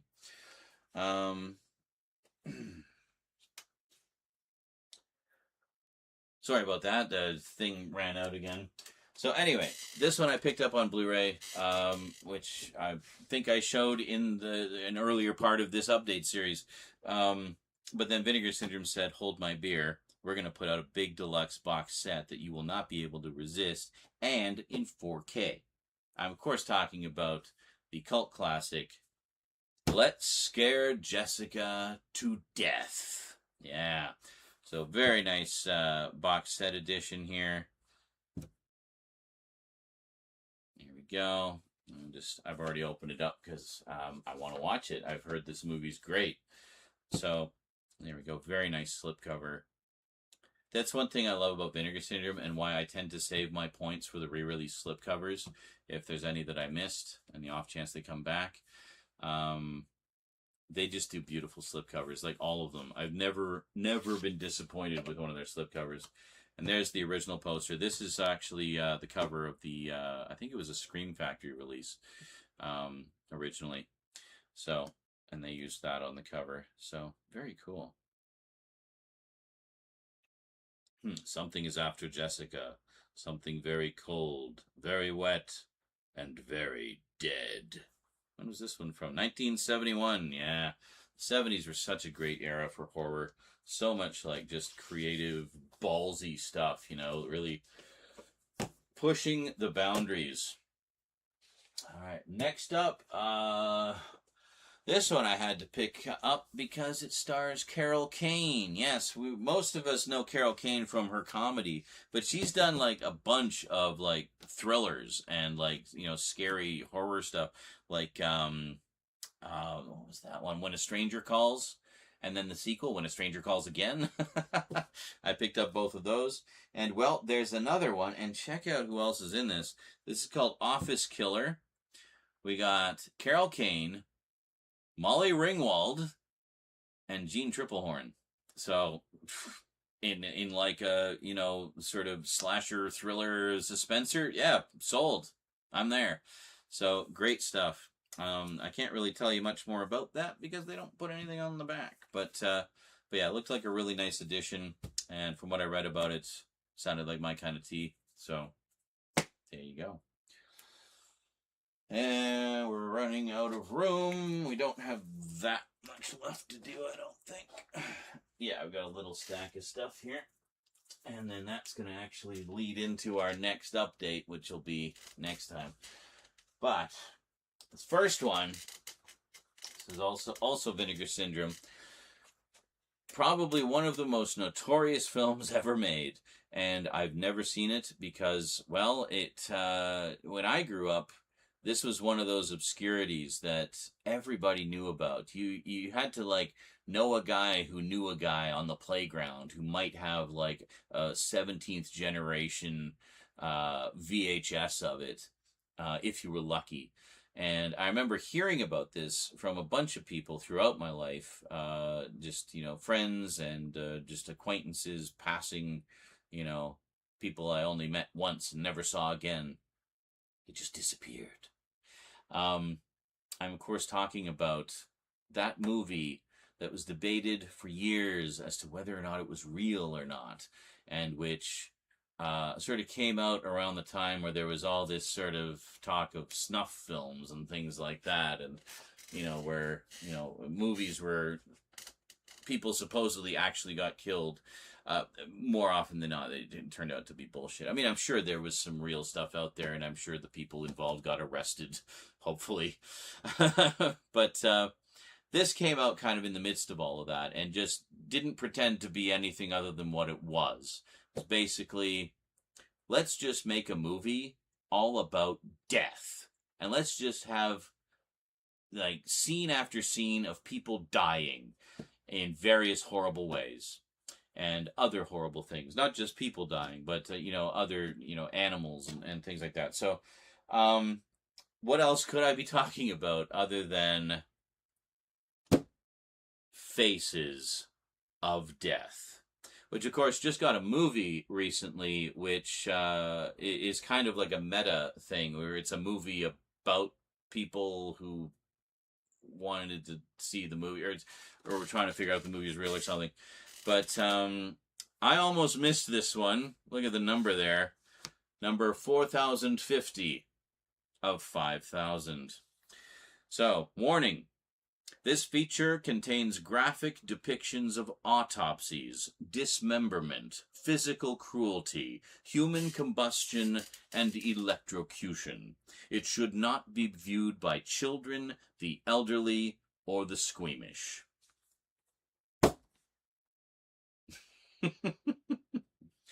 Now, not only does this have the movie, but it has a shit ton of extras about the movie, and finally, conclusively, answers the question, was it real?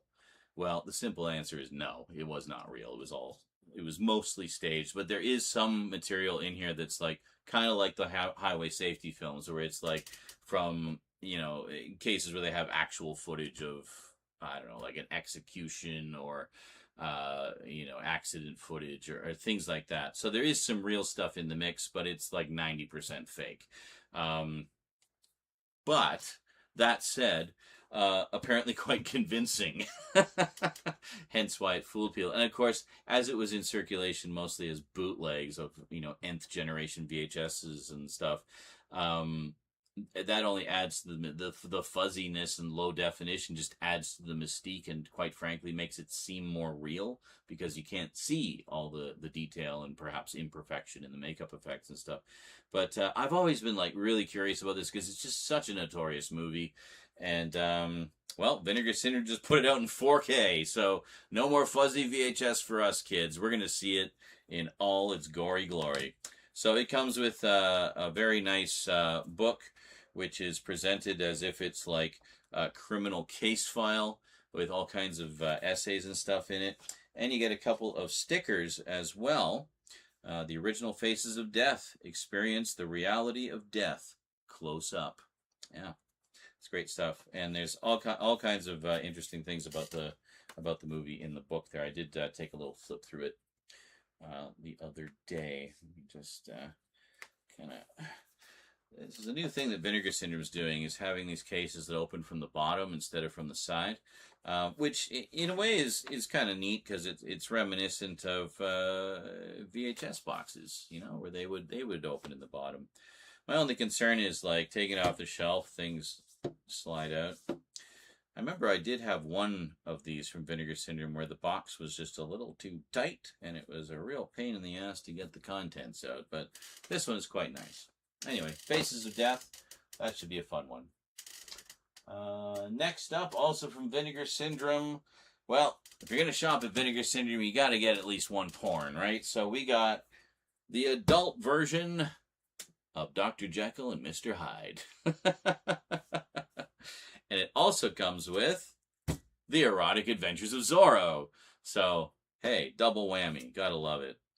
I did not know about the Jekyll and Hyde one. I had heard of the Zorro one before. And as a kid, I was a huge fan of Zorro. I used to watch the Filmation animated series all the time. I loved it. They would double feature it with the Lone Ranger cartoon and actually triple feature it. They also had the Tarzan cartoon. So, yeah, it was great. And I've got everything that they've released of those on home video. They released all of Zorro, all of Lone Ranger, and the first season of Tarzan. But sadly not the second season. But yeah, anyway, haven't opened this up yet, but it sounded like a fun one. And I'm always down for some, you know, I don't care so much about modern porn parodies. I think they're awful, and there's just like zero artistic merit to them. But these old ones, I mean, they would always be played kind of play up the cheese, and they were often they were shot on film, and it was just a whole different era, you know. Go back and watch my episode about the you know, the horror porn that I picked up in it's one of the last parts of the biggest horror update ever. You've probably already seen it if you're here. Next up, we of course know all about the exploitation genre and the revenge genre that was popularized in the 70s. I saw a few years ago for the first time The Last House on the Left, and boy, did that one leave a mark. David Hess was amazing, by the way. He's so good in that, so menacing. I knew him mainly from the Swamp Thing movie, which he did a few years later with Wes Craven. But yeah, Last House on the Left was a big one. But there was one that came before it. And, you know, we're talking about the movies that kind of kicked off these subgenres and popularized them. Well, for the revenge genre, in the exploitation genre, this is the granddaddy, or should I say grandmommy, of them all. Day of the Woman, also known as I Spit on Your Grave. Yeah. This is one of the all-time great revenge movies. So I've heard. I've never seen it. But this is one I've also been wanting to check out for a while because it's just such a big notable film that is always mentioned whenever the exploitation and revenge genres are mentioned. And yeah, essentially, I mean, it's a classic revenge story. A woman gets basically brutalized, raped, and left for dead by a gang of lowlifes. But she isn't dead. She survives. And then she tracks them down one by one and brutally kills them. And it's apparently just one of the most it's, you know, brutal and harrowing, as these types of films tend to be. It's just the nature of the beast, as it were. But also incredibly cathartic and satisfying to see her just get her revenge, her sweet, sweet revenge. It's the same thing with Last House on the Left. Like, the first, you know, half of it is just brutal, and some of it is really hard to watch. But man, stick it out, because when the revenge part happens, in that case, it's the parents taking revenge for their daughters getting brutalized. Holy shit, is it so satisfying. The bad guys definitely get their just desserts. And anyway, that basically started here. And it also includes I Spit on Your Grave, Deja Vu, which I don't know if that's a sequel or a documentary or... Yeah, I couldn't really find a lot of information about that one. But anyway, it has a bunch of commentaries on here, including by Joe Bob Briggs, which is pretty cool. And lots of documentaries, locations, interviews with the actors, and yeah, I mean, it sounds like just an amazing set. So yeah, so finally going to check this one out and see what all the fuss is about, eh? Good stuff. Next up, a more recent film. This is, is this a limited edition as well? Yes, it is. Oh, it's from Umbrella, by the way. I should mention, yeah. So it's a 3,000 unit limited edition, of which I got, what was it? Number 429. Not too bad. Not too bad. And then another Umbrella limited edition picked up. What is this?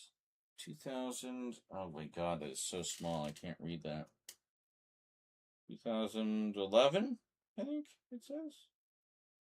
Anyway, from Ty West, we have The Innkeepers, which, I mean, just sounded like, a modern take on the sort of classic gothic horror tropes. So, yeah, sign me up. I love stuff like that. So, but being Ty West, I fully expect it's going to have some crazy twists to it. So, yeah, good stuff. Number 9, oh, wow, an even more limited edition. You see that? 750. I got number 99. 99? Yeah. Anyway, very cool. Yeah, no, that'd be great. Next up, we got... Well, this was kind of an upgrade for me, because I actually, funny enough, just picked up the Blu-ray of this from Discotheque, I think. They put out a very nice Blu-ray edition with a slipcover. Well, again, this is another case of hold our beer. Umbrella put out an even bigger edition of the live-action film adaptation of Junji Ito's classic horror masterpiece, Uzumaki. Yes, the one where mysterious spirals start to appear all over this small town, and people become obsessed with spirals, or become spirals. It's so bizarre. Tons of body horror in it. But I used to have this on DVD. Picked up the Discotheque edition, and now we have, is this a 4K? No, this is also just a Blu-ray, but it is freaking loaded. I mean, look at that. And I love this movie. I've read some of the comic. I haven't read the whole thing. Rose has the big hardcover edition of it. I'll probably give that a read through before I sit down and watch the movie again. But yeah, I mean, it's just got so much stuff. I mean, how could I say no? It's great stuff. It's also nice to see this finally getting some attention again, because it was out of print for a long time, like a good solid 10, 15 years, I think, before Discotheque put out the Blu-ray. And now we've got an even bigger, better deluxe-er edition from Umbrella. So it's a limited edition of 1,500 units, of which I have number 141. Yeah. See, that's why it's good to pre-order direct from the boutique labels. And I will say this again, Umbrella is one of those ones that charges in advance, so you don't have to worry about not having the money for it 6 months down the line when it finally gets released. Well, speaking of Uzumaki getting a lot of love lately, it also got an animated adaptation, of which this is the Steelbook Blu-ray. And in this case, it's pretty much the manga brought to life. It really matches the visual style of the manga, pretty much spot on, but animates it. And as I recall, this adaptation took like a couple of years for them to make.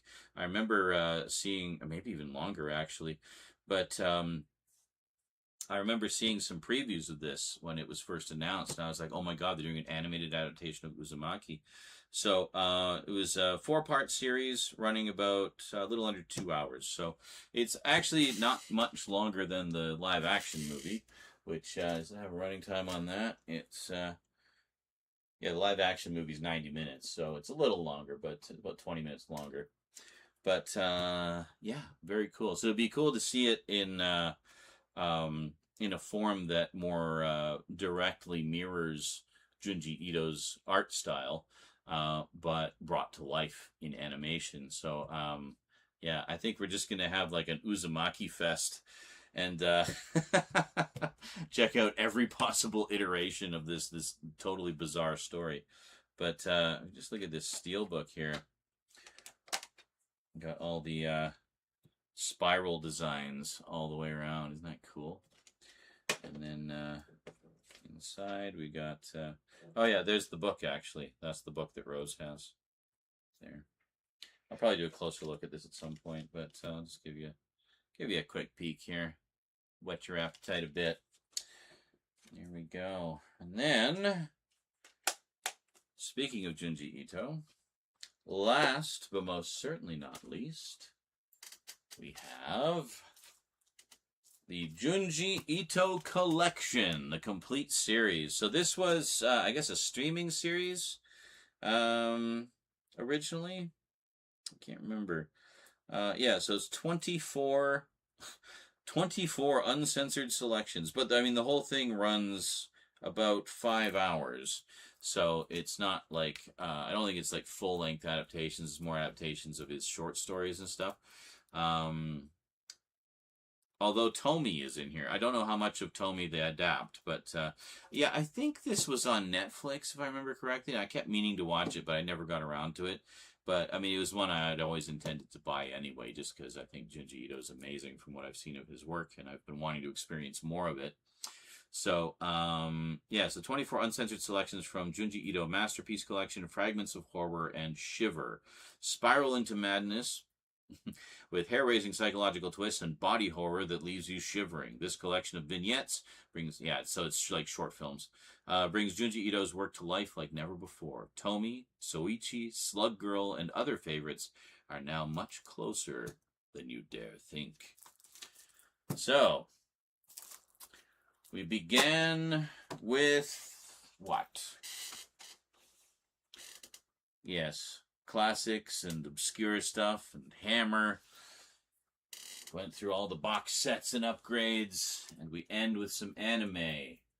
Which, any otaku out there, next time, we're going to get through the rest of the anime updates. I've got a stack about this high of anime that I have recently picked up for the collection that we just never got around to filming the updates for. So we're going to get those all caught up next time. So be sure to tune in on for that if you are an anime fan. And otherwise, I will see you when I see you. But that, ladies and gentlemen, brings us at long last to the actual, real, proper, final end of the biggest horror update ever. That said, I do still have some stuff coming that has not arrived yet. But going forward, it's just going to be updates as we go. We're not going to let it pile up like this again. But, boy, it's been quite a ride. Alrighty, well, we have now discovered the final, ultimate answer to the ultimate question of life, the universe, and everything. And that is 42 and watch lots of horror movies. They're good for you. Anyway, that is it from me to you for now, folks. Hope you enjoyed. Until next time, thanks for watching, and sayonara.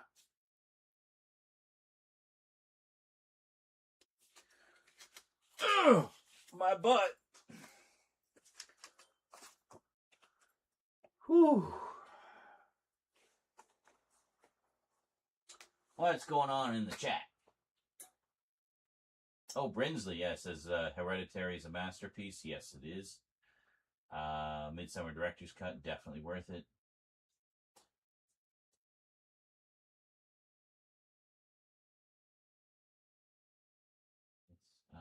Thomas says, oh, we had a fair safety videos, not seen driving ones, but that one that stuck in my head is basically don't climb electricity pylons because you will fry. That makes sense. Jonker says people loved FNAF 2. Thomas says, calling yourself people? So people didn't love FNAF 2? I don't know. Jonker says, nah, the film was not well liked from stuff I've heard. I wasn't crazy on it, but I didn't. What? I can understand people who do. Oh, you didn't like it or whatever. Yeah, fair. I'm meh on FNAF franchise in general. I like it. I mean, Rose was really into it when she was younger, and dove really deep into the lore. So, like for her, I know she really enjoys the movies. So I don't think she's seen the second one yet. We're gonna watch it together, I think. But like the backstory and the lore and everything is actually quite interesting. Like it's very well thought out and clever and scary, and I don't know. So the only issue I liked the first one, especially Matthew Lillard, who's always a joy, but as Springtrap, but and the sort of evil mind behind everything, but the only issue I had with it was it didn't really dive too much into the horror, but it went really heavy with the lore, which I know fans of the games like.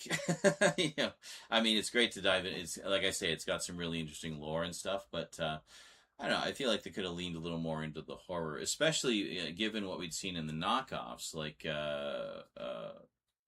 Banana Splits and Willy's Wonderland, which I feel were better, honestly, in terms of how they presented the horror element of it. But, I mean, FNAF is always meant to be a series, right? So I kind of took it as, well, okay, this is the sort of lore dump chapter, the origin is often, episode 1 always is.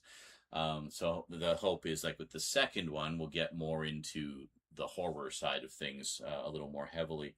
Now, whether it does or not, I don't know, because I haven't seen it, and obviously I don't want to really spoil it, so I haven't really read anything about it. So I just kind of picked it up. I think I did watch the trailer, but and as I recall, it seemed like it was going to lean more into the horror, but I don't know. I guess I'll find out. But yeah, I mean, it's fine. I mean, I like the idea of it, like the whole idea of the scary animatronics and stuff. And it especially resonates with me because I grew up with a lot of the animatronics that essentially inspired all of these animatronic horror stories, like Chuck E. Cheese and Showbiz Pizza Place with the Rockfire explosion and stuff like that. So, it's in some ways nostalgic for me because it reminds me of, all the fun I had when I was a kid going to Chuck E. Cheese, and, the one time I went to Showbiz Pizza Place with my dad, even though it was preceded by an autistic meltdown because he wanted to go have steak and I wanted to go to Showbiz Pizza Place. I ultimately won. We went to Showbiz Pizza Place, had horrible pizza, but had a great show. The show itself was great. Like the Rockfire explosion, they're awesome. Best animatronic band ever, honestly. But that's what inspired all of this. So like I see this sort of horror twist on things, and I really dig it just as a concept, So, yeah. So is that? Yeah, Jonku says, "Nah, the film was not well liked from stuff I've heard. I wasn't crazy on it, but I didn't like it. I can understand people who do, though." And Thomas says, "Fair. I'm meh on the FNAF franchise in general." And Jonker says, "I have no issue with the franchise.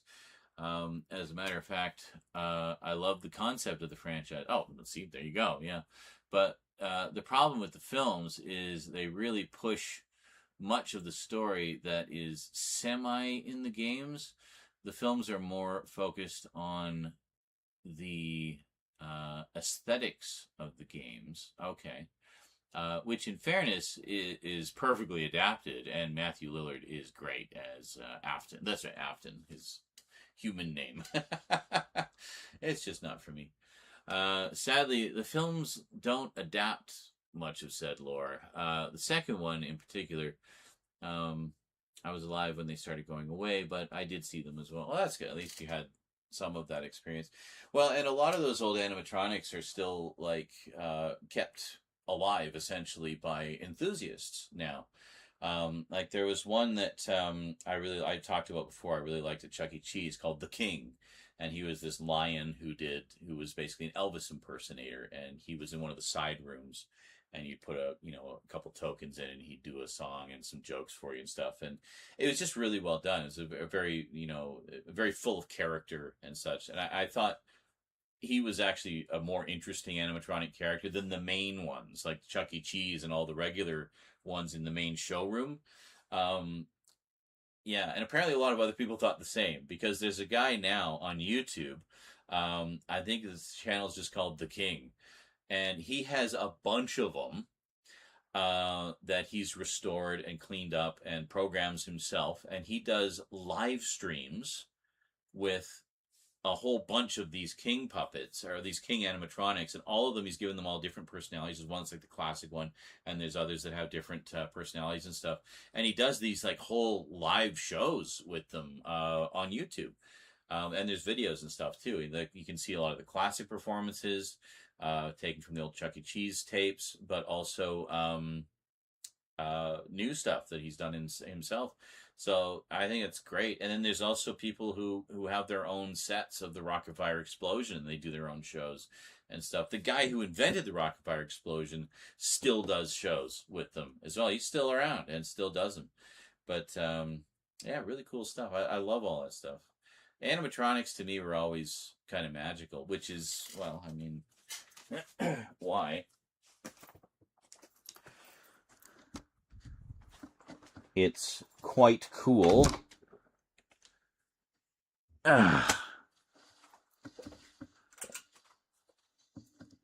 To actually have one in our home. How's it going, Emily? Wanna say hi to the people?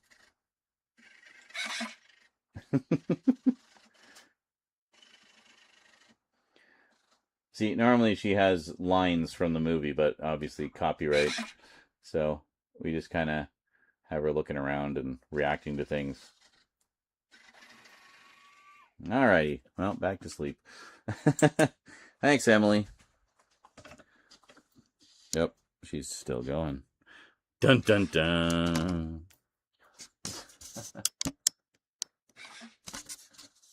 Oh, look, the sun is out. Well, I think we'll maybe try to do that anime update. Yeah, it's not. We've still got like over an hour before event time anyway, so might as well. What was this? Oh, really? Yeah, Junkler says apparently some of them have been brought back in pizza places, but not as working animatronics, but as museum pieces. Oh, that's unfortunate. Like, it'd be really nice if they properly brought them back, do some new shows with them and stuff, And Vermin says, not really something we had in the UK. I don't recall any animatronic character places. That kind of thing is more theme parks here. And even then, they prefer actors in costume, really. You have no idea if that is her head or not because you have never seen the film. I guess that is her head. Yes. Well, we managed to consolidate those 3 stacks into 2.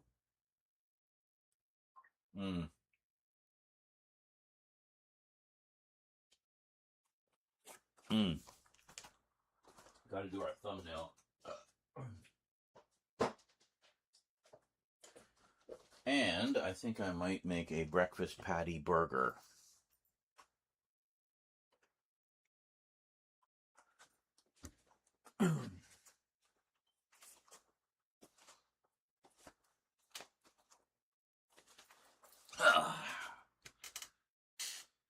All right, so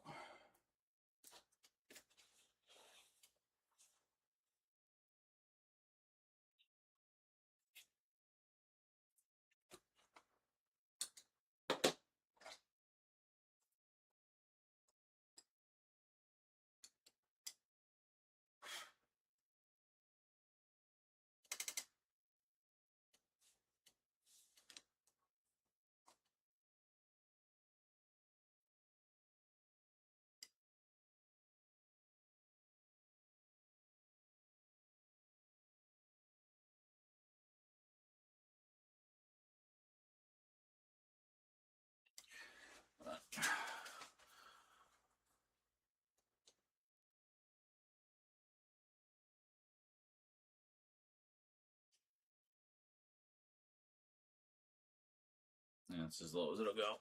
Okay.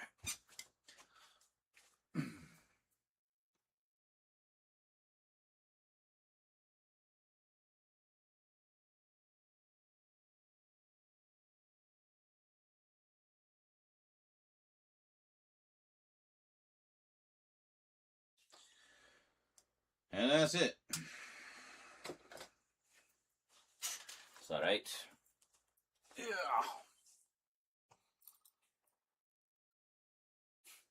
That was a pretty good update. So how many things did you add to your Amazon cart there, Thomas?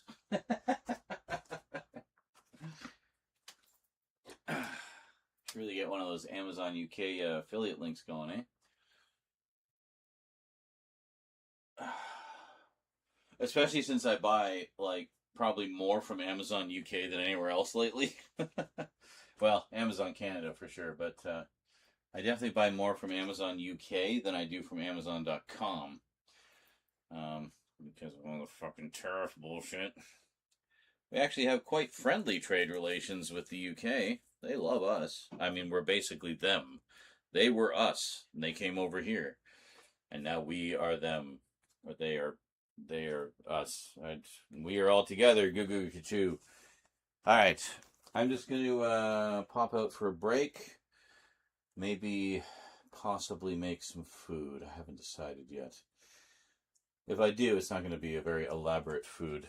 Anyway, enjoy some clips. I will be back.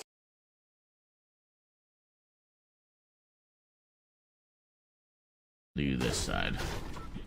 Oh, we're not even circle anymore. Oh, keep coming, keep coming! Ah, what the fudge? Where? Ah, Right on me, Bullshit. right on me. They just came in blazing. that is ultimate bullshit. And I blew myself up.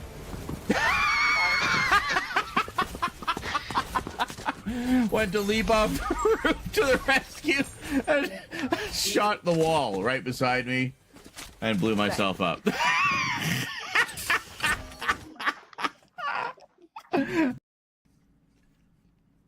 Doesn't matter anyway. Oh, It all becomes poop in the end. my tummy hurts. Darth Maul in those, yeah. Your tummy hurts? Well, I have eaten the same food as you, so in fact more of it because I made two burgers for me. Oh, what else have you had? I know why my tummy hurts. Oh, really? It's because I've eaten 3 ice cream sandwiches today. That might be why. Well, maybe. God, perfect timing on that.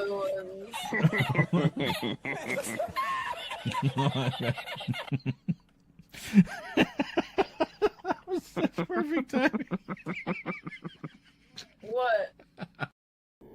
Oh my God, can you just pick up the damn pods already?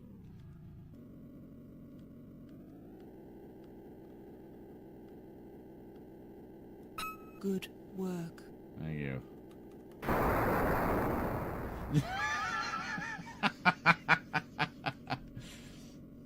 This isn't janky at all. It's the same on this. Well, that was a nice waste of ammo.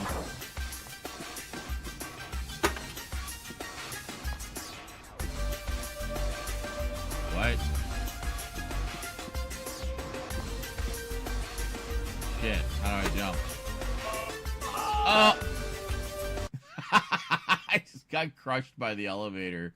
I didn't realize you could go in while the elevator wasn't there.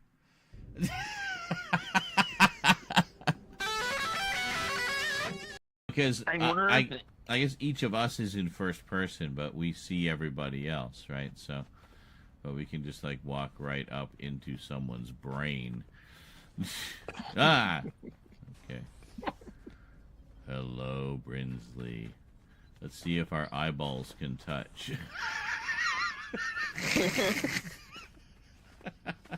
I think we're slightly different heights. So I don't mind. It's Oh, less what? scary than Jar No, Jar. hold on. No. I'm trying to get into your head. I'm just seeing a tangle of our hair. Oh, hello.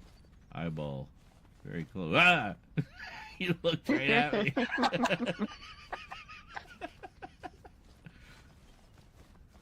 Come to me, eyeball.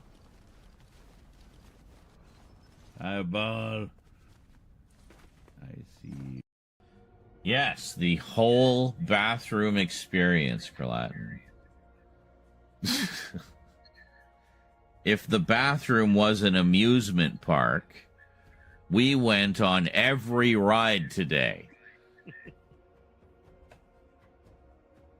And then we went on that one loop-de-loop where the guy barfs at the top, and then whoever hit, and then it reaches the bottom by the time you circle back around and lands right back in your face. So, yeah.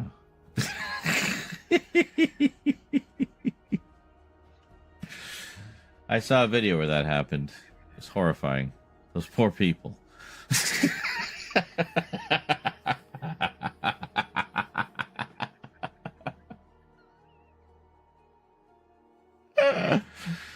Oh, so tragic.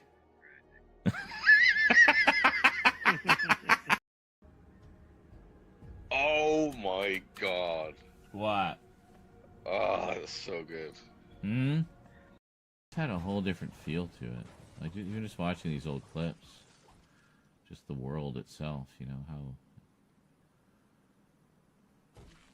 It's so funny. I just did a little panoramic look around right as I said that.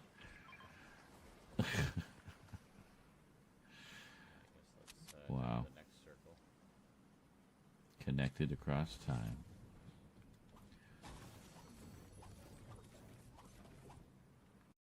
Big room over here. I'm in danger. Oh, something here.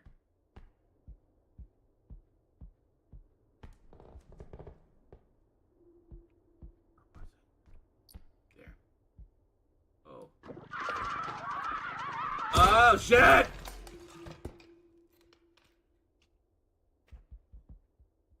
Okay. Don't pick up that doll. We should probably hide, Newfie. There we go. Okay, hold on. Oh, for fuck's sake.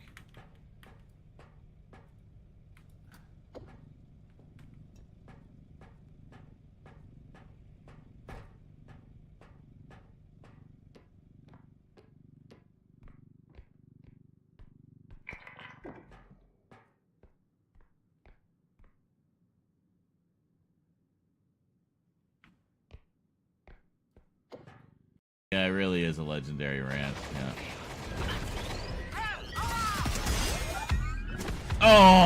Oh my god!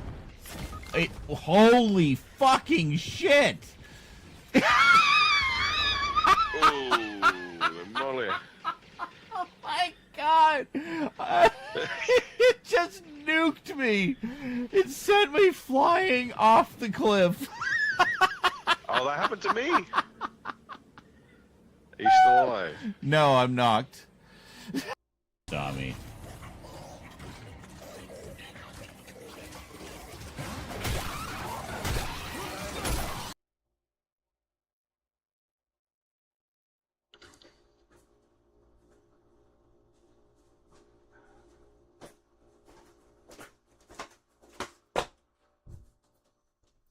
Welcome to the kitchen. You're right in it. Don't mind this filthy thing. Don't mind this. This is not clean. Hold on. We need more light in here. Hang on.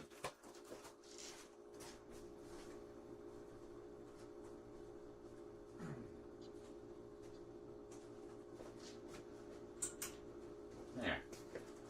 That's alright. So, we'll just spin you around here for a sec. Just gonna clean the pan.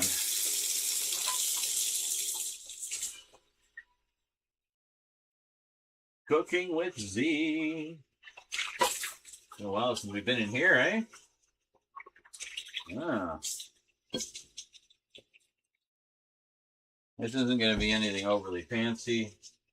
I know my kitchen's a disaster. Don't judge me.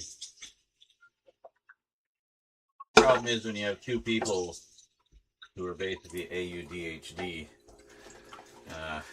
we tend to take our sweet time when it comes to cleaning things.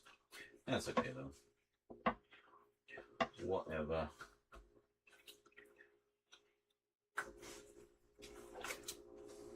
Try not to get it all over myself.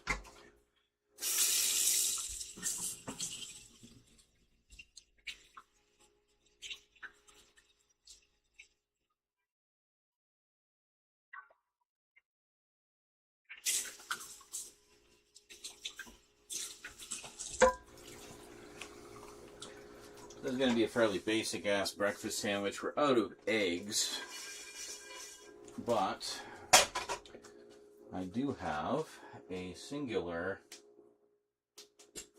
sausage around left. I'm going to move some of these things out of the way here. Add in a little,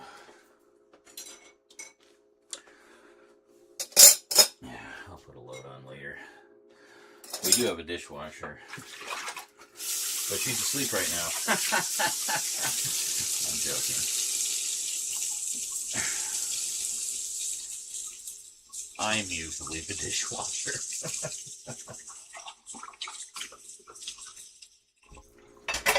Put that there. I'm just going to bring this over. We'll give this a quick wipe as well.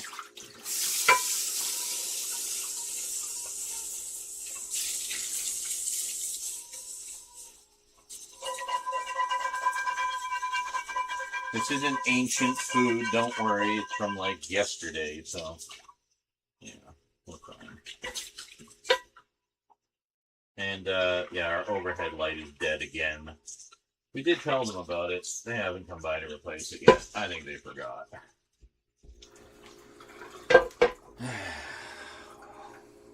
It's fine.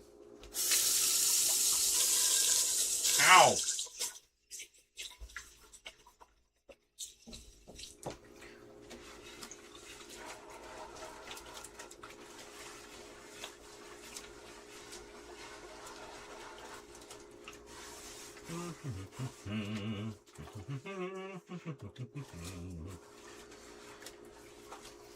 I say it is quite nice having this longer cable. I can just bring you right into the guts of the kitchen with minimal effort.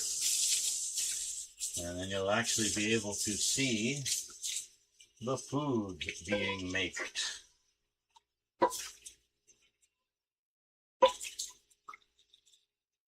Good.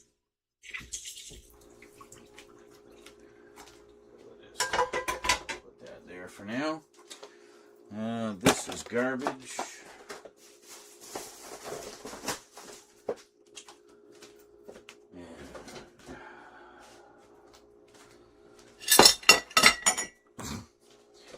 Okay, so a couple things we want to do.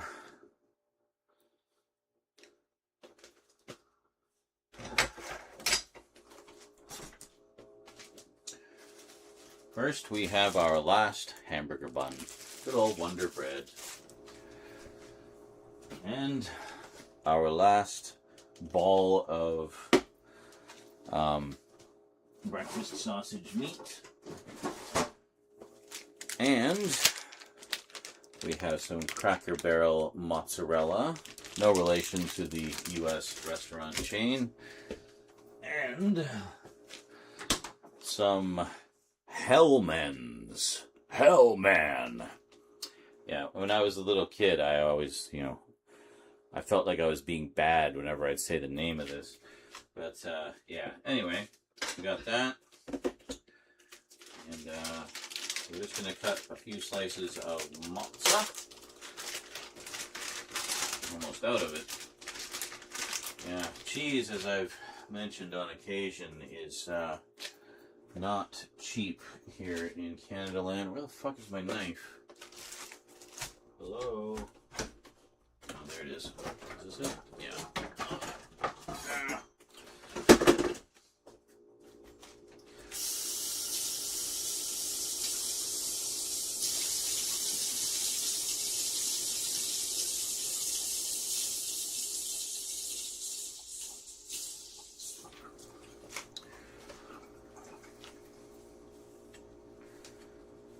we have like several different types of cheese graters, but I usually just like to go all Michael Myers on it. So there we go. Let's put this aside for the other way. So I find 3 slices is good, fairly thick, because I do like cheese.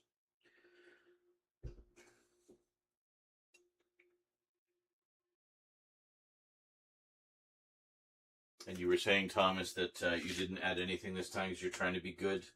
Very good, very good, very responsible.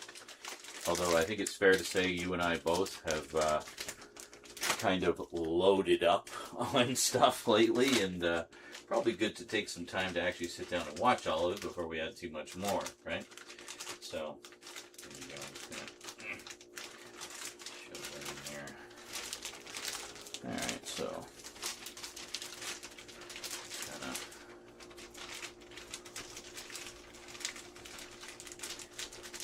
I feel like I'm wrapping a burrito or something. Actually, I probably could make a wrap out of all this, but I just want to do burger. Just do burger.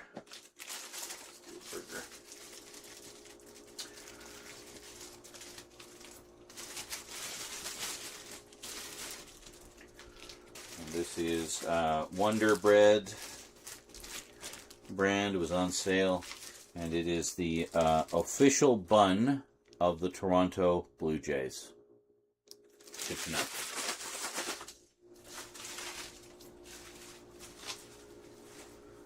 Alright. So I actually have a recipe for breakfast sausage.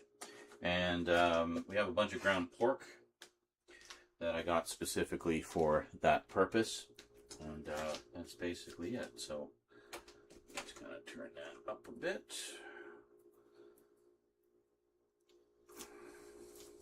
So I just season it. Like I already seasoned it, but let me just flatten it out. Just gotta make sure it doesn't fall apart. I don't like it when it splits on the sides. You see there? I can't see what you guys are seeing, so I'm hoping that you can see what's going on here. Let me just take a quick peek, see what your view is. Oh yeah, you're good. You're good. You're absolutely good, laddie.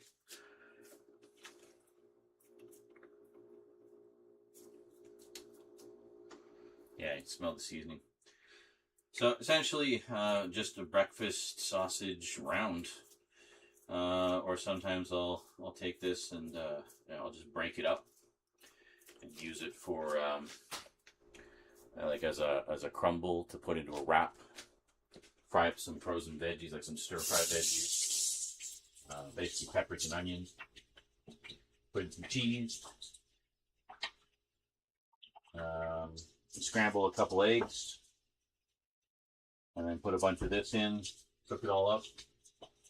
I pre-fry everything and then I put it in the wrap. And then I put the wrap in the toaster oven for about 20 minutes. I get it all nice and crispy on the outside. And it's all nice and soft and gooey and yummy on the inside. Oh yeah, that's good eating. I think we had a knife there. Have an absolute stack of Tupperware that needs to be cleaned. I just cleaned them in the top rack of the dishwasher. The problem is we've been using them for all our leftovers and they've kind of piled up. It's going to take a few loads, I think, to get her all done.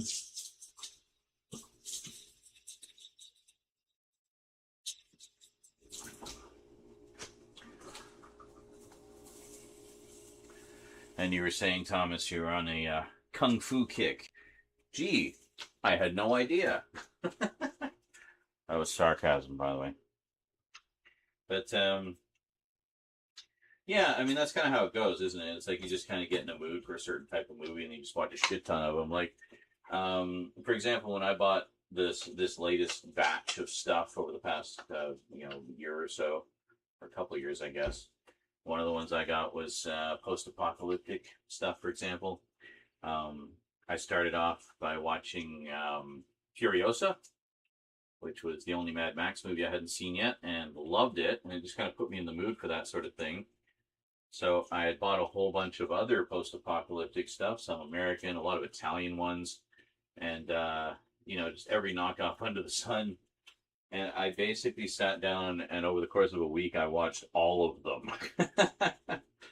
I've since acquired a few more that I have not watched yet, but I'm looking forward to them. It's one of my favorite little subgenres.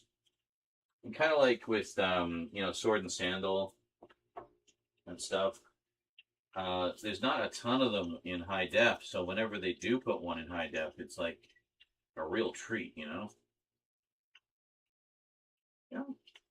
Put that there.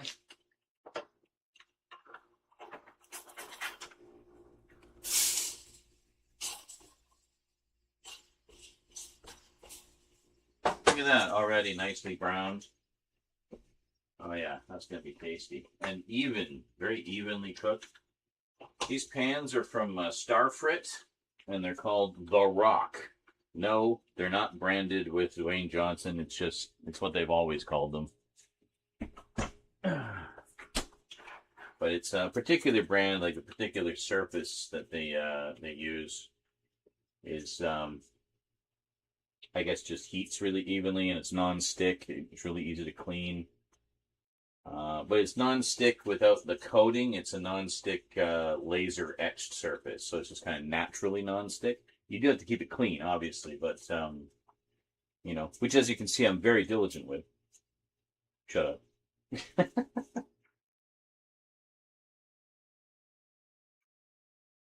And that is that. I'm gonna grab a plate here. Yeah, put that aside.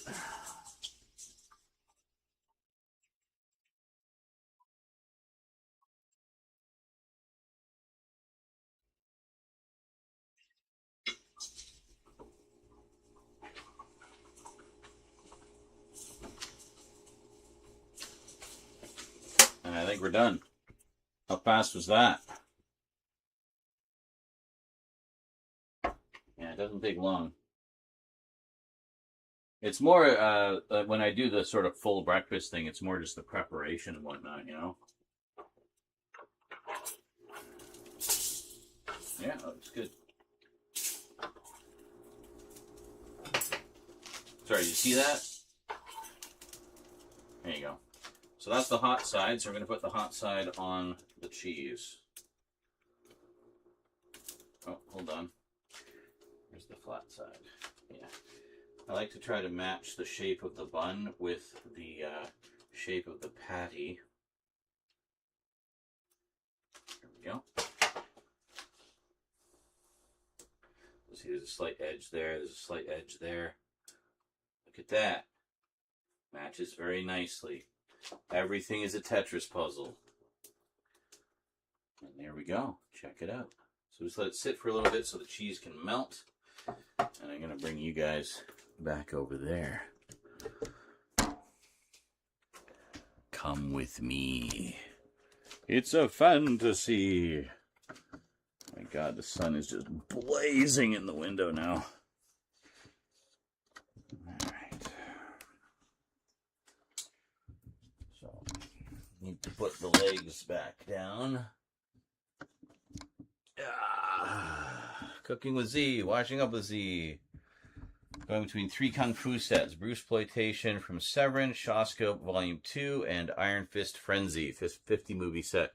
Oh, that one's probably got a lot of gems in there. I wonder how many of those have since got the royal treatment from the boutique labels. Because I know that's been the case with a lot of the obscure horror movies we've been enjoying in those Mill Creek sets, like the aforementioned Crucible of Horror, which I know you picked up as well. I remember.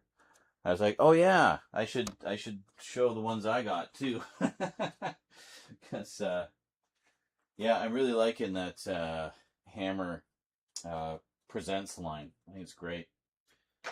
Okay, So, I'm just going to put all of those in here somewhere. Let me see.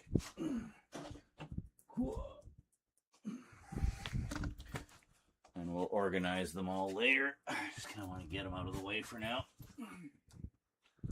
Oh, actually, the hammer ones I can put up on the hammer shelf. Let's set those aside for now. Here we got... Yeah, let's put these in the back, I think, for now. I'm going to be organizing all of this later.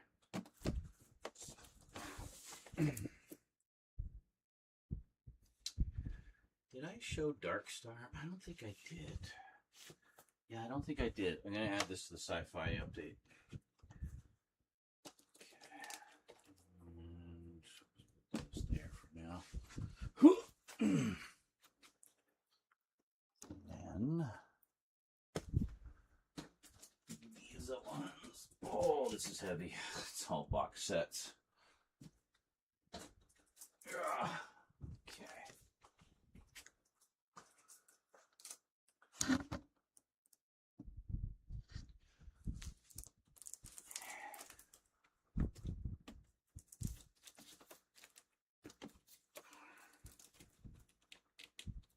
Oh, fuck. Some of these are a little too high and won't fit.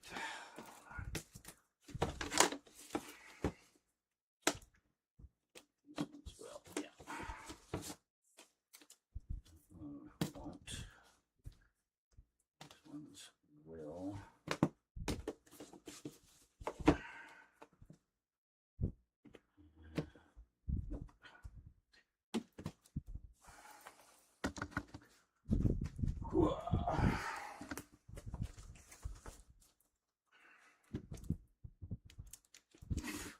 These won't fit either. Alright, we'll just put them there then. That's fine. Let's eat, shall we?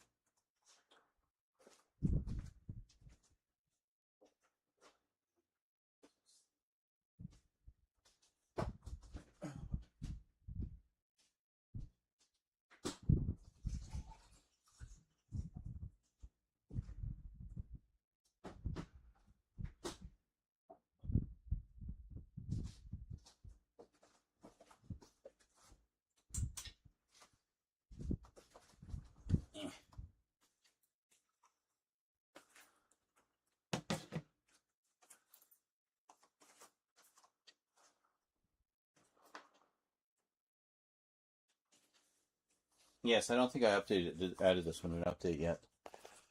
John Carpenter's directorial debut, Darkstar, big deluxe edition. Very nice. Who put this one out?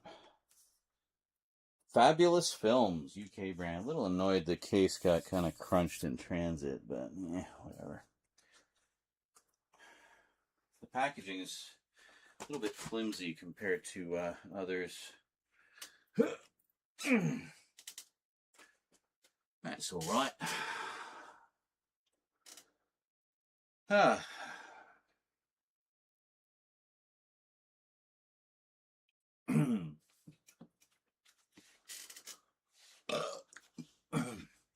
a great red shark said, what I find funny is Scott Cawthon started as a religious game maker. His religious games did not sell, so he got pissed and made FNAF.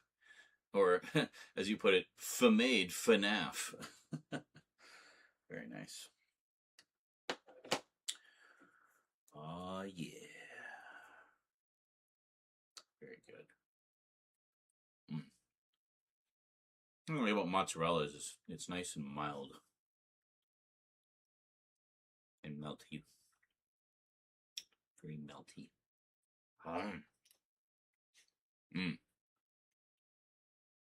Want some?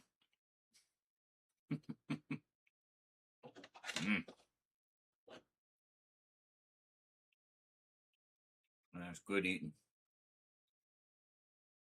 Some of them, some of the movies are on the Severance set and Fists of Frenzy. Okay, cool.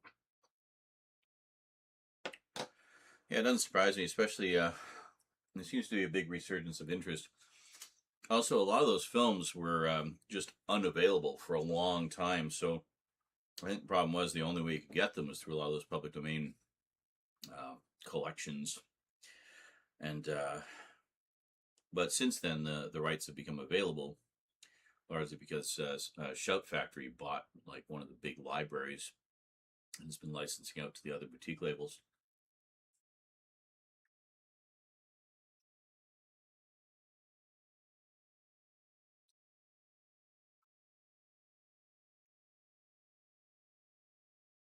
And apparently had some deal. The studio didn't want to license them out, like just the individual films, and weren't interested in releasing them. Like, why? Why would you own a library of films and just want them to sit there? Like, what is the point of that? You know, I just don't understand how some of these companies think. So they basically said, we'll only sell the rights if you buy the entire library. So they were like, okay. So they bought the entire library, needless to say, at considerable expense, which is one of the reasons why they're just pumping out releases one after the other to try to recoup that money, and also sub-licensing to other boutique labels. What's funny is the other boutique labels are doing, and I say this with no reservation whatsoever, the other boutique labels, in particular Arrow and 88 Films, who've been licensing these from Shout Factory, are doing such better editions than Shout Factory's.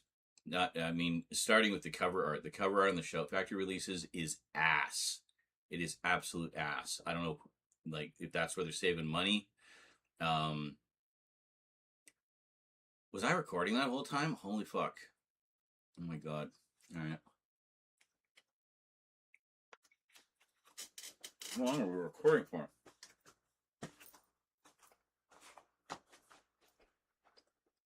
Mm-hmm.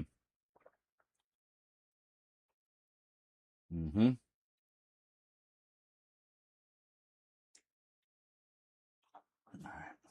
Cool. Stop. Just stop. There.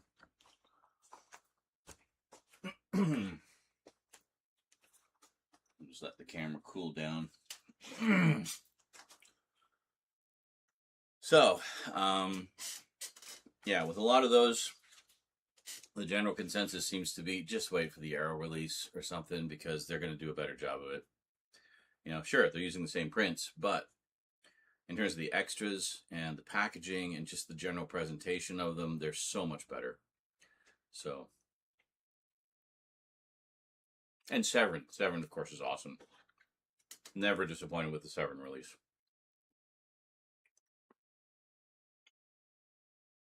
Mm-hmm. Oh, seriously? That's hilarious. That's why, that's one of the reasons I did a bunch of those Mill Creek videos, is because I found like not many people were talking about them, and when they did, it was just talk shit about them. I'm like, okay, you guys are really missing the boat, like, as far as, you know, the good of these big 50 movie sets. I mean, yeah, there's going to be a lot of crap in there, but there's also a lot of hidden gems. And sometimes the ones you think are going to be crap turn out to be the hidden gems. And sometimes they're just so bad they're good. They're fun, you know? Like, so, I don't know. Try to think outside the box a little bit, guys.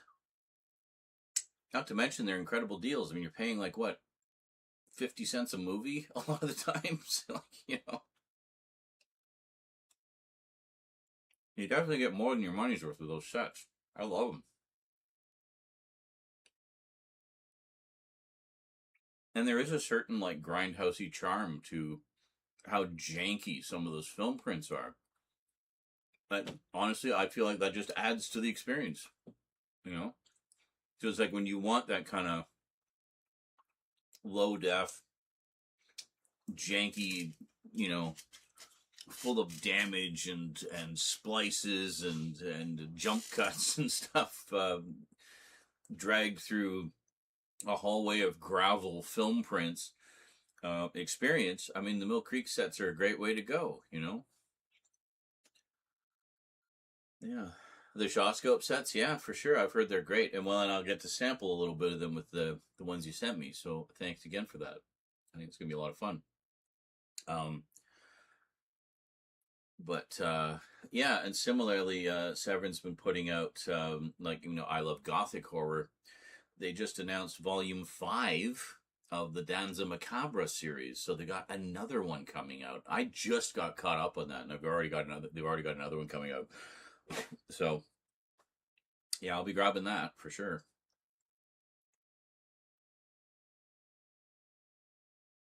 It's all Spanish, Mexican, and Italian Gothic. It's like some pretty obscure stuff, which is great to see finally being brought out into the light. And greetings, Bradshaw.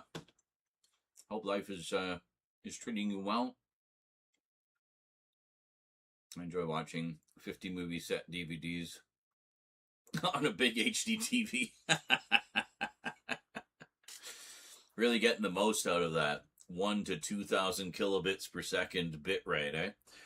And it's funny, like once in a while you'll find a movie that's actually in proper anamorphic widescrreen too. Like I've seen a few on those sets. And so, whoa, it's actually proper anamorphic widescreen. It's not like letterbox like or full screen like you usually get. So that was kind of cool.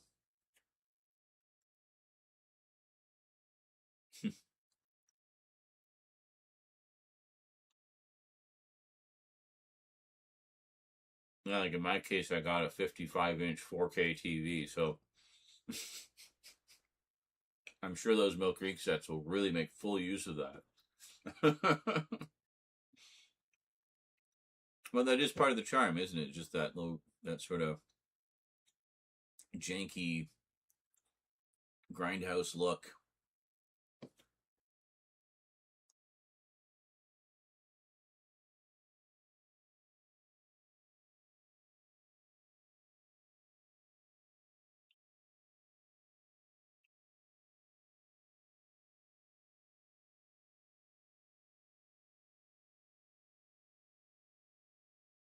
Yeah, I definitely like to get back to going through some of those.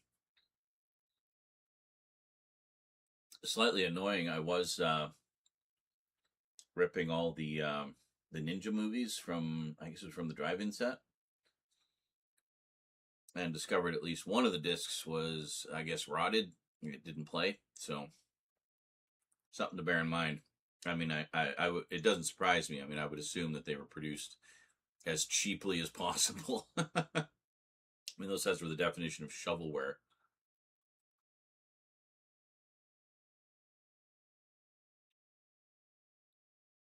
But it was great, and what I feel a lot of people don't give them enough credit for is it brought a lot of these obscure films into the spotlight.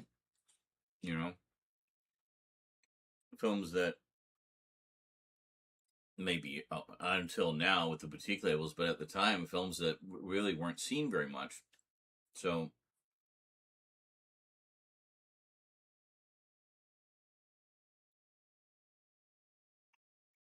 I'll always appreciate them for that, you know?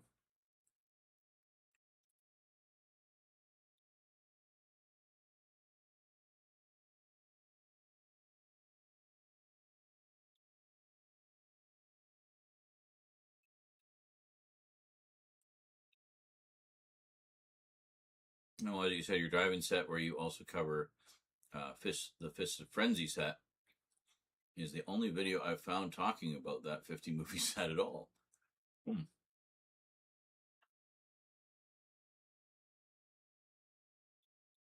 Yeah, because as I recall, there's a lot of overlap. So it's like, I felt I had to cover it, because that's one thing that I know people are curious about. It's like, well, how much of the stuff in this set are in other sets, and which other sets, and are there any that I need to get? So I think it was with the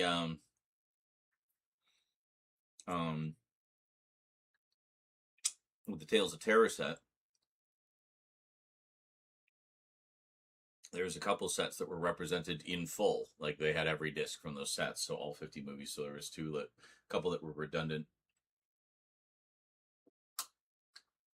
Then there were some others that didn't quite have everything. So I remember you had to pick up Chilling Tales was the one that had a few movies that weren't in the set, but everything else was kind of redundant. But I remember one of the things was there was a bunch of the films by Todd Slaughter, who was a famous director and actor in the 30s. And he did a lot of his own stuff within the studio system. He was quite well known for it. And well, Indicator Films a couple of years ago put out a box set of all of Todd Slaughter's films remastered on Blu-ray. And I was like, well, fucking A. So I got that. It's like, hey, I know who that is because a bunch of his movies are on my horror sets. So, yeah. So there was like, I don't know, a dozen movies on there. Yeah, well, Grindhouse Look for the win. Like on Fist of Frenzy, they put the effort in to animate the film damage on a static image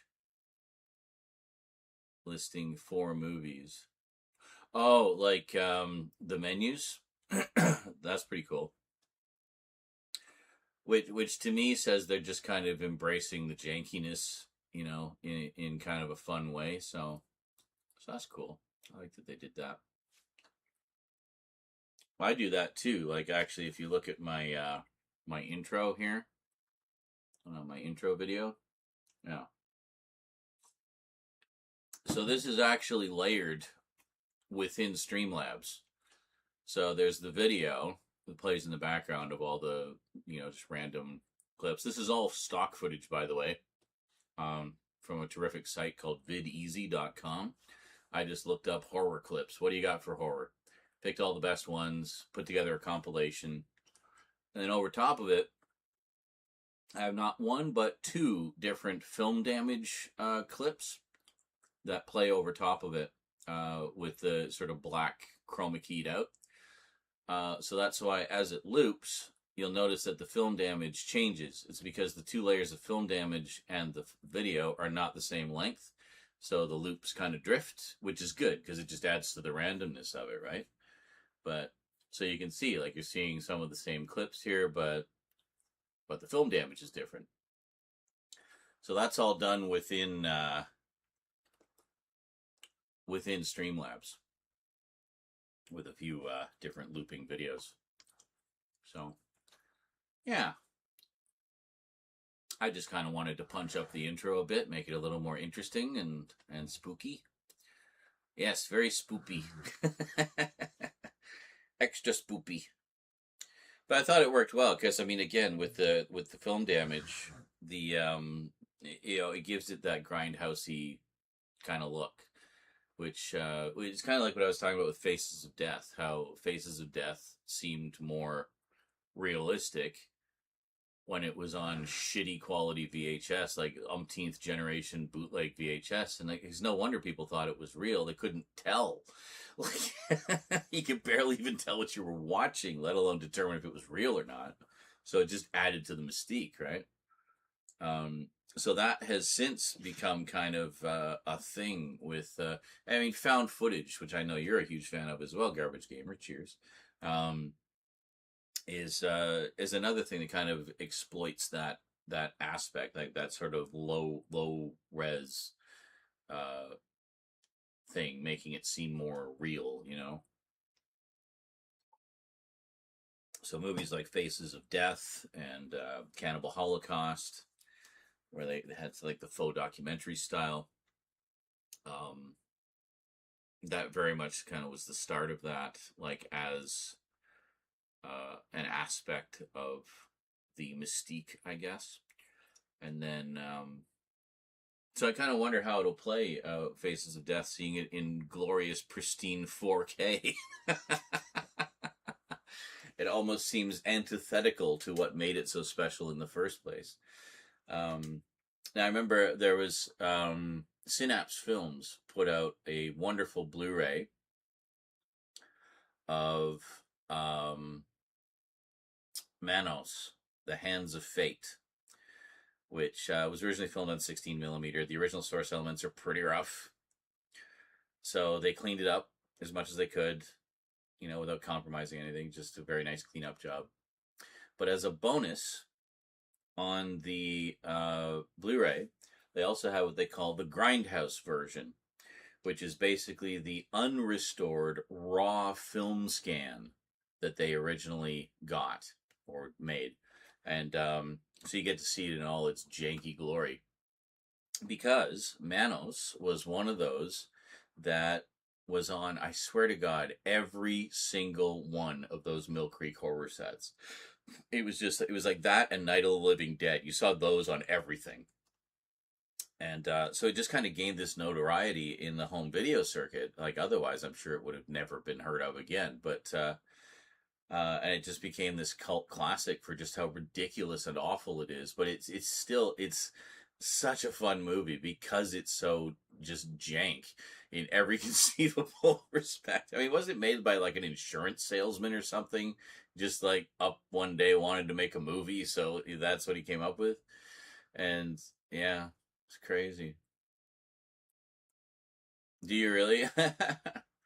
Yeah, Garbage says, speaking of spoopy, did you know Taiwan made a live action Dragon Ball movie? I did not know that. Yeah. And then regarding what we were talking about, he says the lower the quality makes the found footage feel more real. Exactly. That was exactly my point. He says, I think I own them several times over, which Manos, The Hands of Fate, and Night of the Living Dead. I think we all do, because against our will.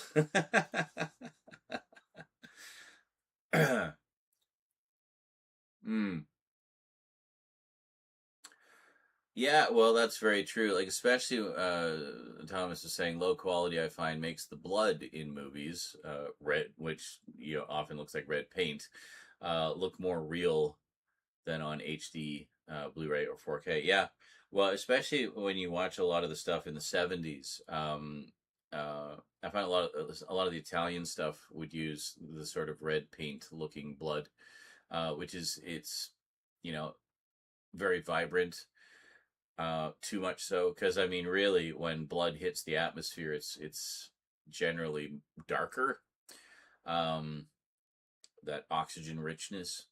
But now as you notice, as sort of horror films evolved, they would start to use more realistic colored blood, and then by the time we got to the 80s, I think it had pretty much, it looked proper, like the proper color. But I mean, bear in mind, like at that point in time, they didn't really do blood a lot until the 70s, so they were still kind of figuring it out, like because on one thing, they want it to look good on film, and the lighting and like color and everything that you got to be cognizant of when working with film is very different than, say, video or high def, where it's just what you see is what you get. You can see the end result in the camera. With film, you can't always tell. You have to kind of know, like, okay, what type of film stock are we using? What kind of emulsion is it? What kind of color are we using? And you have to kind of adapt. So it took them a while to kind of figure it out, like what looks good. So there was like a period where we had all this red paint blood, and it was mostly the 70s, because mostly the 70s was where we mostly started to see more blood in things. I mean, yeah, there was a bit in the 50s and 60s, but it didn't really take off until the censorship, the Hays Code, got laxed up in the 70s, around the same time as the Comics Code got laxed up as well. And we started seeing just all those wonderful 70s horror comics. But it was the same thing with horror movies. So they were, it was a work in progress. But what they lacked in realistic blood, they certainly made up for in just creativity and, some genuinely scary stuff that still holds up today. There's some great examples of horror from the 70s. Like, holy shit, what an amazing era. But, what is it? And Garbage says, also since Night of the Living Dead got released on archive in freaking 4K, LOL, was easy to access for a lot of people. Yeah, for sure. And there's I've got Night of the Living Dead a couple times over, but obviously it's in a bunch of those sets. If you want to see the old public domain prints that were in circulation, that's the way to go. But then I got the Laserdisc edition that came out, which was later released on DVD as the Millennium Edition. I know we've talked about this before.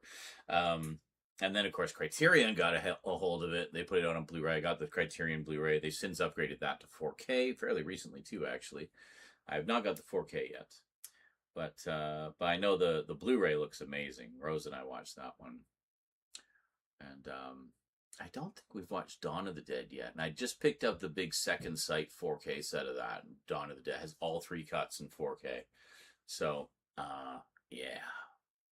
Yes, that's right. Garbage says Alfred Hitchcock, knowing film was black and white, well, and intentionally filming in black and white, smartly used chocolate syrup for blood because it dripped and spread well in water, looking freakishly realistic. Yeah, it really did. Like it had the right kind of thick, almost gooey consistency, and the way it would, as you said, it was like swirled outward down the drain and stuff. It was. It just looked like blood, like you had no idea, but that it looked right, and I think that was one of the reasons he did that too, if I recall correctly, was because blood in color on film at that time, because it was all Technicolor at the time, was that really vibrant color, just didn't look right, and I mean Alfred was very much a perfectionist and wanted things to look right, so. I think that's one of the reasons why he chose to do it in black and white, because he didn't have to. Like, color was very much around by 1961 or whenever that came out, 1960, I think. But, yeah. Chocolate syrup it was. But, I mean, that's the thing. It's like how Ben Burt used a lot of organic sounds and animal sounds and very analog sounds for electronics and spaceships and lasers and stuff in Star Wars. You know, sometimes you just got to think outside the box and you'll end up with a result that's better than trying to emulate the real thing, you know? Or it'll pass for the real thing in ways that the real thing wouldn't, strangely. You know? Also, Psycho is a fucking great movie. I love that movie.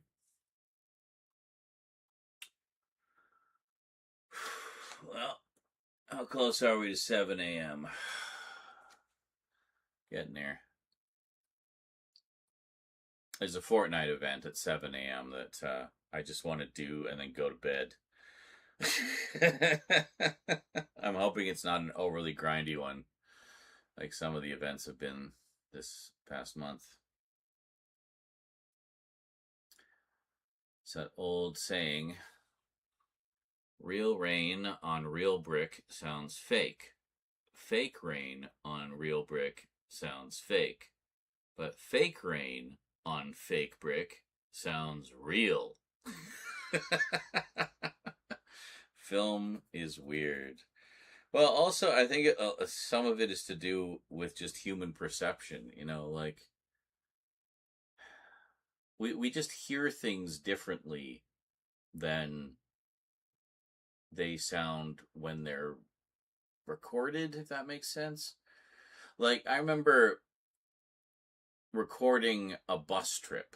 I was on a bus going to school, and I had my tape recorder. This is back in the 80s. I had my tape recorder with me. I could record in stereo. You know, pretty advanced for its day. And I recorded the bus.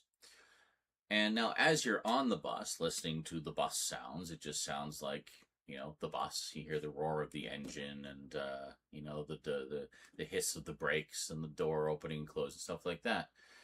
But when I listened to the recording, it didn't sound quite right. Like, I was hearing in vivid detail, like, the rattling of the windows and stuff as the bus was going, and that was what I was hearing more than anything else. Was the rattling of the windows, which you don't even notice when you're on the bus. But that's why you can't just record a bus if you need a bus sound. You have to, like, break it down into its component parts and recreate that sound in a way that sounds right, you know? Which is why I think almost all sound in movies is just redone. Because if you record reality, it doesn't sound real. It sounds wrong somehow. I don't know why. I'm sure there's a very scientific explanation for it. But But that's absolutely true. I have experienced that exact thing in my own recordings of life. And it's like, well, that doesn't sound like how it sounded when I was there. What the fuck, boss? Why are you so rattly? It was like rattling to the point where, like, on the recording, it sounds like the thing's just going to fall apart any second. It's ridiculous.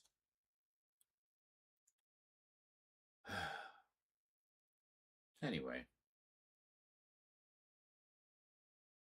Grumble, grumble. I already fed you. Chill. That's all you're getting. The other food isn't thawed yet, and it's for dinner later, so just chill. That's all you're getting.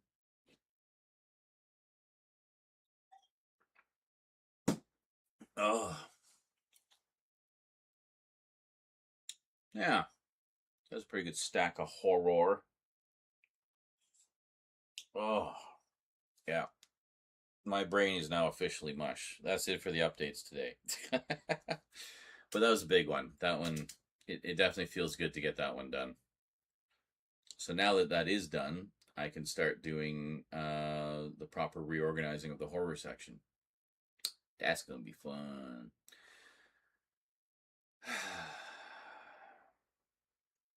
We've still got the rest of this stack of updates to do.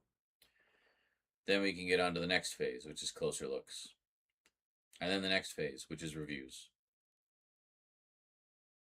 Probably won't be at that stage until around Halloween. So, anyway, I gotta go take a shit. So I'm gonna go do that, and then we'll come back. What was this one here? I love the one where the sound engineer talked about the sounds used for a horse galloping. And it irritated him, saying, "Who rides a three-legged horse?" Oh, yeah. That's where's the other leg?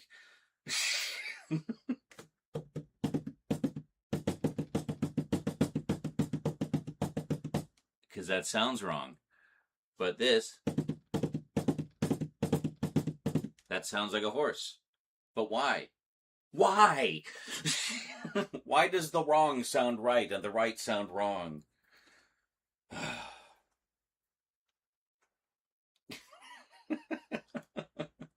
I never thought of that before.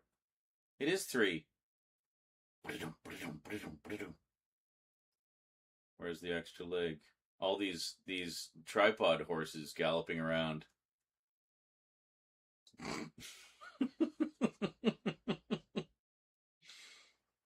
All right, enjoy some goofy clips. I'll be back, and then in a little bit we're going to play that challenge and maybe end up with more goofy clips. Probably not. It's probably not going to be that funny, but anyway, I'll see you shortly. No, no, fuck! Someone kill this person. They're almost dead. God damn it. Oh, it was so close. Jesus. Oh, well. It's pretty cool boss music, though. Yeah. Oh, I swear I had that person down to like 1 health. I should have checked. I didn't see. Did anybody see? I didn't see. No. Yeah. No. It had a whole different feel to it. Like, you're just watching these old clips. Just the world itself, you know, how... It's so funny. I just did a little panoramic look around right as I said that.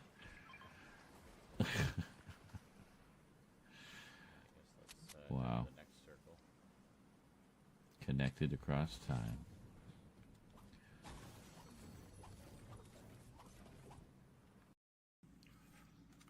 I've had way too many Tums today. I think I've had like 3 or 4. Wow, that's not good. Yeah. So I finally got Squibbly Chef. Jesus. Yeah.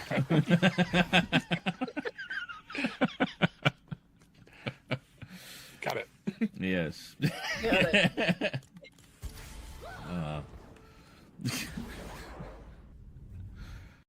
Anyway, blah, blah, blah. I've been browsing and looking at all kinds of horrible stuff on the internet. I hope no one ever sees the horrible things I was looking at. See this right here? see this? This little fire icon here. Watch this. You click this. Click clear. Boom! Wiped. Is that simple. You can also set it so that it does that automatically.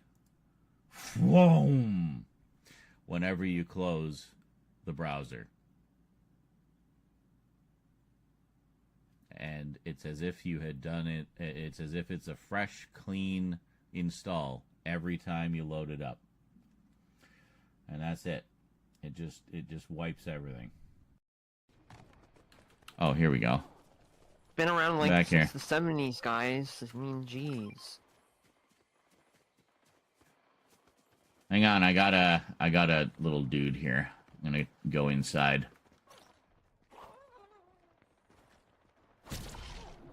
What?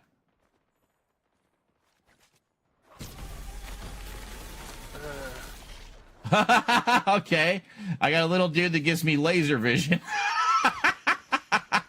I thought it was Shield. He's blue, but he's got a little Superman logo and a little Superman cape. It's adorable. Look, I made a burger. It looks weird. It's because of the romaine lettuce having lumps in it. But anyway, it's a cheeseburger. The cheese was on the burger before. I put it should be lettuce cheese burger, right? But I put the cheese on the burger, and then I put it together, and then I saw the lettuce sitting there, and I'm like, ah, shit, I forgot to put the lettuce on. So I put the lettuce on the bottom, so it was like cheeseburger lettuce. Like, how messed up is that? And the patty like kept trying to slide off the lettuce. That's why you don't put the lettuce on the bottom. You put the lettuce on the top. Did anyone play Burger Time? It literally teaches you the layers of a burger. And, well, clearly I didn't play enough Burger Time.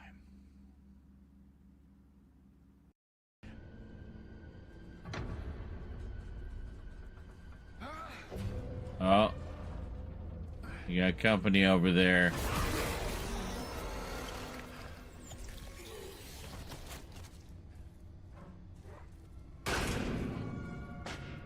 Okay, never mind. Let's stomp this guy. You don't count? You're not an actual... Oh, wow. Really? Come on. Because you were part of the cinematic, you don't actually exist as a stompable corpse? Lame. That should have been a gimme. Oh, well.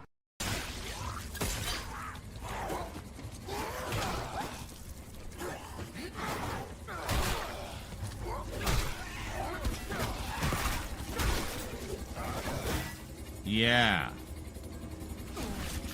What?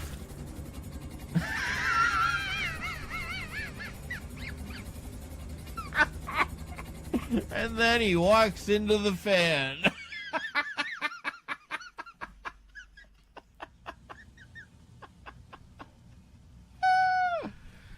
Oh my God.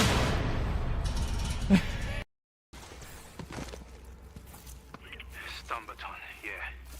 And those things do pack a punch, though. And we are gonna need it.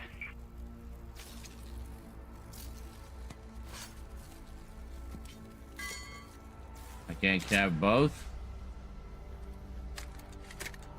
Listen, you're almost to the watchtower.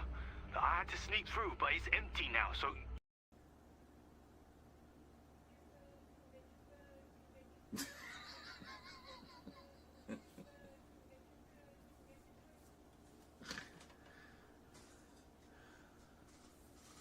The epic saga of come get your food.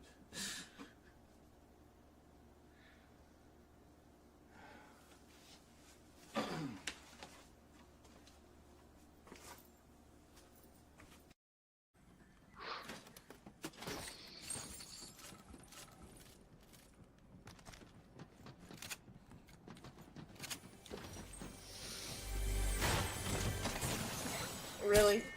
Ah! Fuck. The hell? I don't even know what all was in there. Oh, fuck! God We're damn both it. idiots.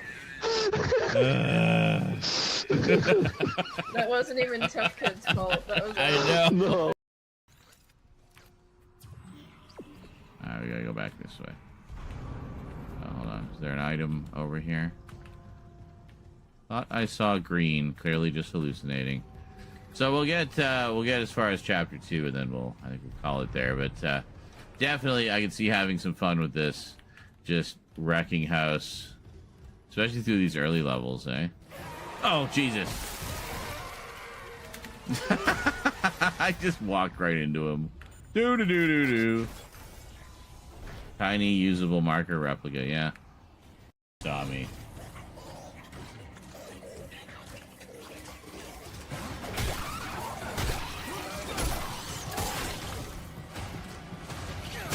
Oh.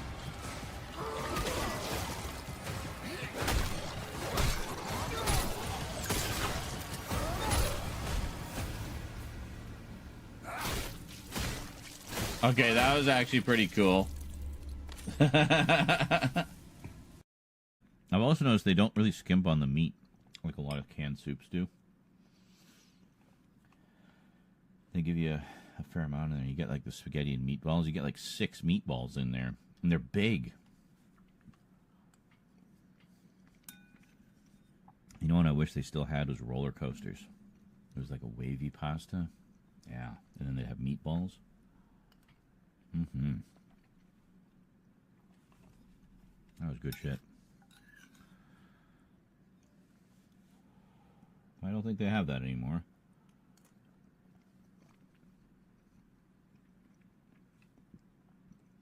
Too many kids trying to ride the roller coaster, I guess.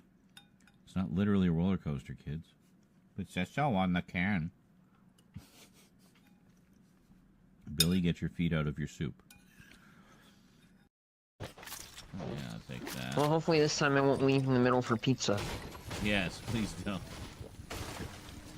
See, now we have pizza, so we can leave in the middle for pizza. Why is her mic muted? I don't know. Probably.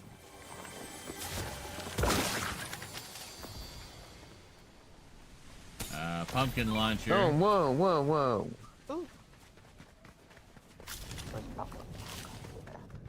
Oh, you're not. Oh. Easy peasy, except I did take some damage from that guy. Oh, wait a second.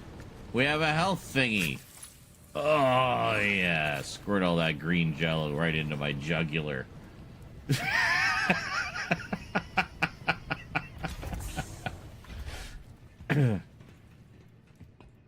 It's good for you.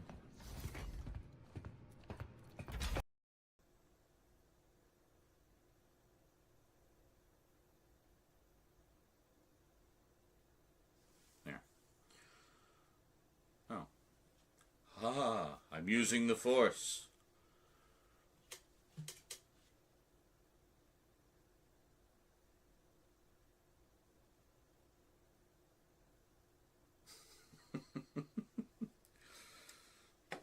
Using the power of Satan to hold everything up. Yeah, that looks good.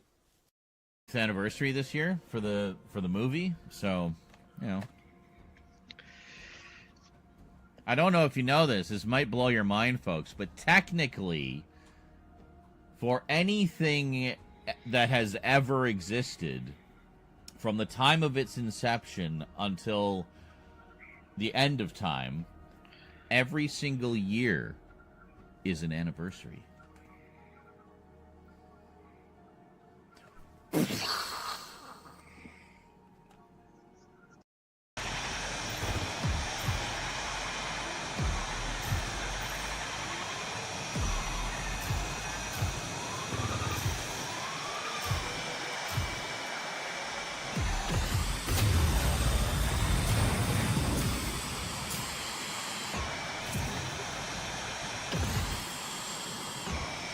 No, hold on.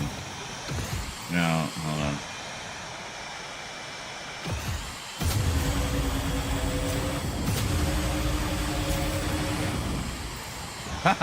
We did it. Right at the end. 0th place. Yeah. Oh, one was fly at least 2 kilometers in a single race. Excellent. Well, let's see how we did. That was a long round, but I feel like we got a lot done in that one. Let's see. Yay, we went up a couple levels. Not trying to edit you or anything, or on the fly. What you doing, bud?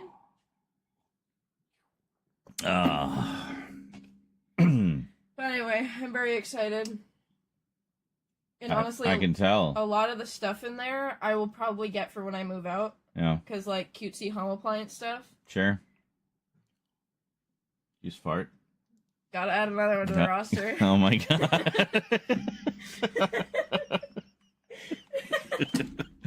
Cutesy kawaii.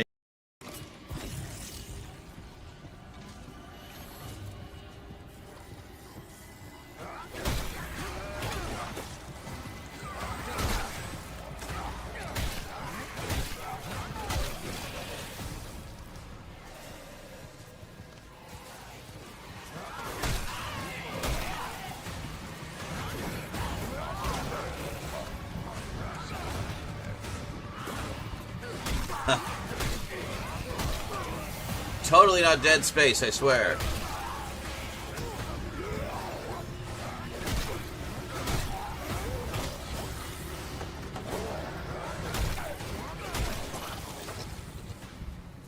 Yeah.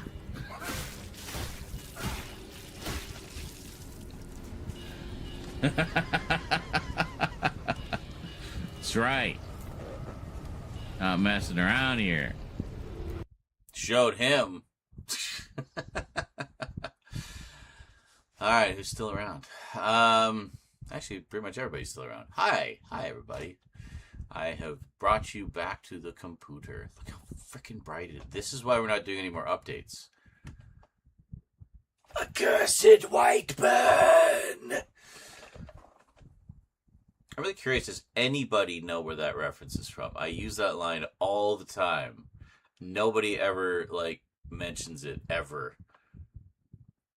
I'm just showing my age. It was a character called Decompose from a short-lived but superb animated series from Marvel and Sunbow. Inhumanoids, the evil that lies within. Yeah. And Decompose was an undead nightmare that could turn other people into zombies who would be his slaves, essentially. But sunlight was his weakness. So he referred to sunlight as white burn. So when he would get blasted with sunlight, he would often exclaim, "Accursed white burn!" So I relate to that. Good old Decompose. Hey, what time is it? 7:06 a.m. I think it is event time over in Fortnite land. But it's not a Fortnite event. It's actually a Star Wars event as part of the Droid Tycoon thing. So, I'm wondering maybe if we want to just give the stream a quick reset and start a fresh one, so all the people who are insistent on watching streams right to the end don't have to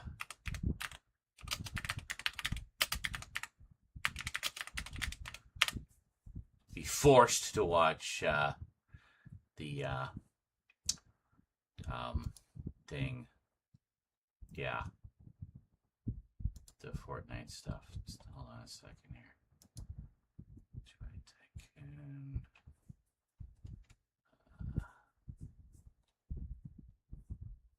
Is there a poster?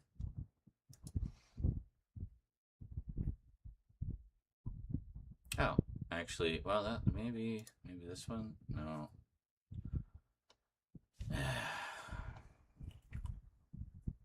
What are we looking at here? Poster. Just trying to find the poster for it. We got. Is this it? Is this the Yes, it is. Let me just pull this up here. Oh. Oh, god damn it. Why is it on fucking Instagram? Is there one that isn't on Instagram?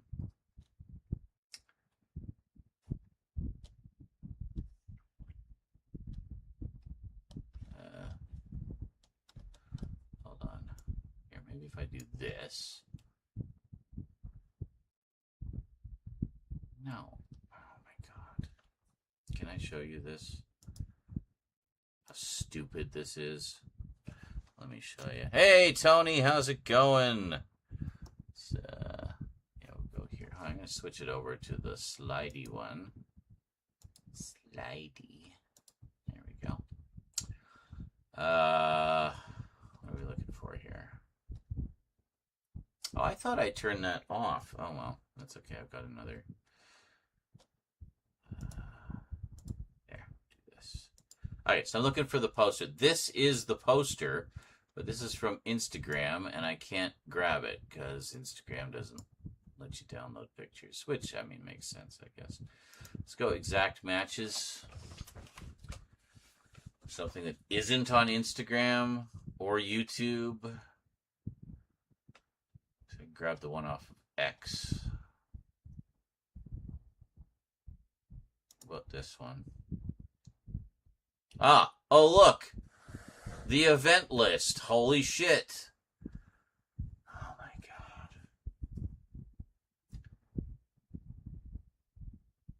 So there's 3 more. I don't even have to play it right now, but I want to.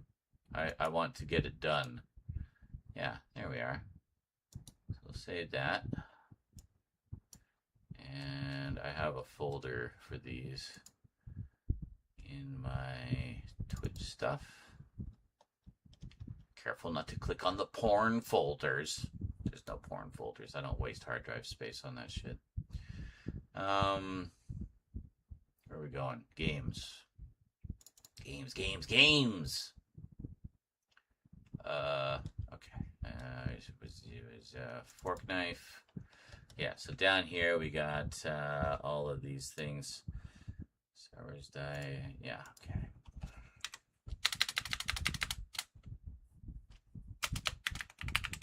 Beskar event. There we go. So you can see they're all decked out with their Beskar. Very nice. Very Mandalorian-y.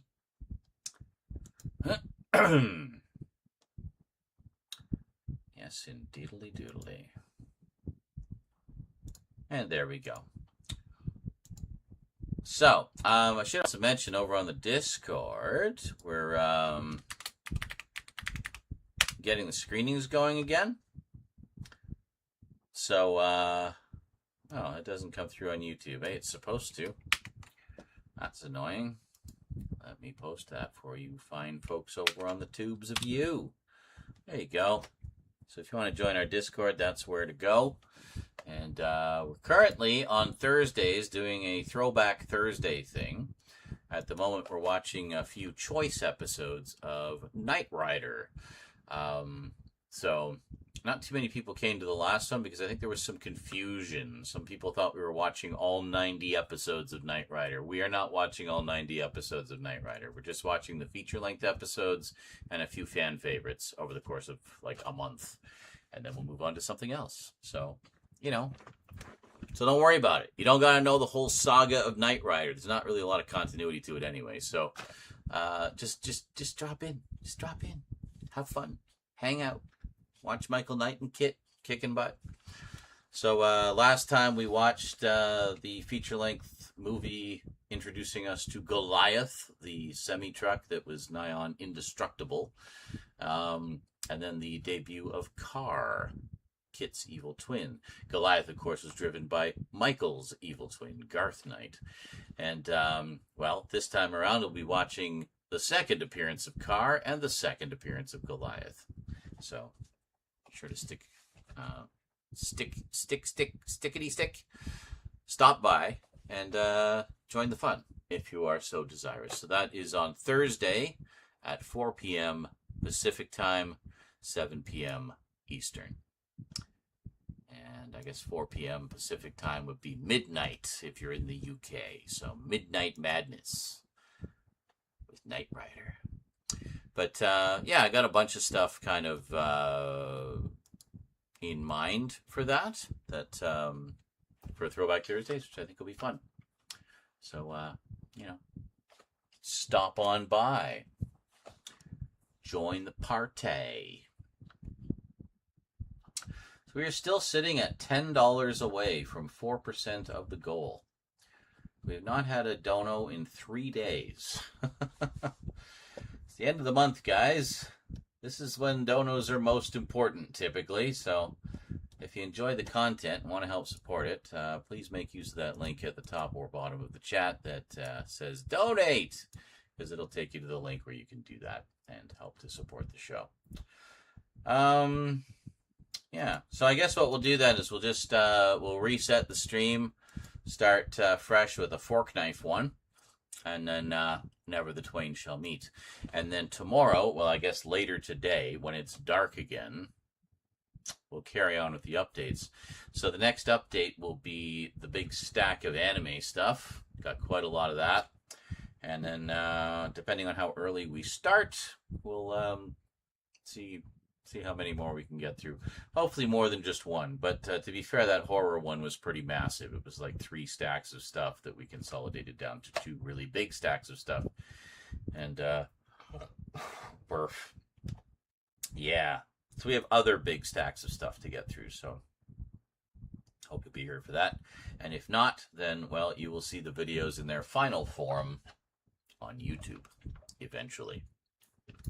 All the stuff we're filming now will be going up after the biggest horror update ever. And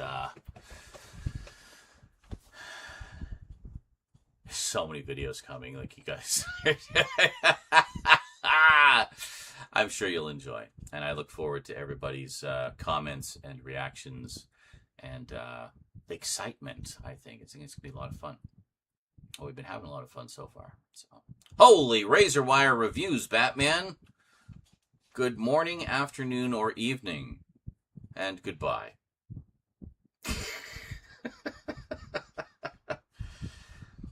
It's like that Simpsons episode, the Japanese guy.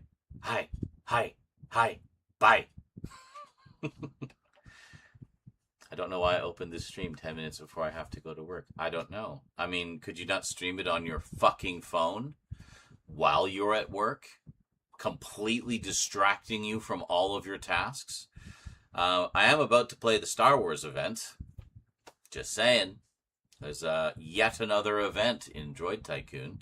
This time we got to... it's something to do with Beskar. There's new droids, I know that. So that's part of it, but also, yeah. That is exactly what you were internally referencing. And this is why we are friends, because we apparently share a brain somehow with an ocean between us. Excellent.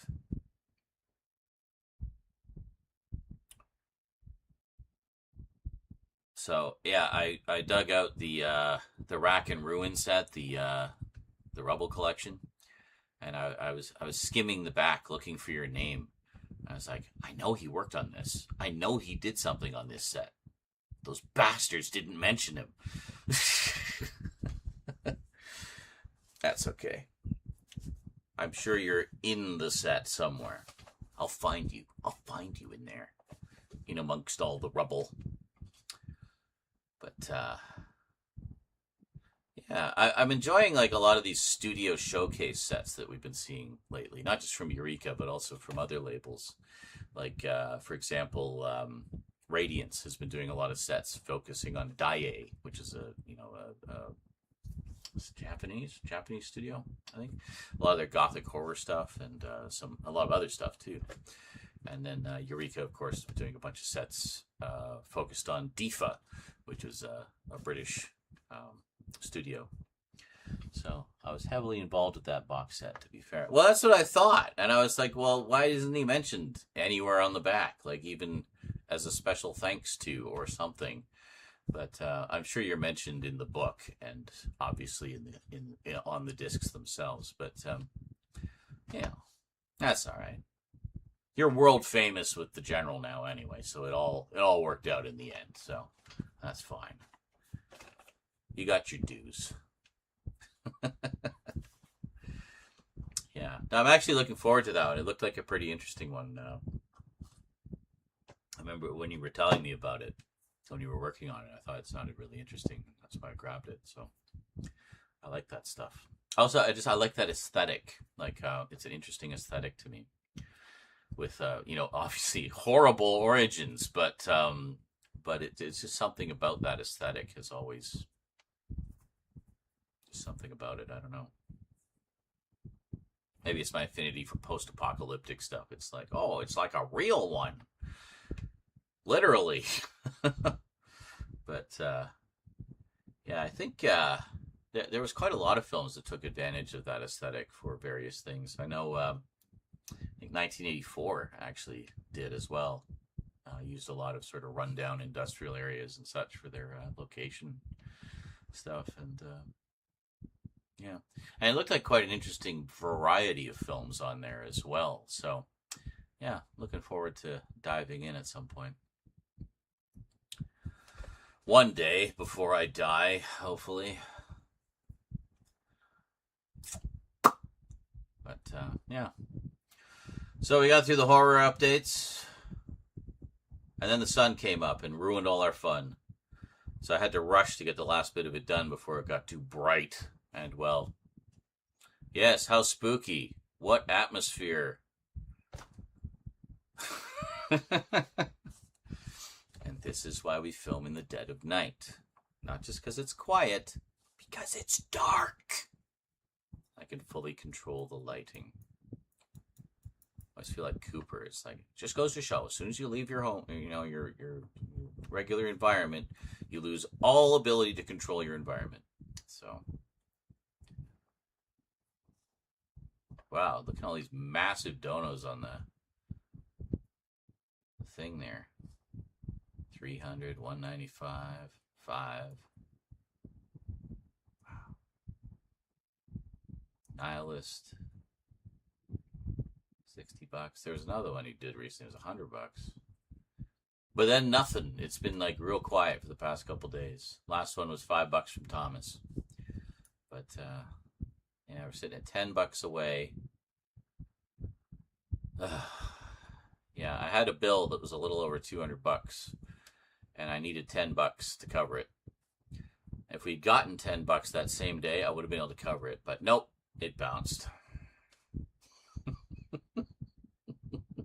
So when we're pushing for that extra $10, it's usually for a reason.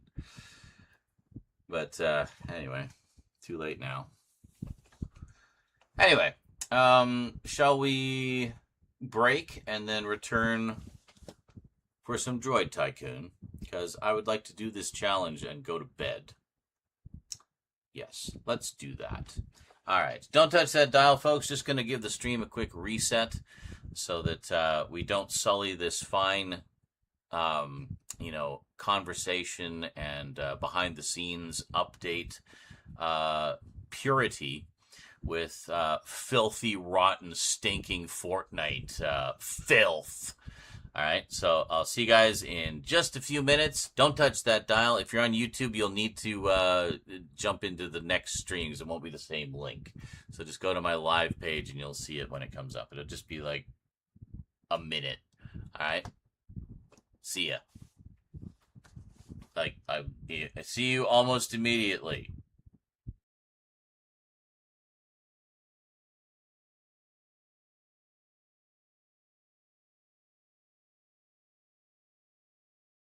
I see you almost immediately. Whoa.